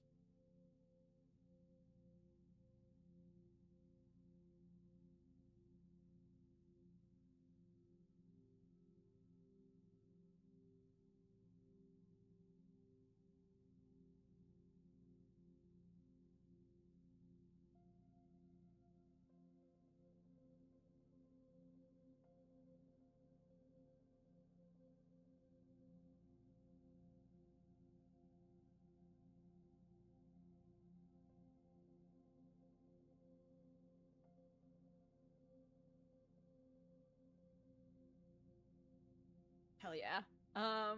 Let's see.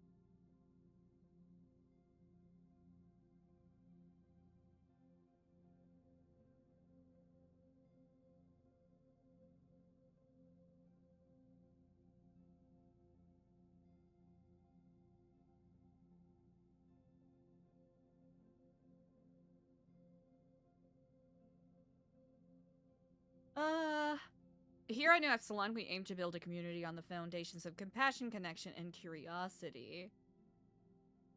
These are the exact tools that can grant the ability to achieve redemption and rehabilitation to those who are lost on their way.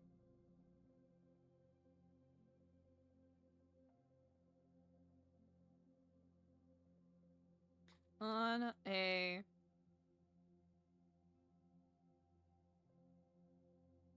a fundamental level, we can agree that lifers, indeed, are not a monolith.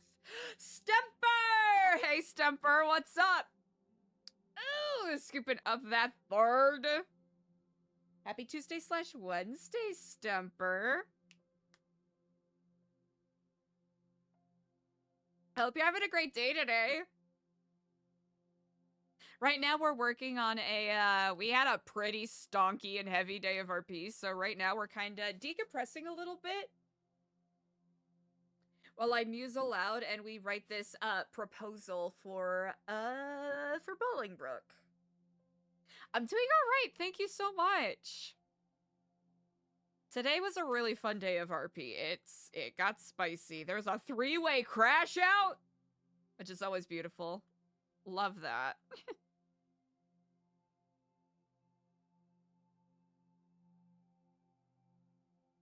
What?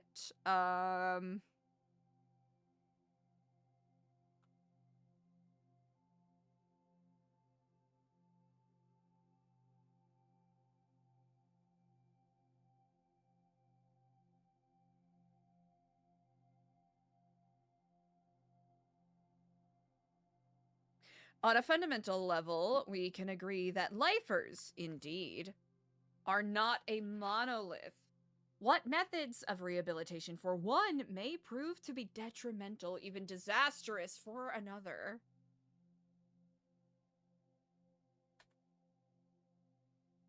Meeting these individuals at their level. Oh, really? Dude, that was... Oh, gosh. Yo, shout out again to Sweet Gecko, because that was a lot of really good RP. I felt bad that we ended up into Yap Central. Just bouncing between different conversations. Meeting these individuals at their level.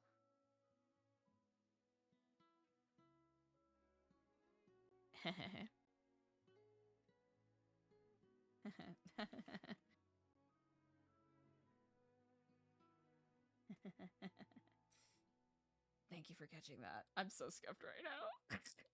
Meeting these individuals at their level.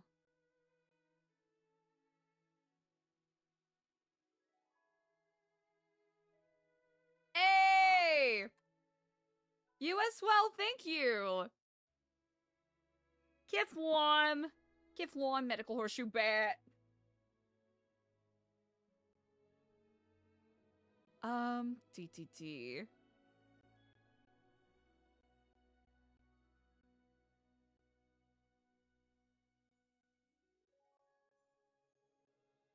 Let's at least get this all on the same level so that I'm not confusing myself. Okay. Oh, because to get a couple of different fonts! That's why. Alright, easy. Well, that's why I was confused.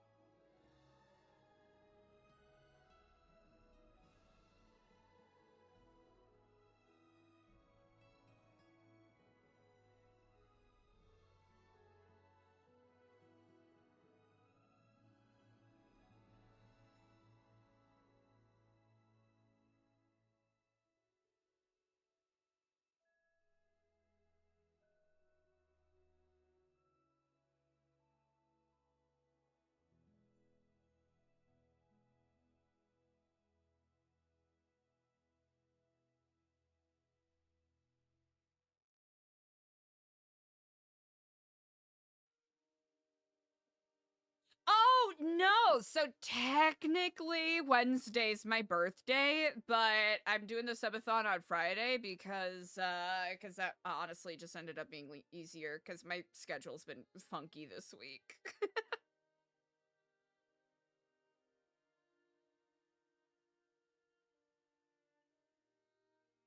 That'd be kind of wild if I was a leap day baby, though. Wait, how old would I be if I was...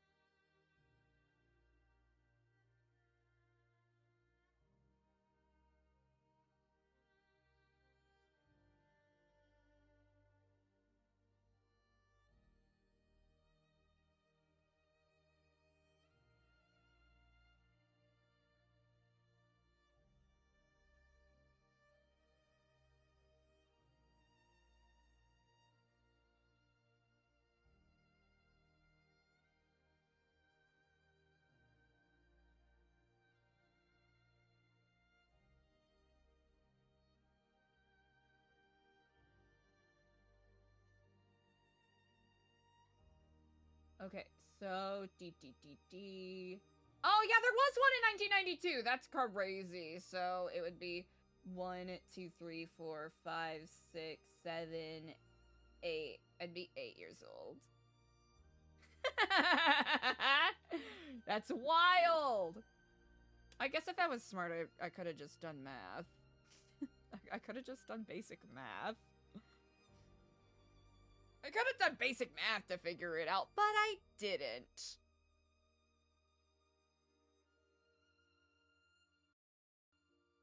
Oh.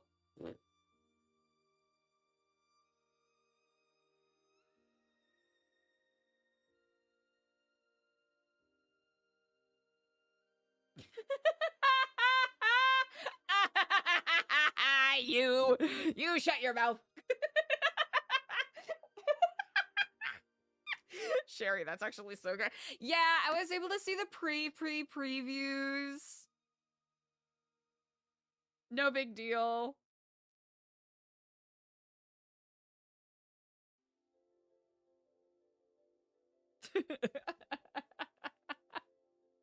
Yeah, I got to see them rap battle in real life. It actually happened. I know because I was there.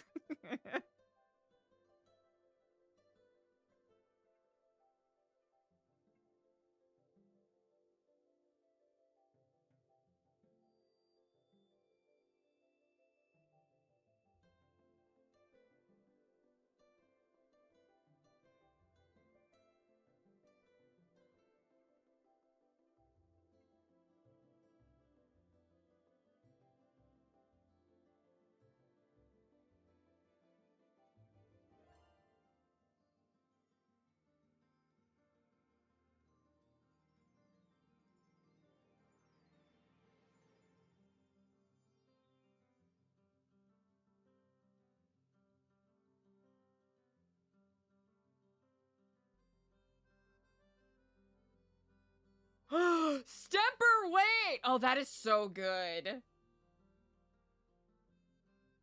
Yeah, they've only had 18 birthdays. Wait, that is funny, though. Like, legally, I can't drink. Ooh, I like that. That's funny.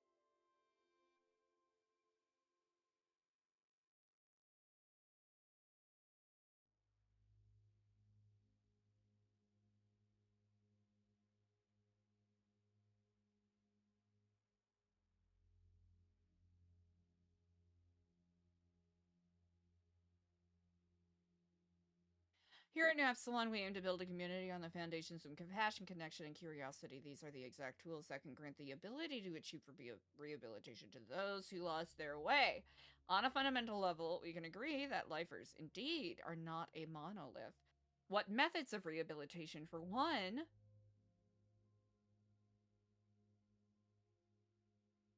What methods of rehabilitation that work, for one, may prove to be detrimental, even disastrous, for another. Our efforts with the Lifer Outreach Program have thus far proven to be productive, granting lifers the opportunity to speak with members of society and give them inspiration to work towards. An inspiration of self-improvement. Self-betterment?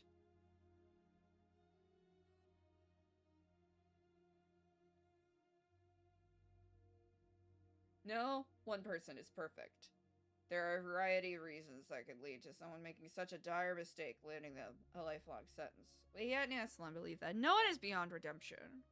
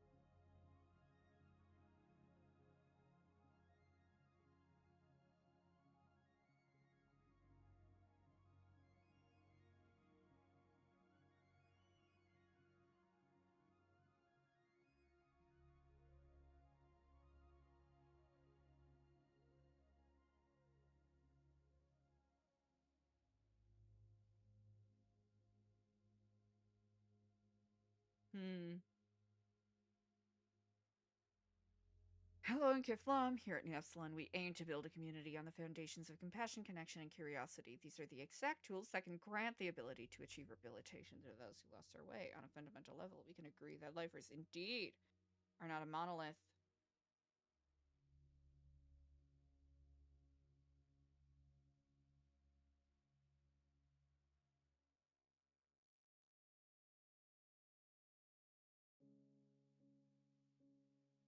Ooh.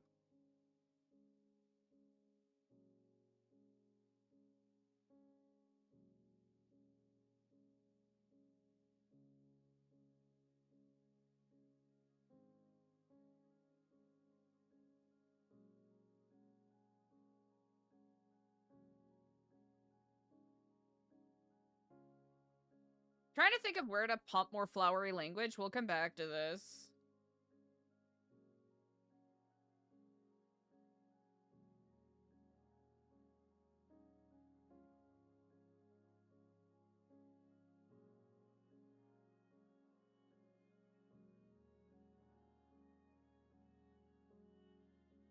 Excuse me.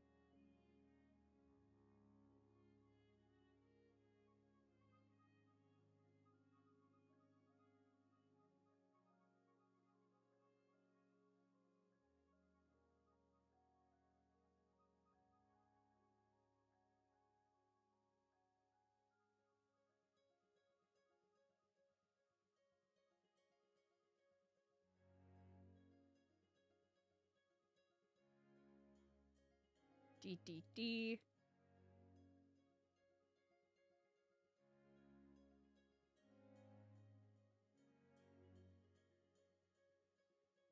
Ah! No! Stop!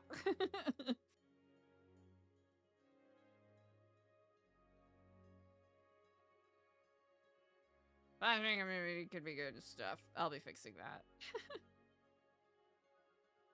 Actually, ooh.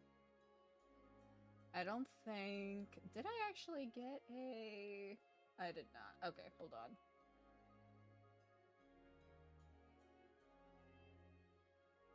Drive by you. Drive by you.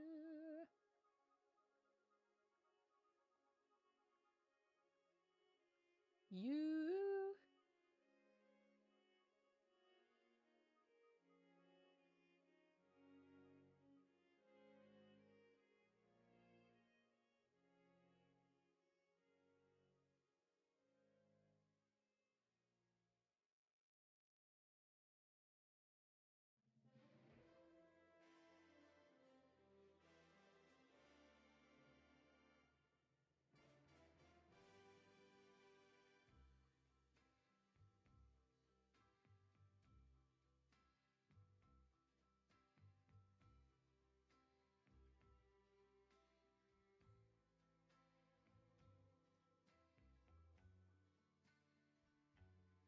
Easy.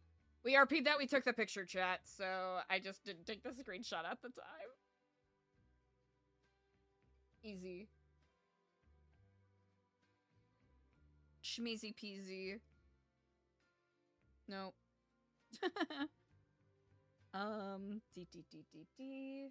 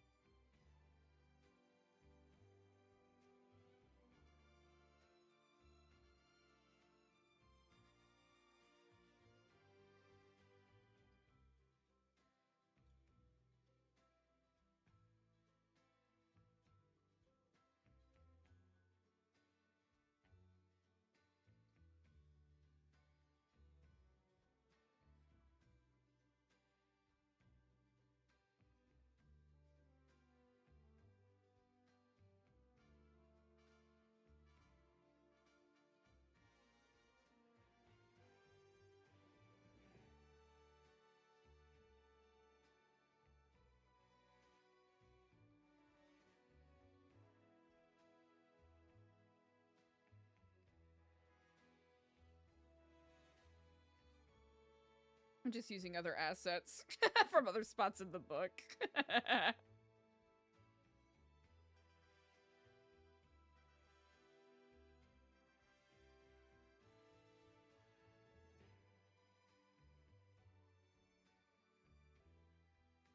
Yeah, work smarter, not harder. Exactly. Let's see, I think. Alright, might have to zoom in a little bit just to make it look a little better.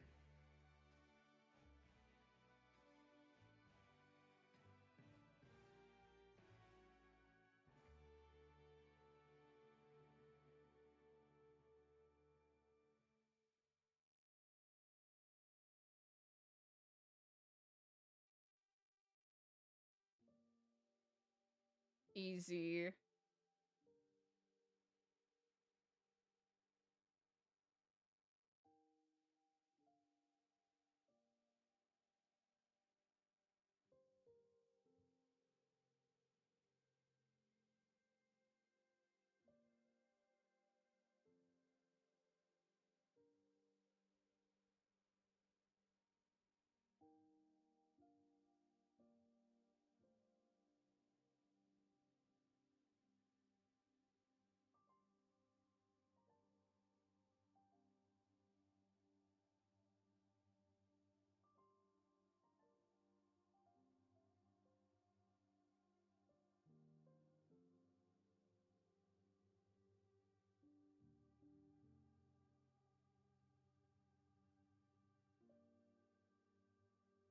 Oh yeah, the stuff is 100% intentional. It's filler.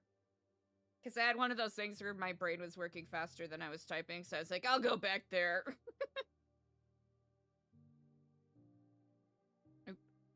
Hello? Okay, there we go.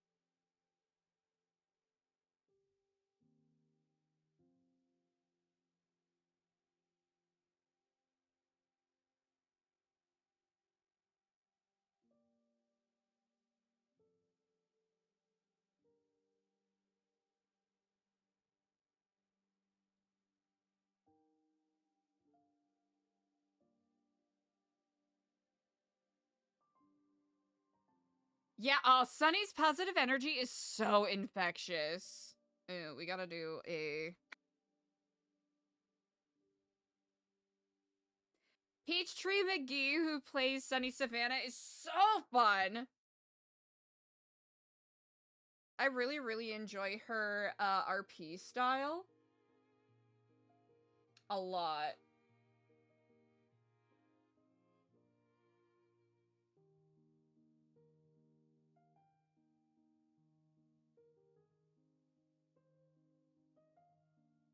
So make sure that you go give her a follow and shower her with praise when she goes live.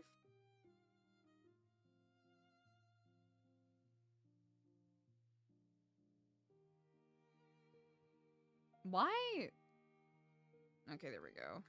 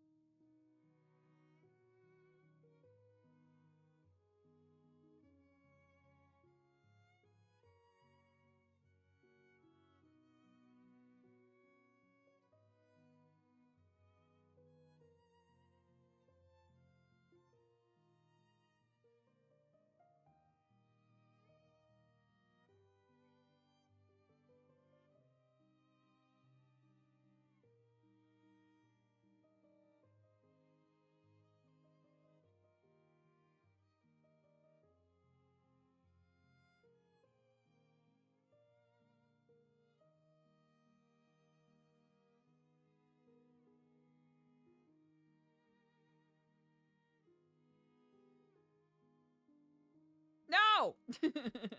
Why would you do this to me? Okay, we're good. Goated.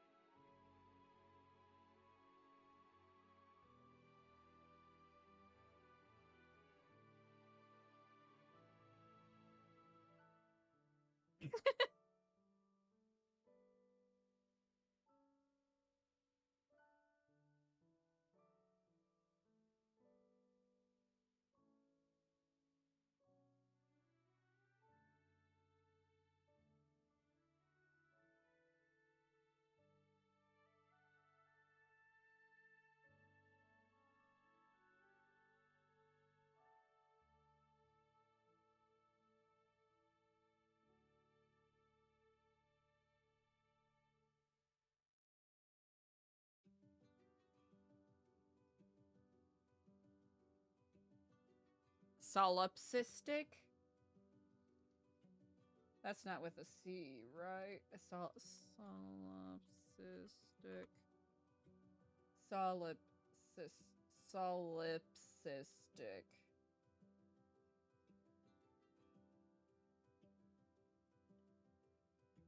Mm-hmm. Okay, yeah.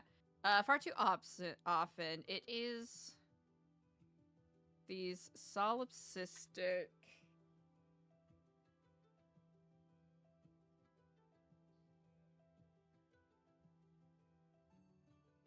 It is these solipsistic inclinations that I've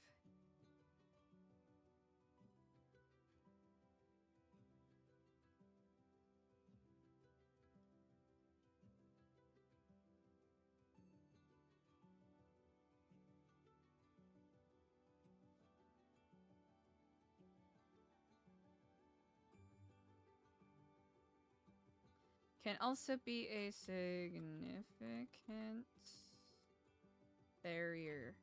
significant barrier to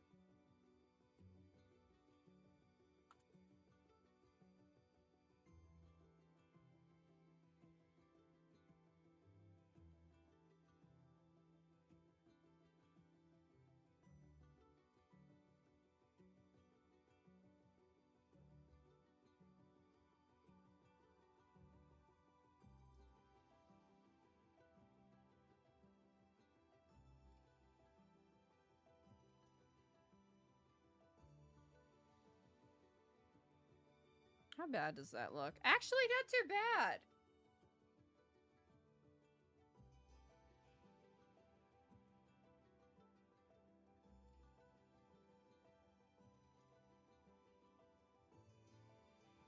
Yeah. Yeah, we'll roll with that. Dexted! What up, Dexted?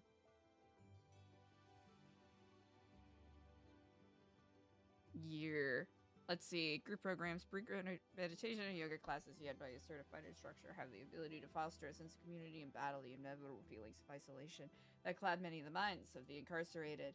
Far too often, it is the solipsistic inclinations that drive individuals to commit felonious acts. This kind of mindset can also be a significant barrier to self-improvement.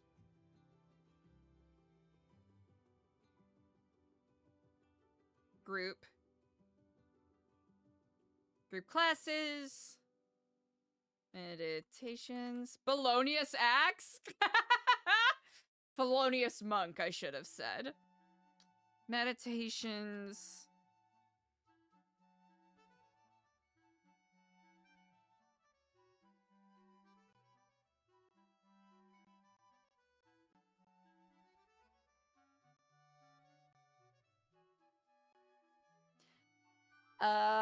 Let's see. Group classes, meditations, therapy all serve to provide a very valuable commodity to the incarcerated. This commodity cannot be found in a common commissary. Chat, I have to spell check myself so much. Am I illiterate now? Did I just turn 33 and I'm illiterate now? Wild. It's because there's two S's. Chat, I think I did. I think I turned 33 and I'm illiterate now. Oh no! No, believe it in fear.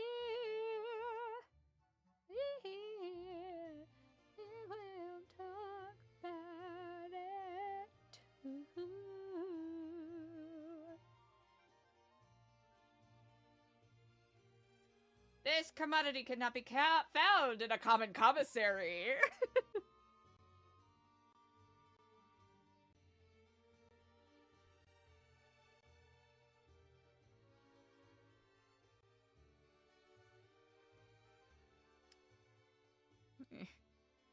Nay.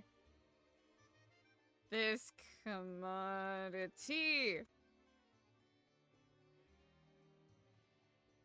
Perspective is invaluable. Is valuable, invaluable, and only... No! Wait, no, that's too many! That's too many!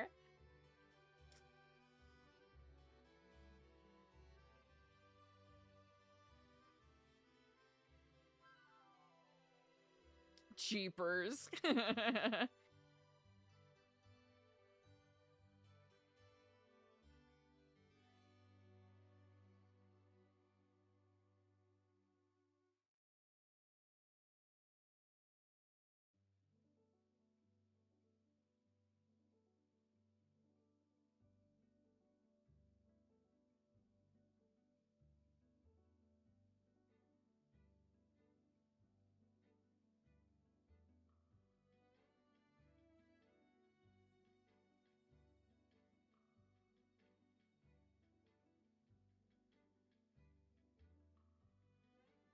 I've been running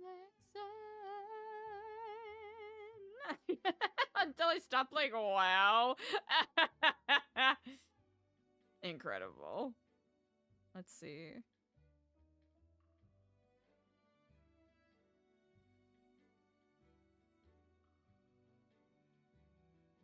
We'll come back to this.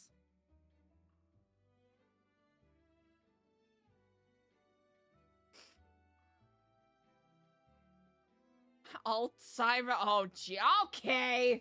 I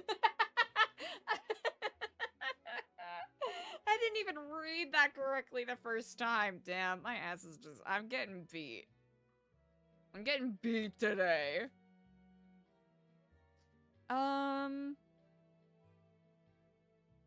Let's see. We could use some of these.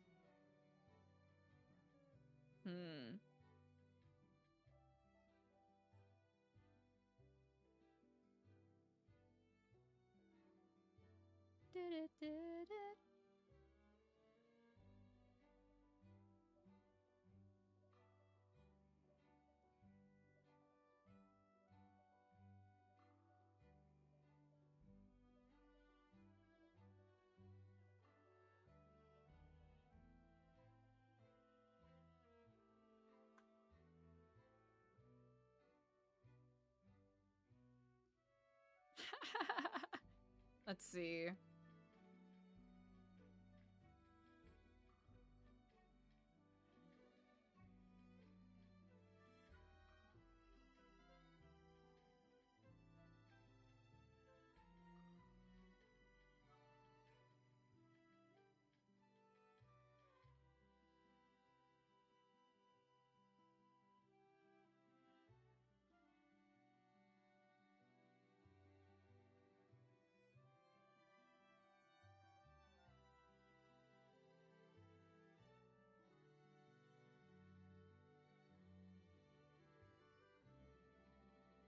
What is it? Ooh, I'm trying to remember what... Not recidivism.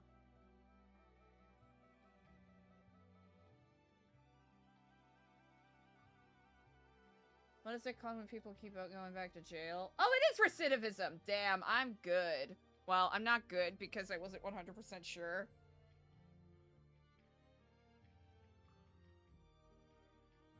God, stop it! Cooperate with me!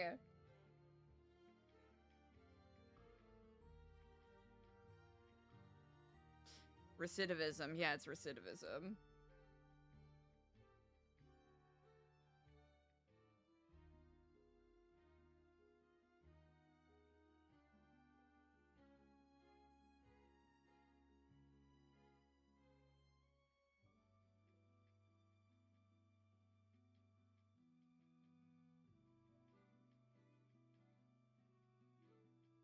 How do I want to phrase this so I don't sound like a dictionary?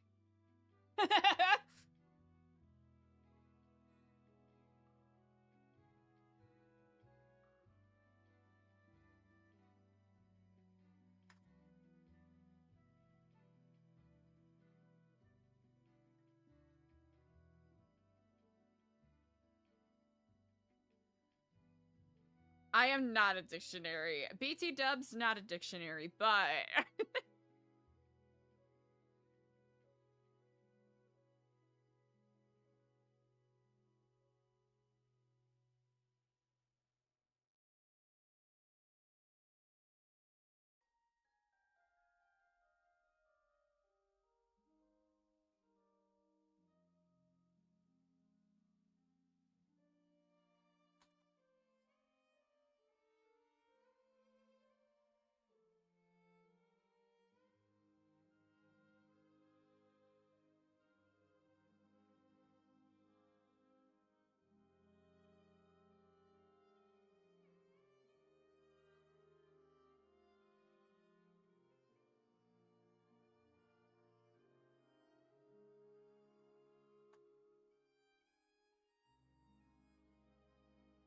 I was about to say far too often.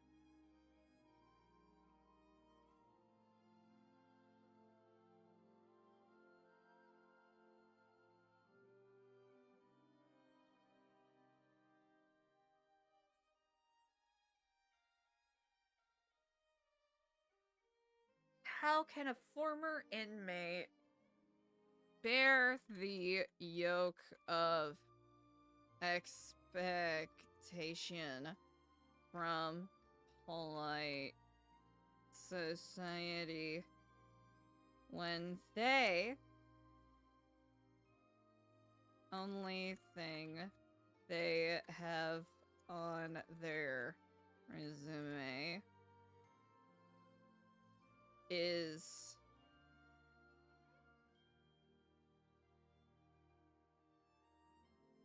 knows how to craft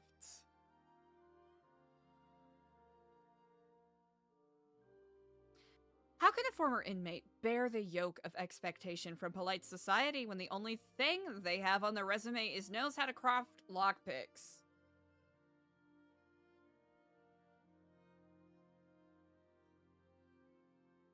As most of us know, if such an inmate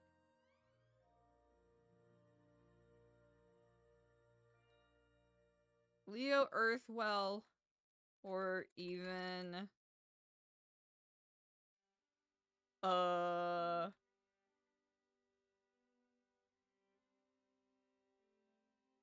if such an inmate approached the likes of Leo Earthwell or even Frank Miller, they would be let off the site.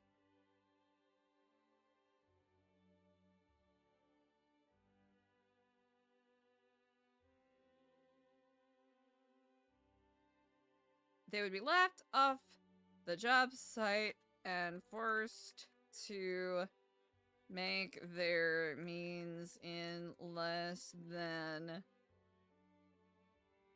legal ways.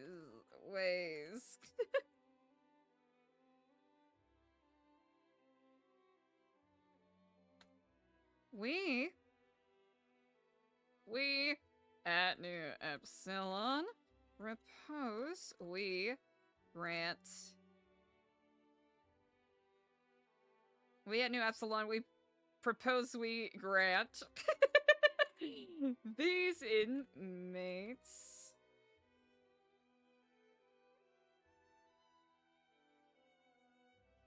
a lighter variety of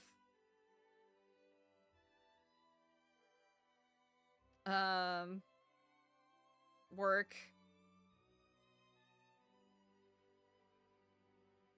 of job experience experiences on any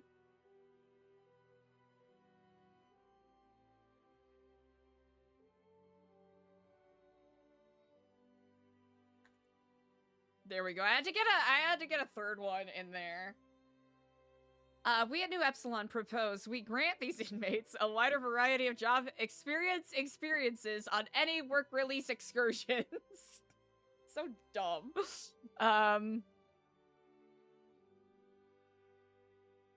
Of course, there is nothing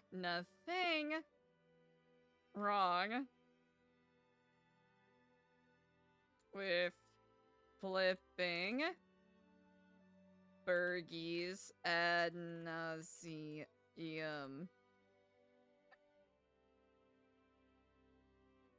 Bun has always been a opponent with giving people a chance at his storied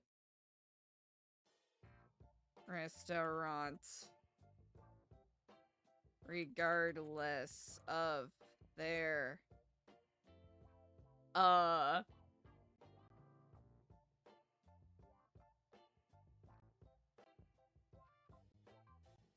regardless of their priors. And as the line proposes, we grant these inmates a wide variety of job experiences on any release excursions. Of course, there is nothing wrong with flipping burgers ad nauseum. Mitch Bunn has always been a proponent. A great proponent? No. A great advocate. With giving a great advocate in giving people a chance at his storied restaurant, regardless of their priors. At his storied franchise. Regardless of their priors.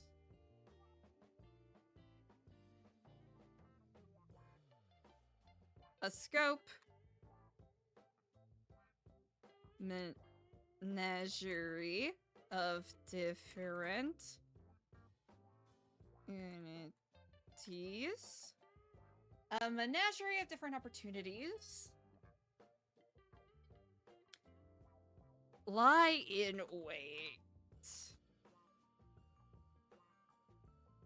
Even outside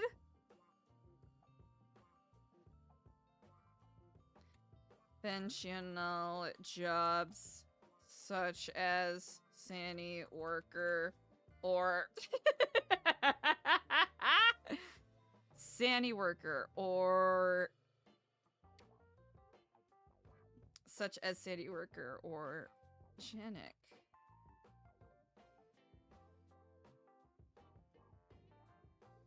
What if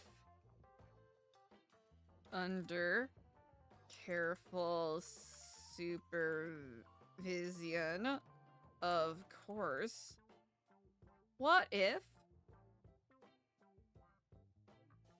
some of the lifers were able to utilize different skills learned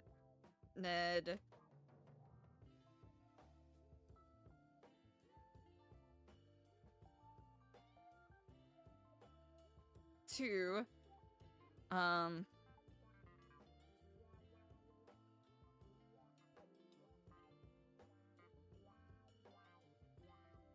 I did it right this time. Commissary slash booth at the courts center.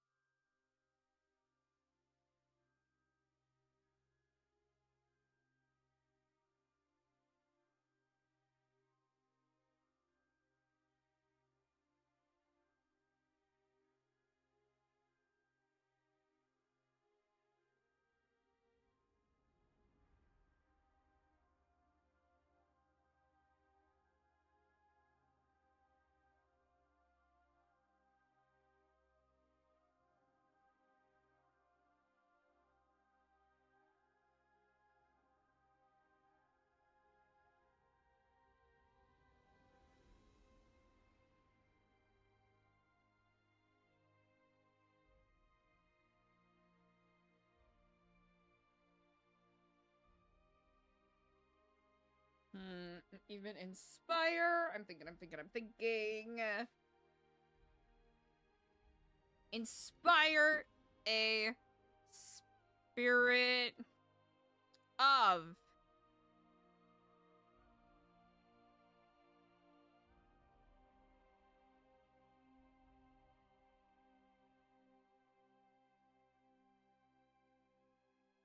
self-sustaining.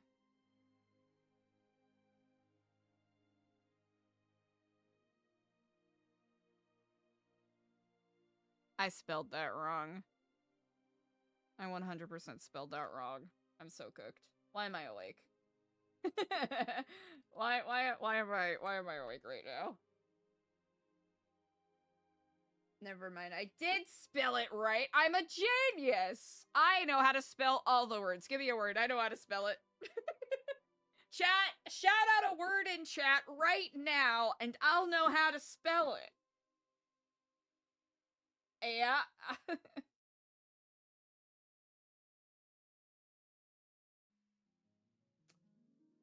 Yeah, easy. You know what? I'll do it in chat right now. Here, you know what? I can do it. I'll show you. Bam. Bam. Look at that. Bam. Look at me. I'm a puzzle master. I know how to spell. I'm the best speller I know.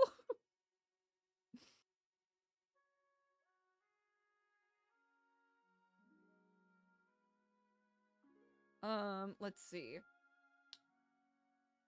I think the next one can be like one-on-ones.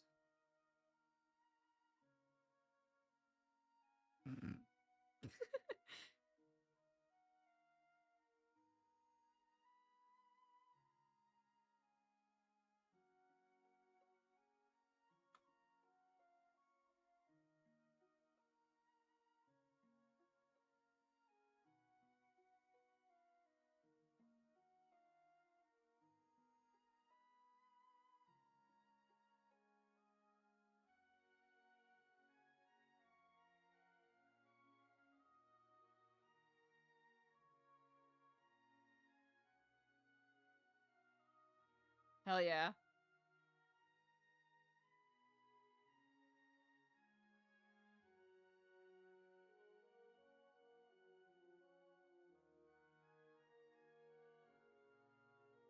What do people want? Scene.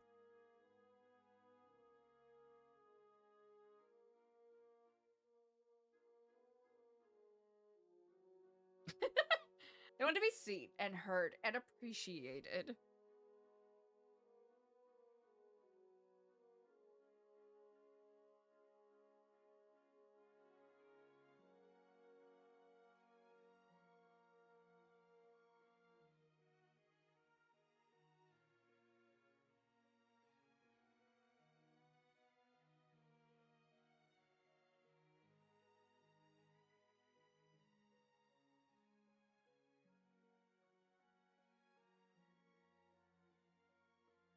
Celebrated for their successes.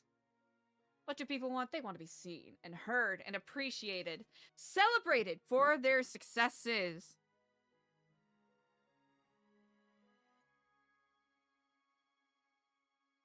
Guided through their failures. Assured.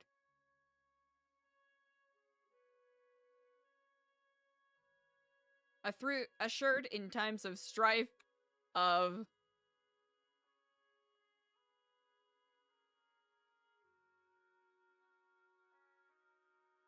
assured in times of self-doubt.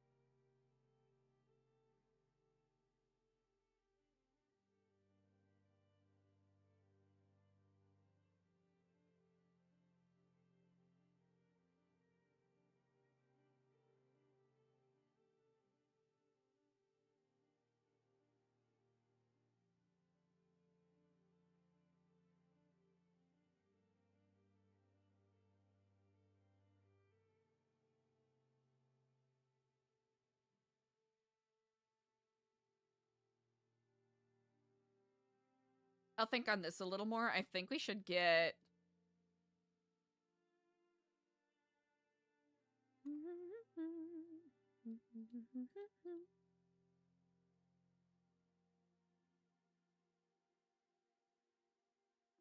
Just wanna be with you. Wanna meet you in Brazil. Bitch.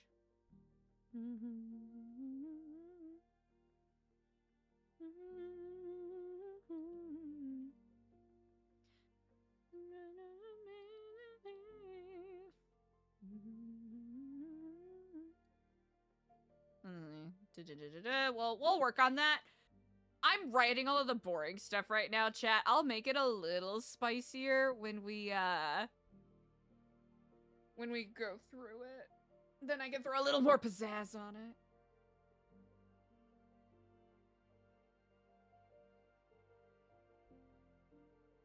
I want it to be a good balance of like, oh wow, this seems professional, and also like, oh yeah, no, this is unhinged.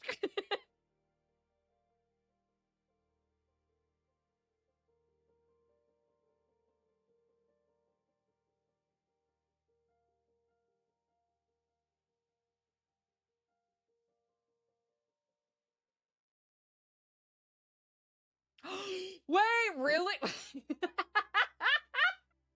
Making the world bald to sell wigs? That is a supervillain storyline I can 100% get behind.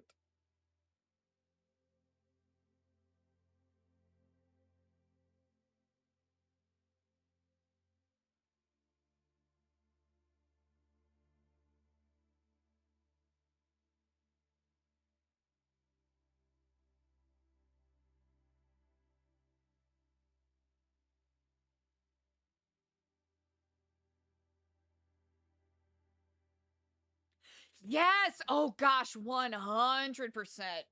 I agree with that so much. It's been really fun to see what people do with the books, too. I think we'll probably, I think just because of the way people have been reacting, we might have to do a safer version of the Lifetime Achievement Awards, because it's really fun that some RP has come out of it, but I think for the sake of a little bit of plausible deniability, we should have like a normal quotation marks version of the book so that it's not so concerning, we'll say. Also, speaking of concerning, I should do something to make this a little more immersive, actually. Speaking of immersion. Dee dee dee. Dee dee dee. Dee. Fuck yeah. Okay. So you got that baddie there.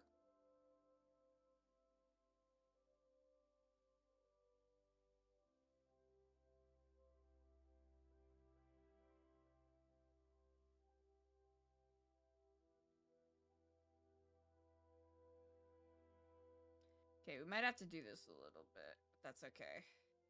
Can't reorder? Shut you. Shut you, your mouth, and your face. Can I just delete it? Oh, I can! Okay, easy. I think this, we will make it a little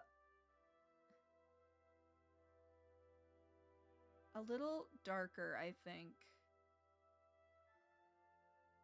Yeah, just for that sake. And then we'll get...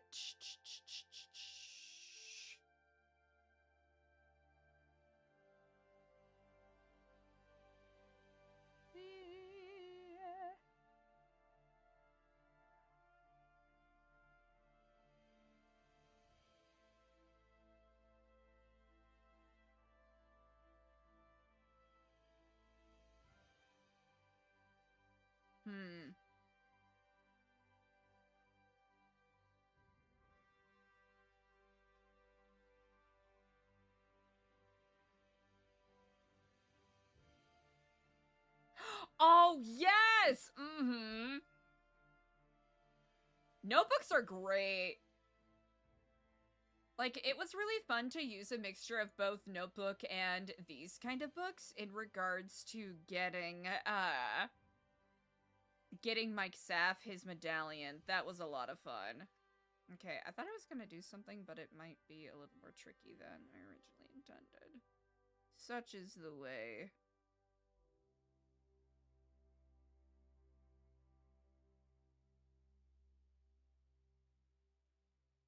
Actually, wait, we could do something like this.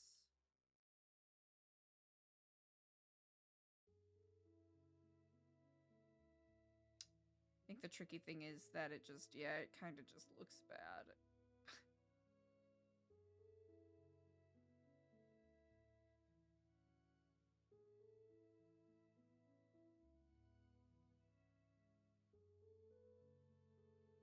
Actually.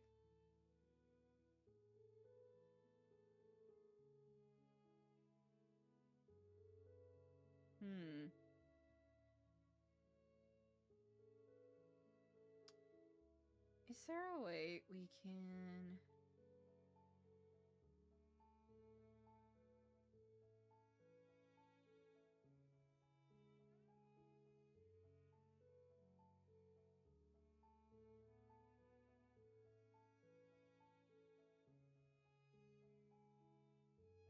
Because that'll do that, and then this will...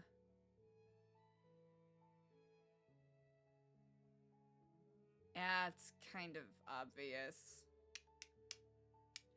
Well, you know, let's maybe group these.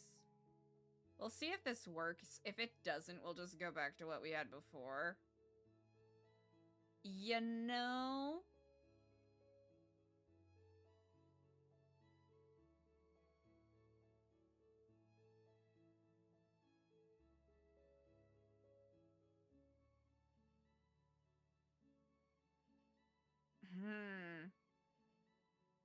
That might end up being pretty obvious.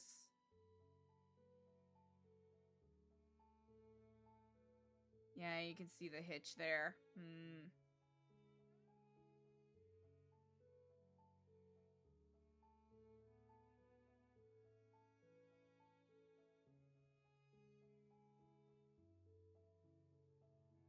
We'll just play with this for the time being.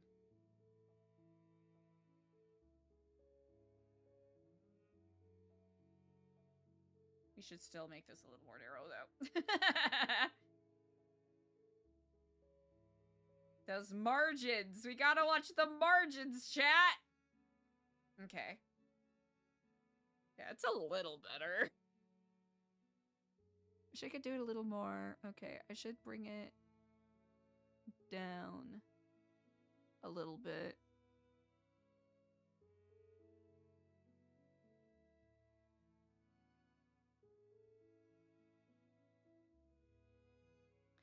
Actually, ooh. I wish I knew. Let's see. Oh, you know what? We could simply copy, and then paste, Then we can make everybody else conform to...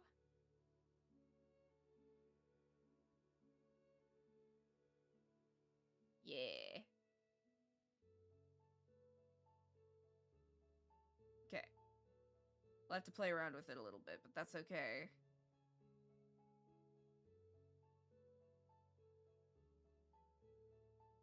Actually, it's this one. That's actually fine where it is. Okay. Ease. Okay, we'll have to...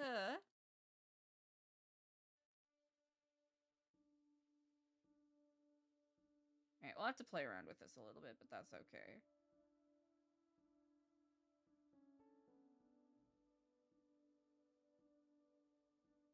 Oh yeah, we're definitely gonna have to... Okay, we're gonna have to pare down some of the Yachtmaster 8000ing on this. But as long as it's a little more uniform in regards to that, that's honestly all I care about right now.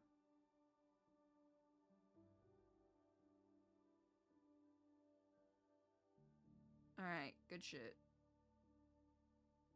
Alright, this one shouldn't be too difficult.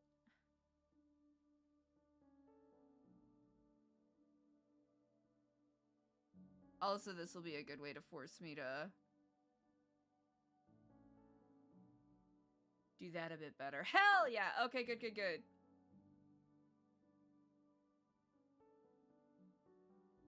Okay. Easy. One-on-one mentorship. D. Maybe we should have a... So we got that. Work study. One-on-one mentorship. Maybe group programs.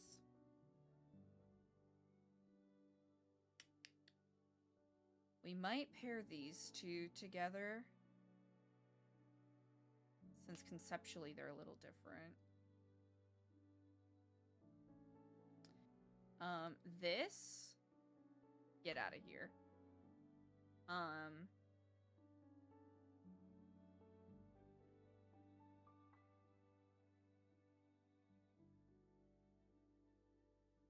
A timeline.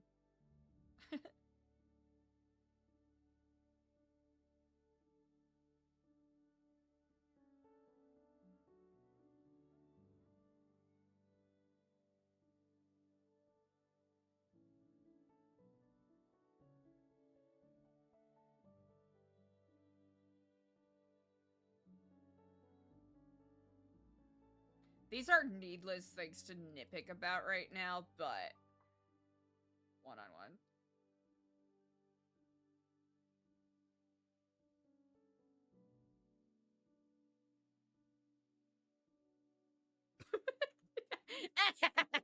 Easy.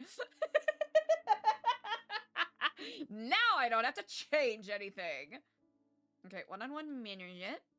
Okay, a timeline. This, we can just do a very loose, maybe we can do like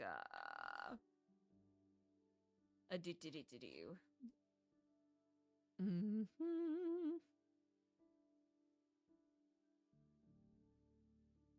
Lean? I know how to spell. I know how to spell. Line.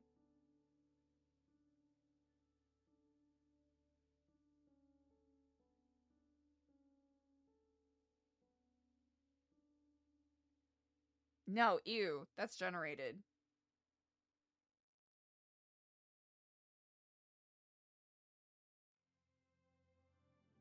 We can kind of cook our own up, I think. Ooh! Better! Hold on. There's a way we can do this better. Hold on. There's a way we can do this better.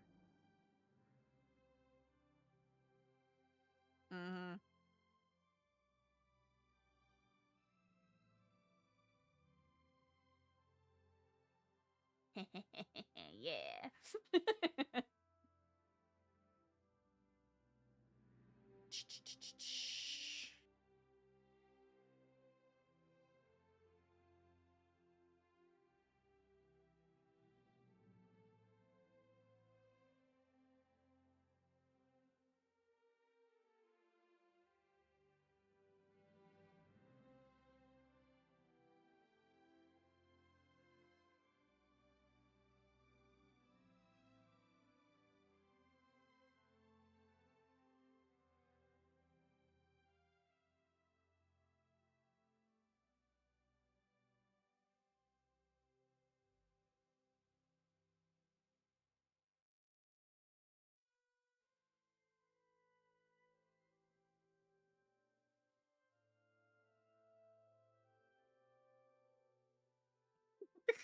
I had to check the cover to see what we called it.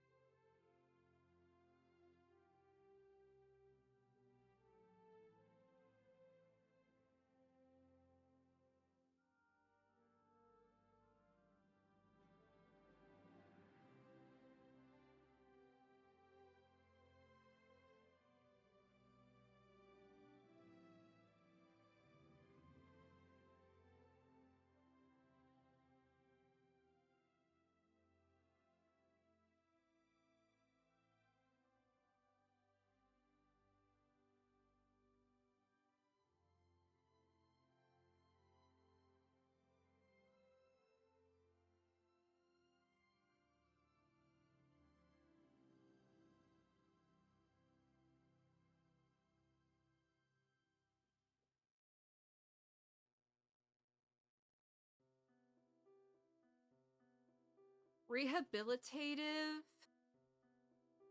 Yeah, rehabilitative measures, then an absolute psycho.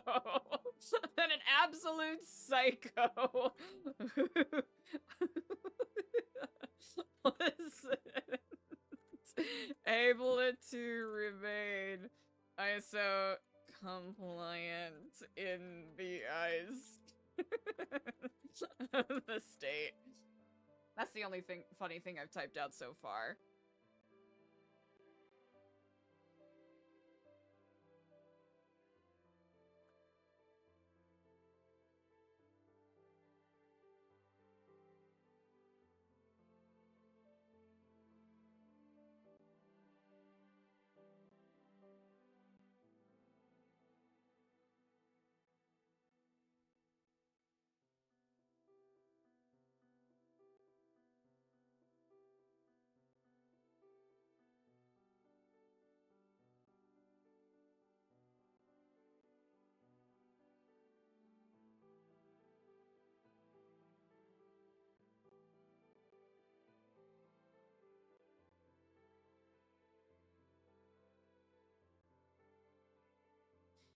How our programs contribute to the efforts of the Department of Corrections and Bolingbrook in renaming these. There we go. We gotta have souls somewhere. Okay, easy.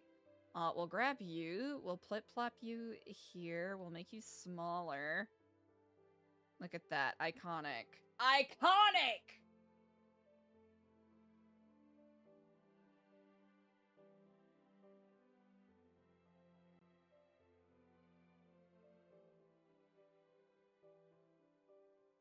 Okay, I got too excited. I got too excited and distraction in the middle of what I was talking about.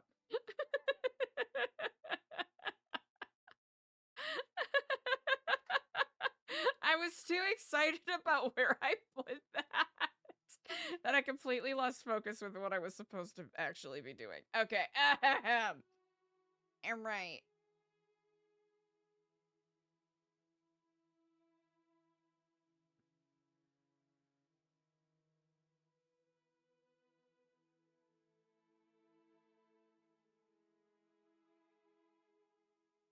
Irish other state.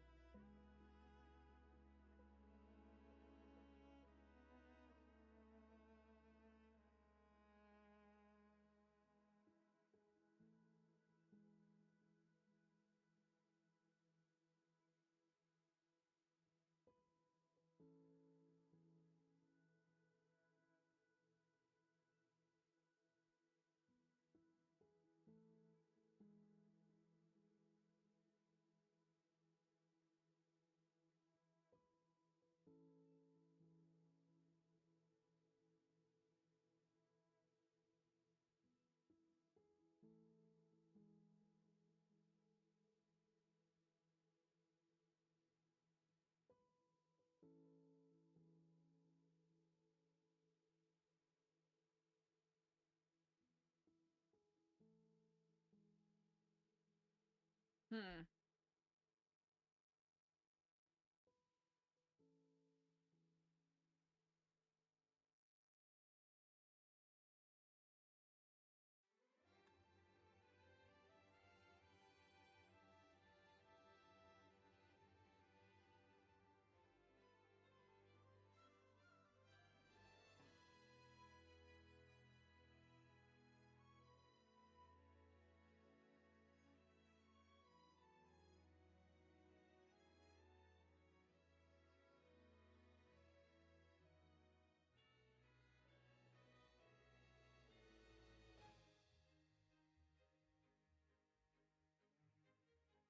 We might have to reword some of these, but this is at least what I'm gonna put as placeholders for the time being.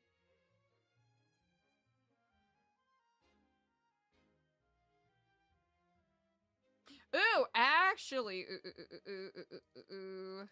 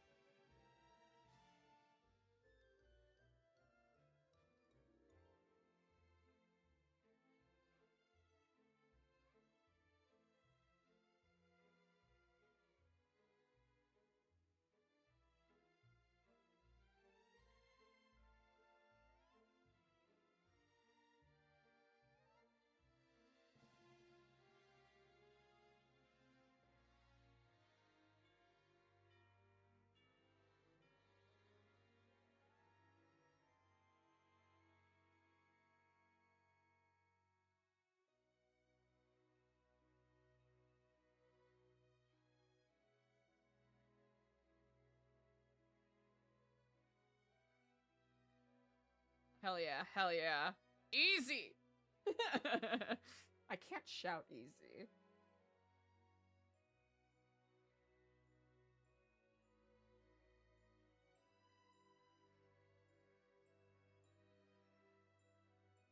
Let's see. Then that'll be.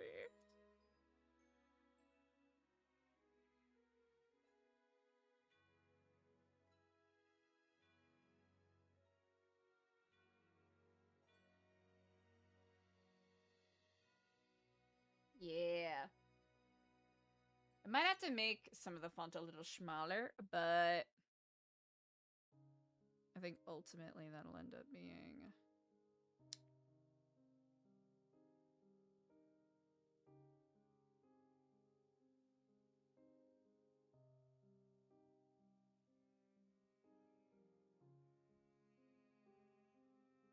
Okay. I don't hate it.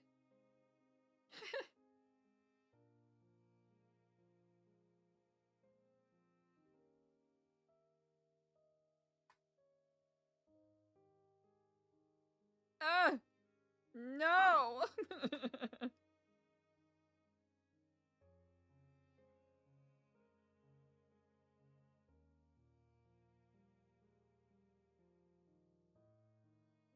Actually. Ew.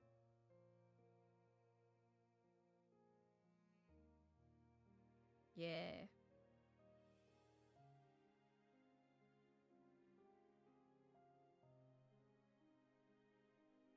Okay, we'll have to move those over a little bit.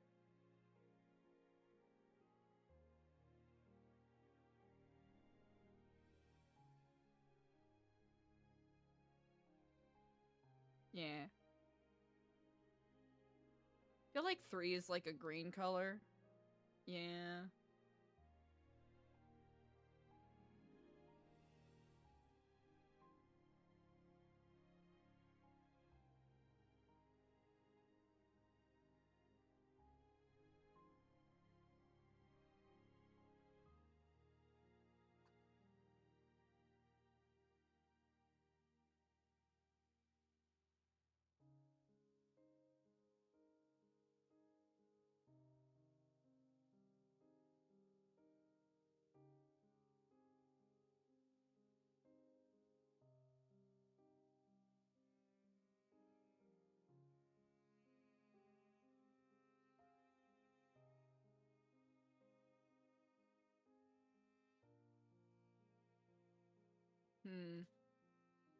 What are you gonna do with this one? Like a purple? Fuck yeah. Easy.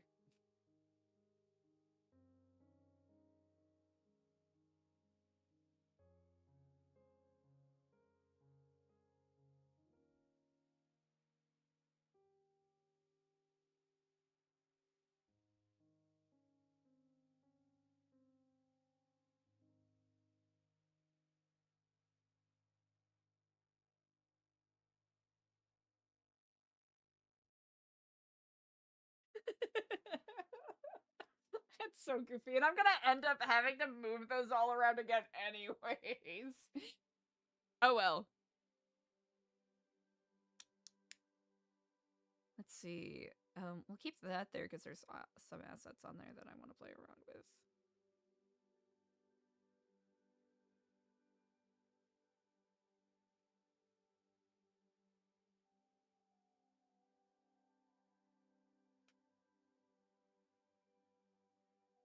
The truth! Hey, what's up? Eliza got caught up in so much shenanigans today. Oh, goodness. Eliza owes a lot of people calls back tomorrow. Trying to think. I know. Okay, so work study release. We got that. We could pare some of that language down a little bit. Okay. So we've got that. That'll look a little better when it renders properly. Hello, I'm Kiflam. Here at New Epsilon, we aim to build a community on the foundations of compassion, connection, and curiosity. These are the exact tools that can grant the ability to achieve rehabilitation for those who lost their way. On a fundamental level, we can agree that lifers, indeed, are not a monolith. What methods of rehabilitation that work for one may prove to be detrimental, even disastrous for another. Our efforts with the Lifer Outreach Program have thus far proven to be productive, granting lifers the opportunity to speak with members of society and give them an inspiration of self-betterment to work towards. No one person is perfect. There are a variety of reasons that could lead to someone making such a dire mistake, landing them a lifelong sentence.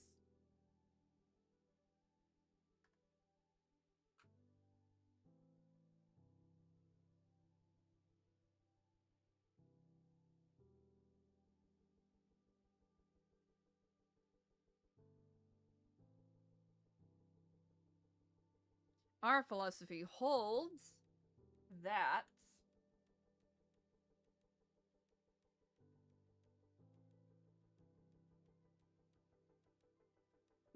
both patience and accountability must be held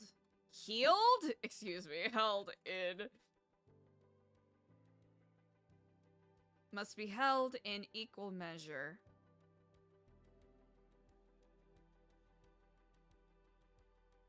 Sure. While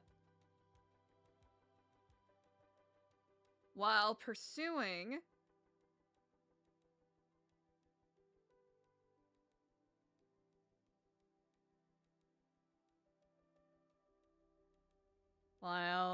guiding others on the path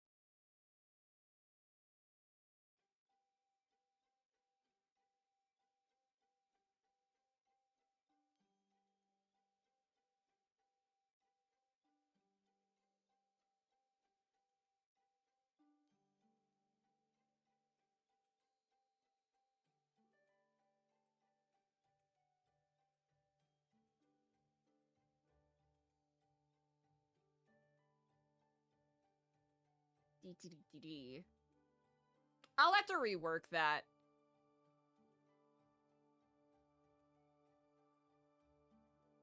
I think I'll have to pare down the language on a lot of these.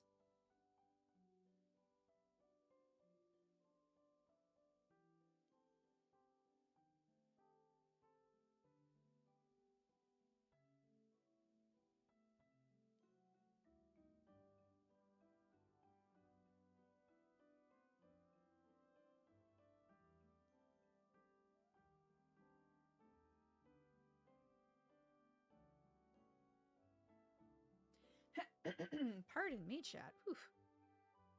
I'm not gonna lie, chat. I'm cooked. I think we've officially hit it. We've hit the fulcrum.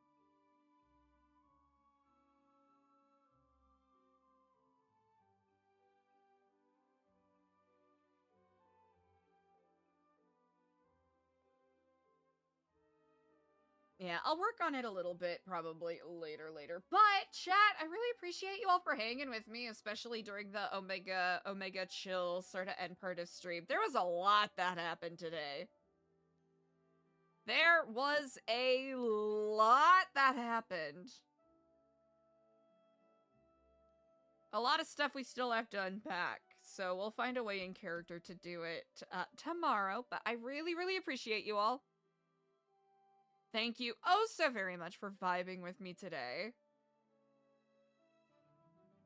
Especially while we super chilled at the end here, but I'll rest up. I'll come back with some actual proper energy tomorrow, and we'll see what direction things go.